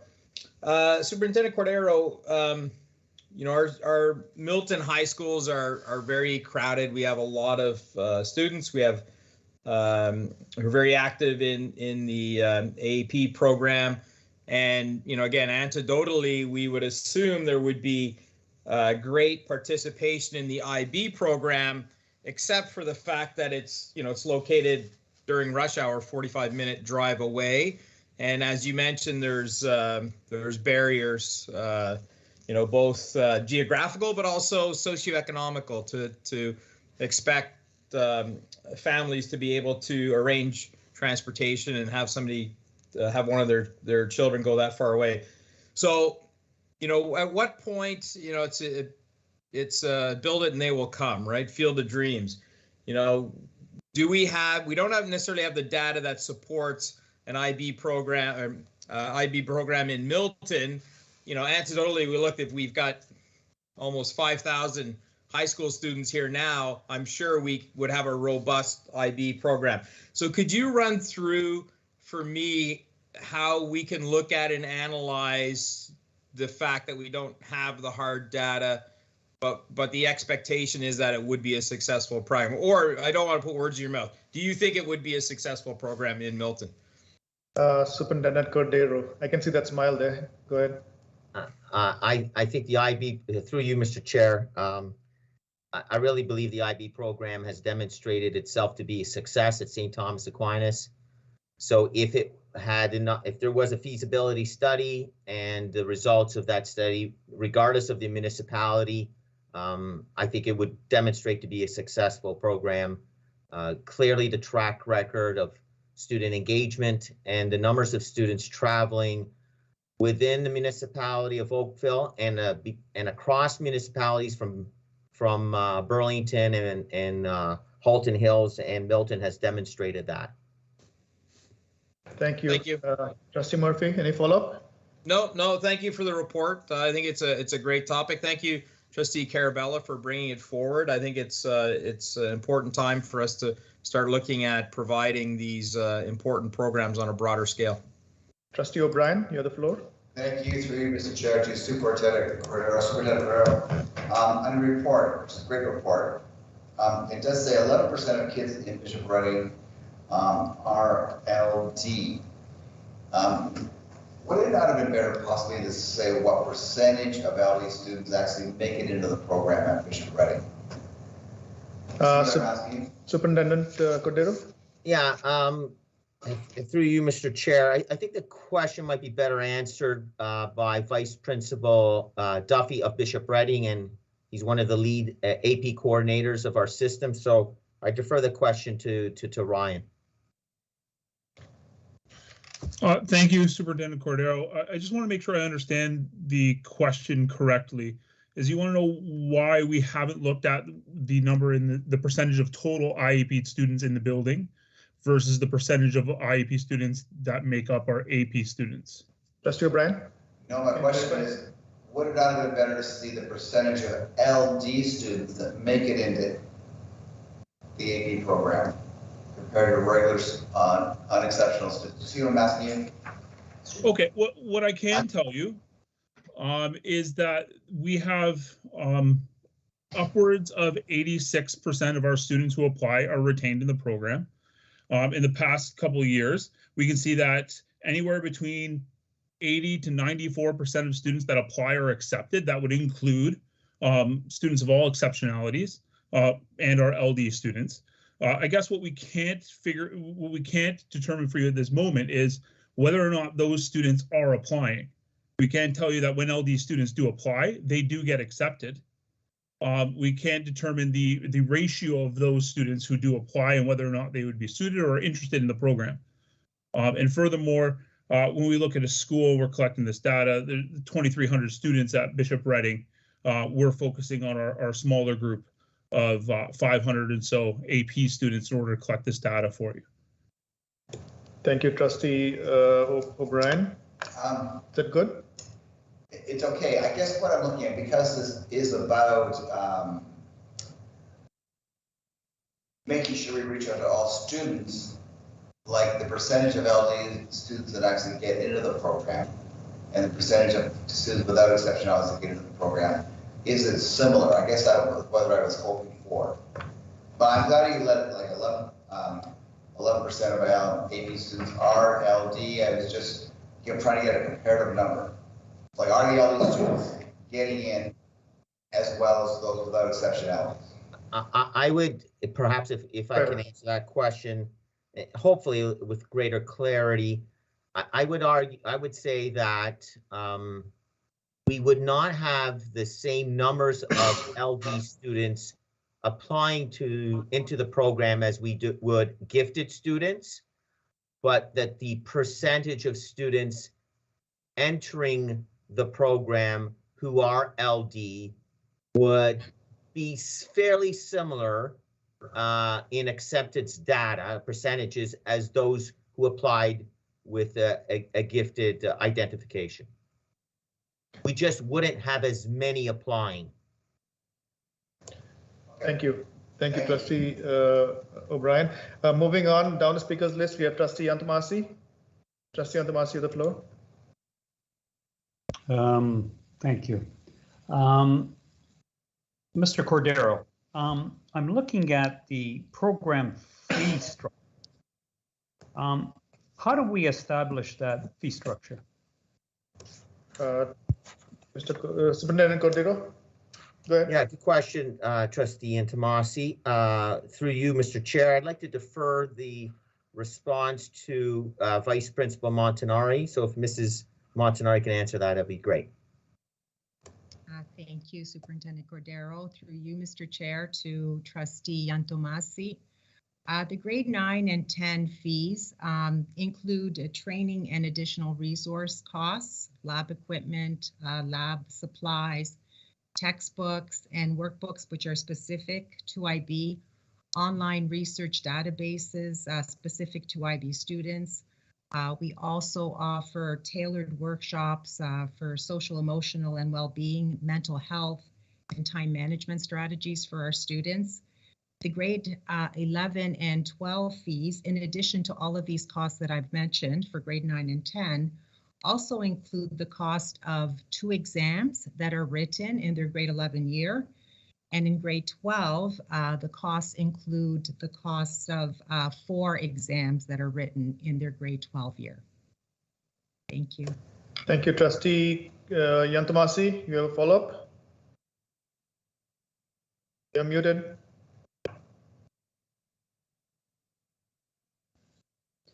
Yep, go ahead. So, point of clarification, are these fees approved by the ministry? Back to Vice Principal. Sorry, Mrs. Montenegro. My understanding, through you, Mr. Chair, my understanding is that these are internally developed fees. Just so we're on the flying on the program and the cost of the exams, and the big chunk of the costs are really the exams. So I went on the IB. The reason I'm asking the question is I can't find a fee structure from the ministry. So the question is, we develop our own fee structure. Yes, is that they are, correct? sir. Thank you. So my follow-up question then is, how many students do we provide subsidy to that are currently in the program? Currently in the program, 2 students, and they're both of the same family. Thank you. Moving down the speakers list to Trustee Carella. Trustee Carella. Thank you. I just have a question on the page 4, the top corner. It's I don't see a gifted. I see the IG. It says 37 of 59 are IG. But I haven't seen, like, I know the other acronyms, but is that supposed to be for gifted? Through you, Mr. Chair, yes, IG, identified gifted. Oh, identified gifted. I guess I haven't heard it always. I just hear it as gifted, not identified gifted. Okay. And I just had a question about the about the geographical barriers. We haven't really mentioned in the report about transportation. Well, a little bit about bus routes, but sometimes bus routes aren't feasible or they're very long. Has any thought been put into providing our own busing or working with the municipality to offer a different route? Superintendent Cordero. Thank you, Trustee Carella. Through you, Mr. Chair, I'd like to maybe defer the response to Superintendent Loft and his team in business services, who may have, I believe, looked at this and looked at some feasibility and some numbers to share with you. Thank you. So do you have some numbers or? Through you, Mr. Chair. Yes, I do. We looked at some numbers, at least at costing out the cost for transportation for some of our out of catchment students. And looking at all the individual schools, primarily Assumption, Bishop Redding, Holy Trinity, and St. Thomas of Aquinas, we have it's about $830,000 to bus those students. That would be the busing cost for that. And then Loft's Trustee Carabella, you have. Could you just repeat that, Mr. Loft? Sorry. Sorry. It was $830,000. Okay. Right, so, okay, moving on. Trustee Carabella. I just wanted to say thank you for the report. It was excellent. Thank you. Thank you. And then finally, we have Trustee O'Brien. Thank you, Mr. Chair. One quick question to Superintendent Cordero. Superintendent Cordero, do you feel, just from your own experience, that some of these LD students or other exceptionalities just don't apply because they don't feel they're going to have success in the program? Superintendent Cordero. Through you, Mr. Chair, to Trustee O'Brien, it's tough for me to speculate. We have to keep in mind that it is a high threshold to enter the program in terms of academic achievement, and there is a certain level of rigor. It's tough to speculate, but we do our best, and I think we could still do more to speak to the misconceptions that sometimes people have that sometimes draw students away from programs because maybe they lack self-esteem or they don't feel that they can be successful in a rigorous academic program. So, but for me to make any definitives, I don't think it would be fair. Thank you, Superintendent. Trustee O'Brien, you have a follow-up? No. No? Okay. Sure. Just wondering your opinion. That's all, Mr. Thank you. Trustee Antamasi, back to you. Thank you. So I'm looking at the cross-boundary data.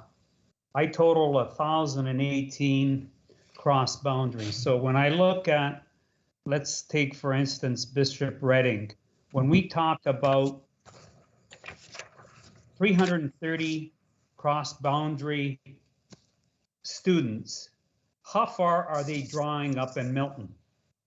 Would they be drawing from where? Are they drawing from Oakville? Are they drawing from Burlington?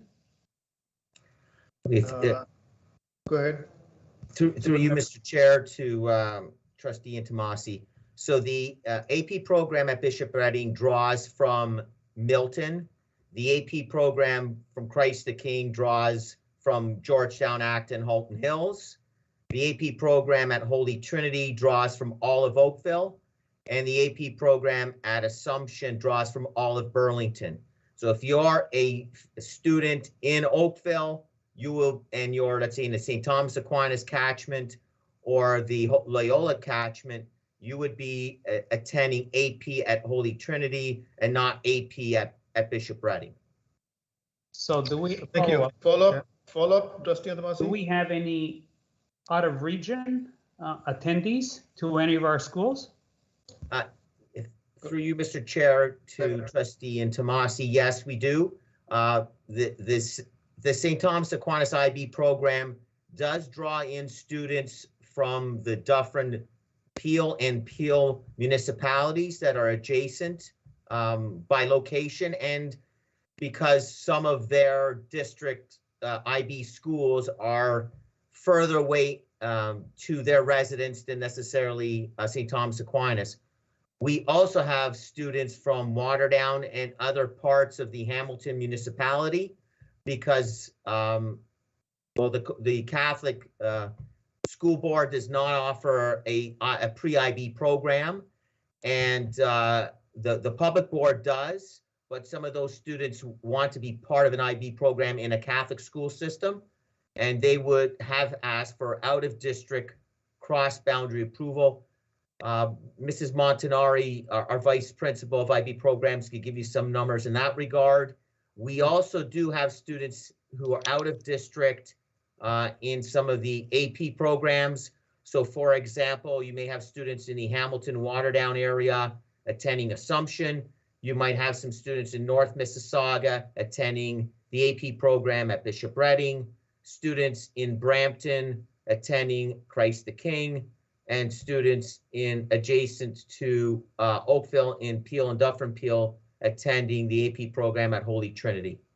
Mrs. Montanari, perhaps you could share some definitive numbers. I don't know the exact numbers. I believe they're a handful. Can I just interrupt everybody for some housekeeping item? Okay, we need to extend the meeting. It's 12 a.m. We need to extend the meeting, and vote has to be unanimous. Vice Chair Agnew? Favor. Trustee DeRosa? Trustee DeRosa? Trustee Guzzo? In favor. Trustee Antomasi? Favor. Trustee Carella?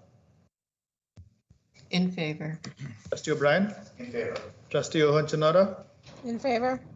Trustee Murphy? In favor. Trustee Tokiwa? In favor.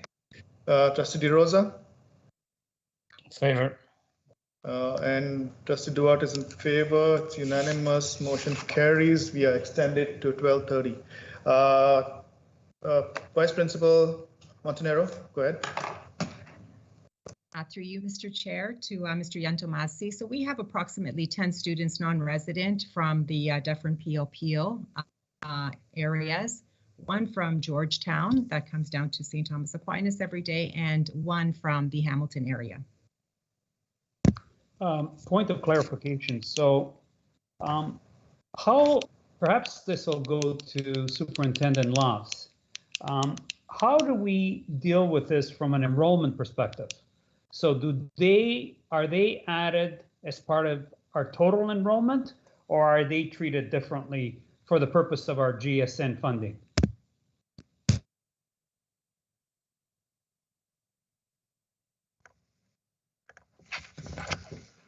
Mr. Chair?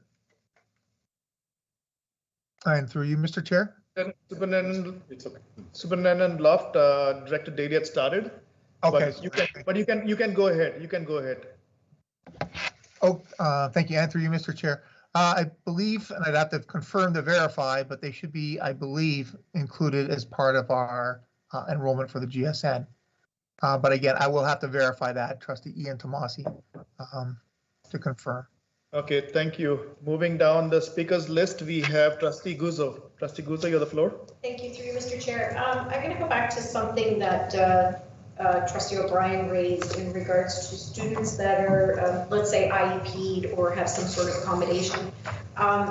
What is being done to welcome these students who might require some assistance, whether it be through a reading LD, but have the comprehension and the ability? What are we doing to entice those students to consider, let's say, IB as a program or AP subjects? Is there something that is being done, and what are we doing with the certs at the elementary level to help identify that? Superintendent Cordero. Yeah, thank you, Trustee Guzzo. Through you, Mr. Chair, I'd like to defer the question to both Vice Principals Duffy and Montanari, and perhaps Mr. Duffy could speak to the AP address, and then Mrs. Montanari can follow. Thank you, Superintendent Cordero, and thank you for the question. Through you, Mr. Chair, we do actively engage with our certs at the elementary level and our grade 8 teachers at the elementary level to deal with some of the misconceptions that Superintendent Cordero had earlier mentioned.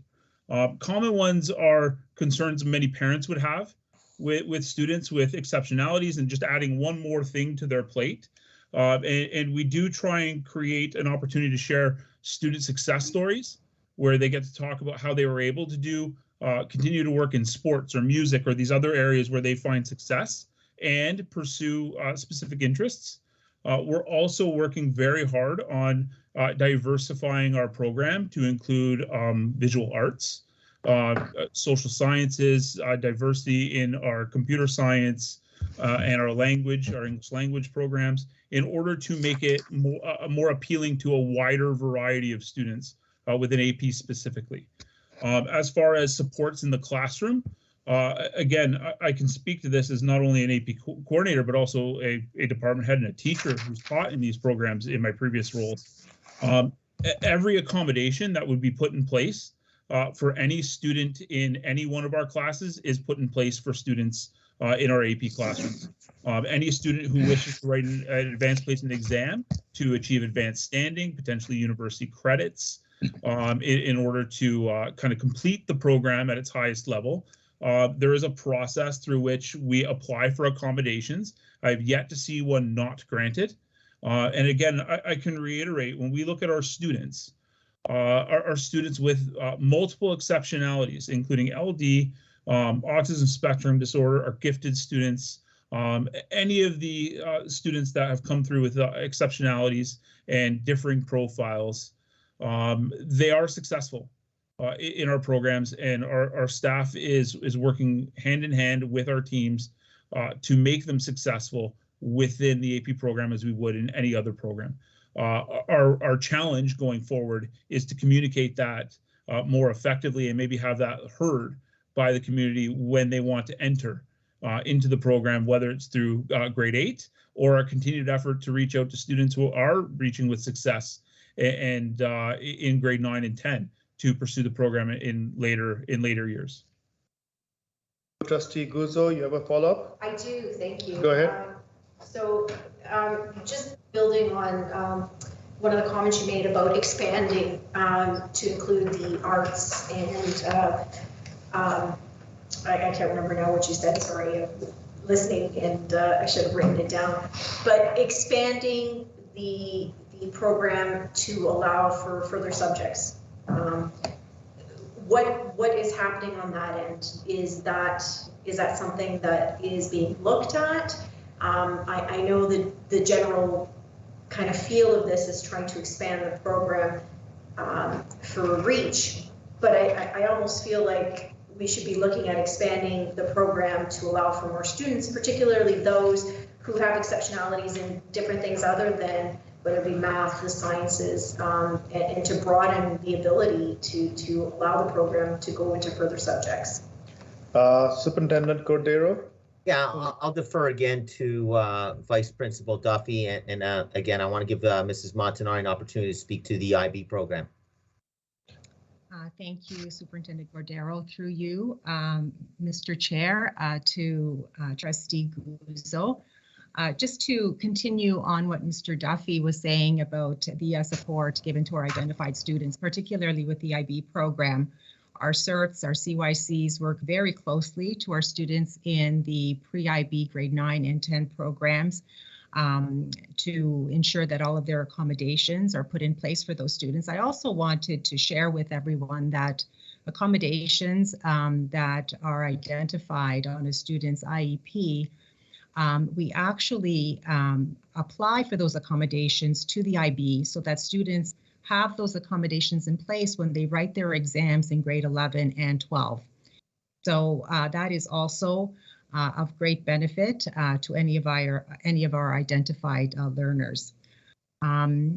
And then as well, at St. Thomas Aquinas, we are actively looking to expand our art program so that we are able to offer our subject group 6, which are the arts.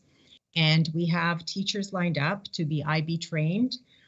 So that is something that we're working on so that we can attract students outside of the a math or a science pathway. So that is one of our priorities, and we are actively working on that. Thank you. Thank you. Clarification. Trustee Guzzo, go ahead. Clarification question.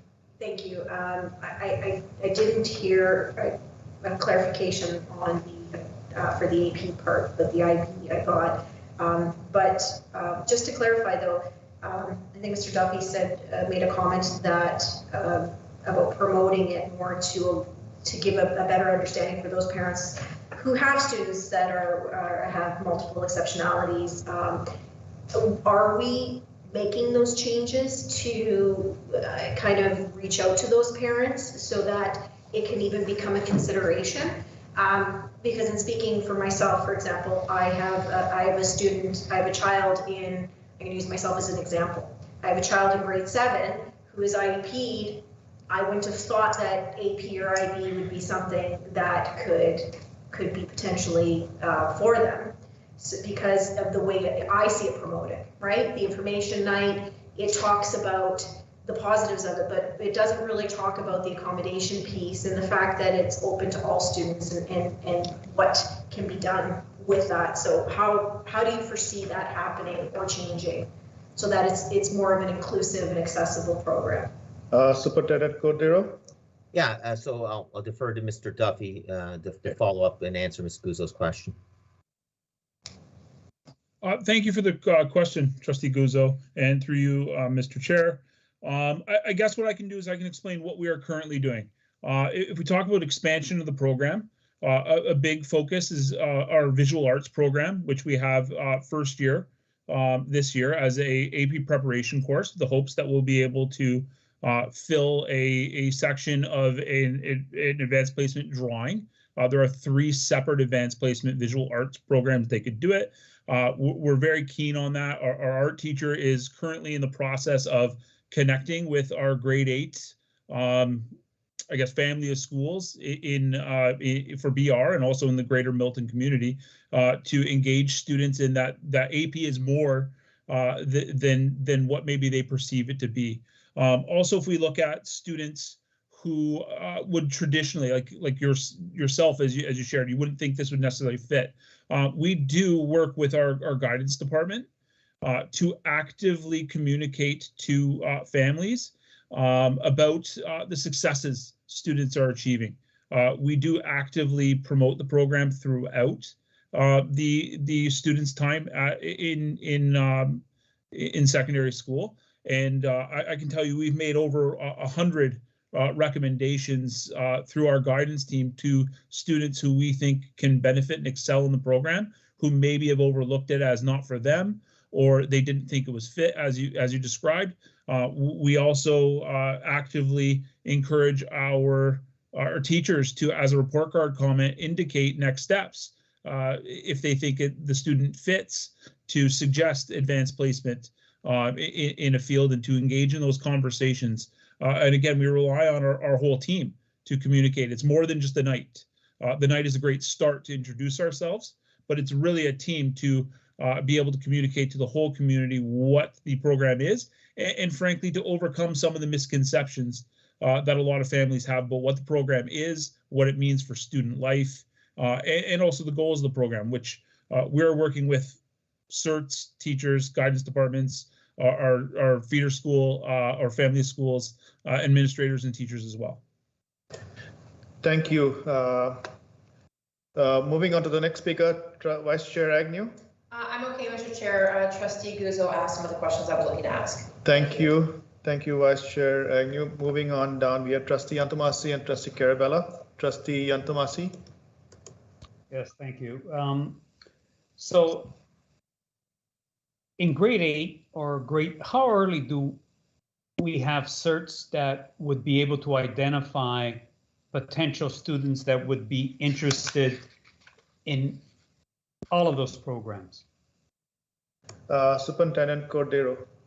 Yeah, generally, I think the conversation should begin, in the latter parts of grade 6 and grade 7 through to grade 8. I think you want to start early in planting a seed that germinates in the minds of students that they can achieve and that they should be exploring opportunities. So in some of the transition programs that are shared within family schools, we will connect not only with grade 8 students on various platforms, whether it be AP, IB, or STEM related.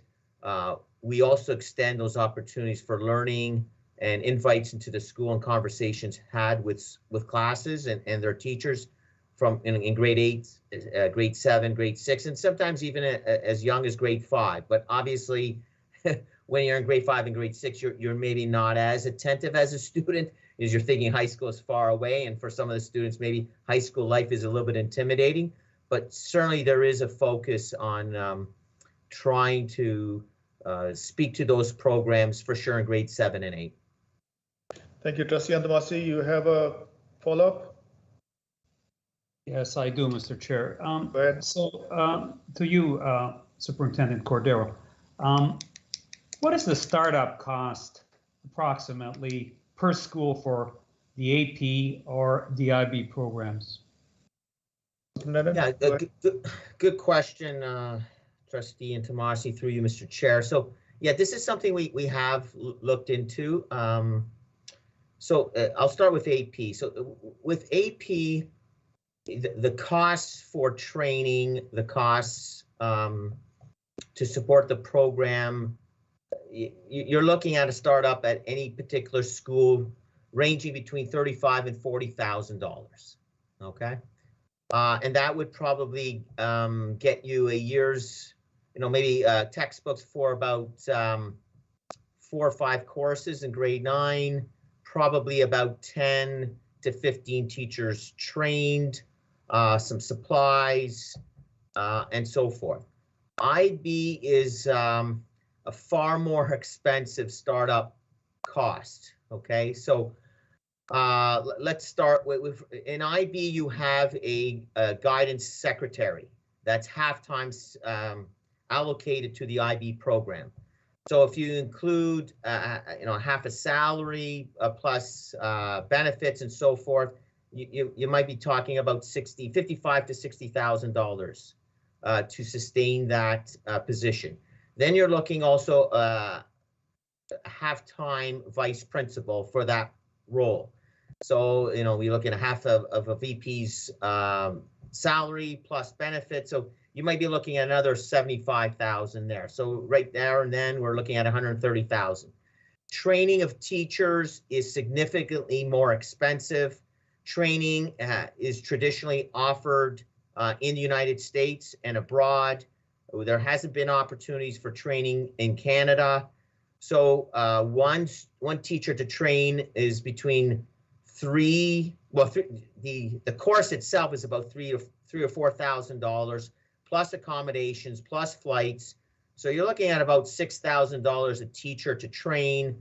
You'd want to train about 10 to 15 teachers the first year, another 10 to 15 the second year. So if you look at 25 teachers, perhaps at minimum, at times $6,000, it's about $150,000.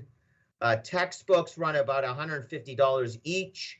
If you're looking at 5 courses in grade 9 or 6, so you're looking at 30 students or so per class or per course. So that might run you another $25,000, $30,000.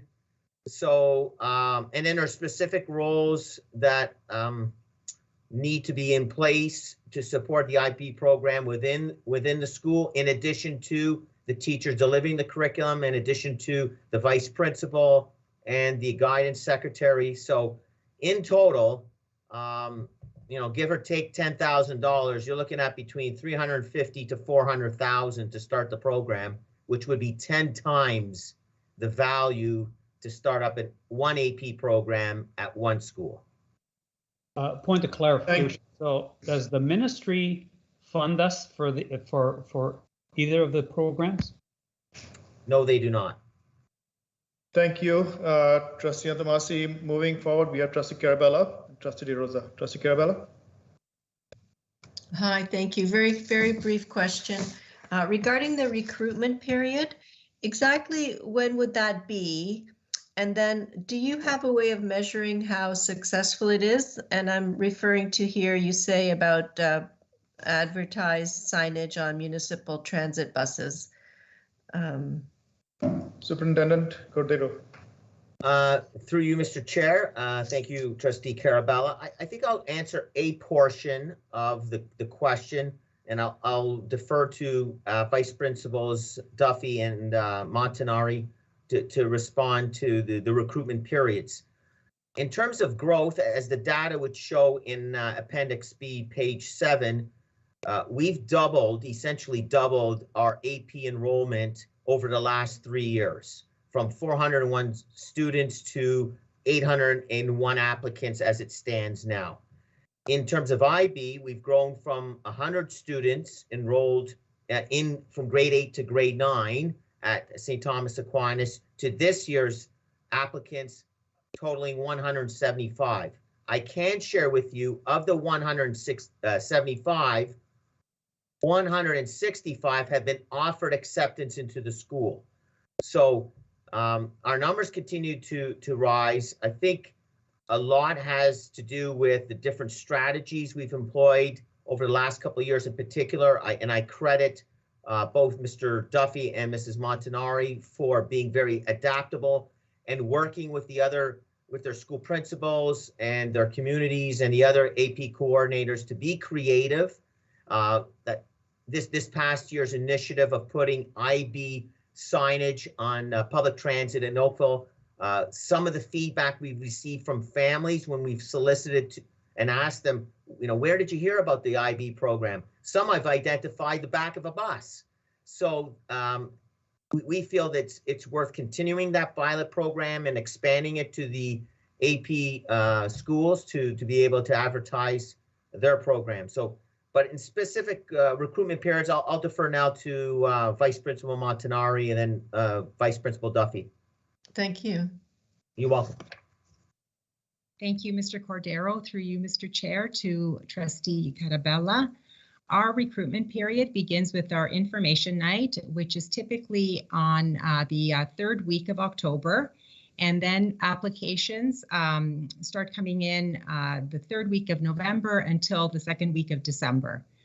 So through our applications, we actually have a question for the families to answer in terms of how or where they've heard about the program. And the data that we collect from there, that data we use to inform and to create our promotional strategy for the subsequent year. So the bus strategy, for instance, it has worked quite well for us, and something that, as Mr. Cordero has already mentioned, we plan to repeat in future years. And we also have a big presence on social media. We're greatly supported by our strategic communication department, and they this year came out to our schools, photographed students, and used those photos in our social media blitzes. Myself, I'm actively active on Twitter, trying to promote classroom content, and all of the great things that are happening in our classrooms. So we try to put as much out there as possible to attract as many families to our school. Thank you. Thank you. And we have Trustee DeRosa on the speakers list. Trustee DeRosa.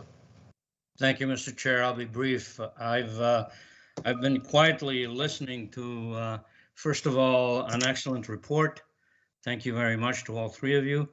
And certainly what I already knew notionally because of what I've heard, I think the IB program and the AP programs are a success story, I can think, and the man keeps growing with it. I look forward to looking at this a little more closely to see how these programs could be expanded and offer what appears to be beyond question programs that are in quite demand and are very successful. So congratulations to all three of you with the job. Thank you.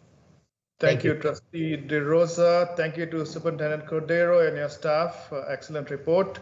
Trustees have got a lot of information. Moving on to the next item, order of business information item, student trustee update. It's really late and I hope student trustee Tokiwa is available.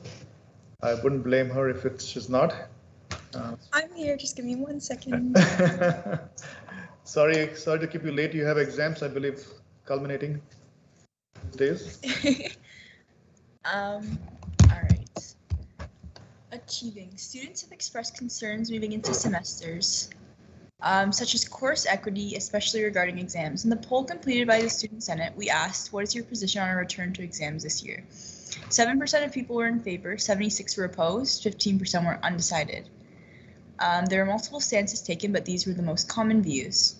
The uncertainties regarding COVID-19 and its impacts, especially regarding school models, make exams unfair and unrealistic. Exams are important for preparation into some pathways, and we need to move back to them eventually. Conversely, some students also just said that exams are becoming outdated. In an effort to keep equity between quadmesters and semesters, the same final evaluation practices should occur. A less weighted exam, or one that can only increase your mark, would be the ideal way to reintegrate exams after over 2 years. This has been an extremely challenging 2 years, and mental health is at an all-time low for students. Enforcing exams will cause extreme stress among students. Grade 9s and 10s have never written exams, grade 11s have only written one set of exams, and grade 12s are heavily relying on performance in the second semester to gain and maintain acceptance into post-secondary programs. The Student Senate has focused on the completion and promotion of the exam feedback form, which was passed by the board in 2021, and in hope of amplifying student voice on this very relevant issue. We have had 2 proposals presented by subcommittees, one from the Student Leadership and Achievement Committee and one from the Special Education Committee.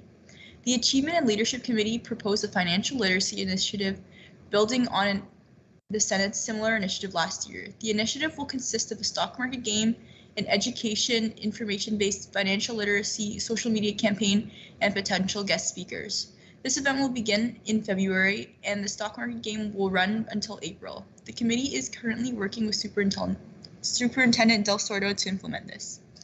Believing. The Catholic Faith and Action Standing Committee is already starting to prepare for the Lenten season as it is fast approaching. This season is great for reflecting and understanding what our faith is about. We can take this time to be grateful for what we around us what we have around us, like our family and friends.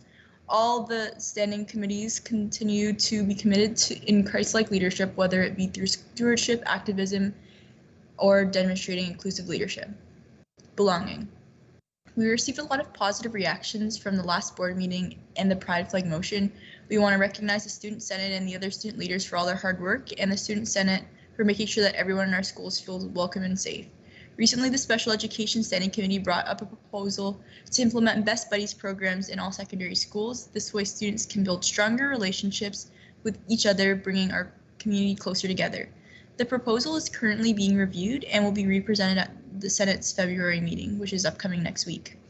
The Equity and Inclusion Committee is working to create 3 workshops to be offered with elementary schools in HCDSB, and we're working with CETA to implement this.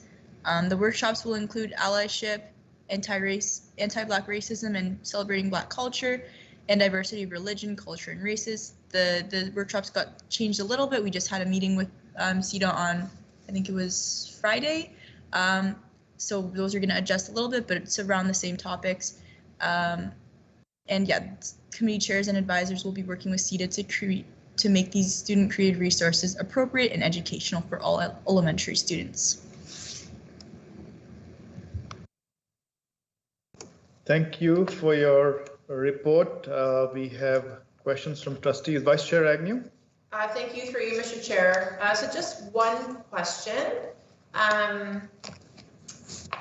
Just one question with respect to the Best Buddies program. I love that you have discussed that. I think it's an amazing program. I would love to see it in all of our schools. And so, just an applause to you, to your group for looking to try to implement this. All of the high schools or, that don't currently have it. Please let me know if there's any help or assistance that SEAC can provide, or any other way that we can support you in taking a look at this initiative. And I look forward to hearing once you've had it reviewed and discussed. Thank you so much. I think we'll definitely have to take you up on that offer.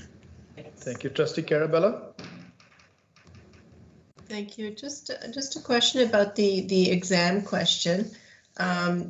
So the students, the Senate was told that they weren't going to have an exam, but the Trustee Carella got cut. You got muted. Is Trustee Carella left the meeting? No. You're muted, Trustee Carella. I don't think she's muted. Maybe it's just a technology issue. Trustee Carella, you're there?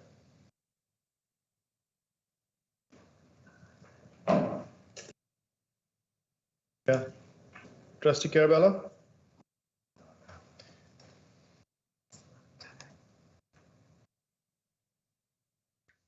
Mr. Chair. Yes, Trustee DeRosa. Trustee Carella got cut out. Go ahead. She will listen to the answer. Okay, thank you, Trustee DeRosa.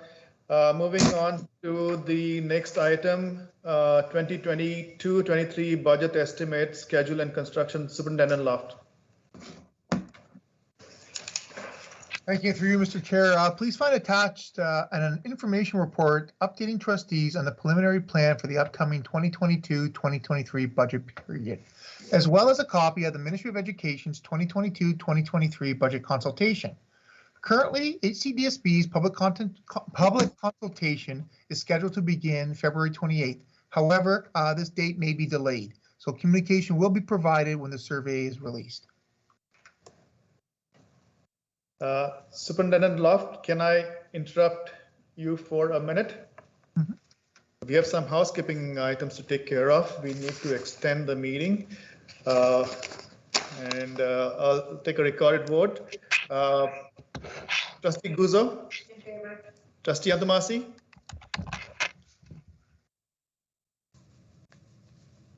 Trustee Adamasi? In favor? Okay, sorry. Trustee Carella?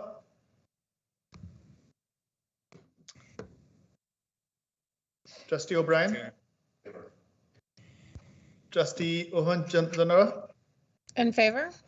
Sorry, I pronounced it wrong. Trustee Murphy? In favor. Trustee Tokiwa? In favor. Vice Chair Agnew? Opposed. Trustee DeRosa? Favor. Trustee Carella? And Trustee Duarte is in favor. We have the motion fails to extend, but we shall continue and finish the item on the table. So Superintendent Loft, go ahead. I've completed my my preamble, Mr. Chair, so if any questions. Okay, trustees, do we have questions?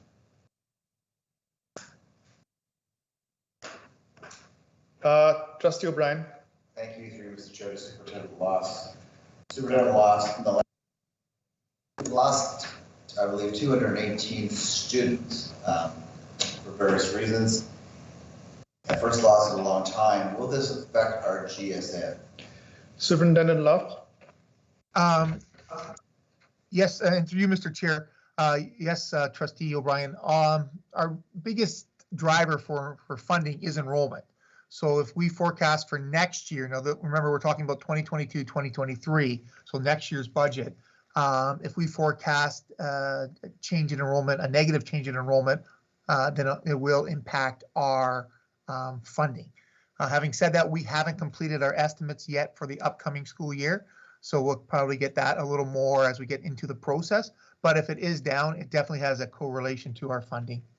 Decrease in enrollment does have a negative impact on our funding. Thank you. Trustee O'Brien, follow up?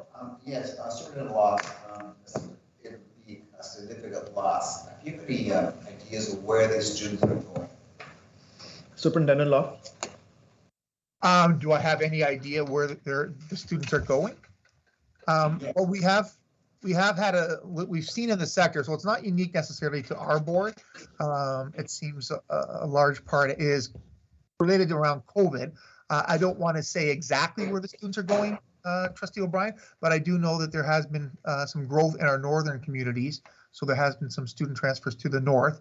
Again, it's more speculating at this point as to the exact reason why. One thing to remember too with enrollment is that the JKs and SKs are not required to be in school in order to indicate that where they are going or why they are not in school. So that's another element too with COVID. Some families have elected to keep their children home due to COVID. All right, thank you. Thank you, Superintendent Lofts. And since we are unanimous, we have to move on to adjournment and closing prayer. May I have a motion to adjourn? No? Okay, so Trustee DeRosa, please lead us in the closing prayer. Thank you, Mr. Chair. Join me in the sign of the cross. In the name of the Father, the Son, and the Holy Spirit. Our Father, who art in heaven, hallowed be thy name. Thy kingdom come, thy will be done on earth as it is in heaven. Give us this day our daily bread, and forgive us our trespasses as we forgive those who trespass against us. And lead us not into temptation, but deliver us from evil. Amen. Good night, everybody.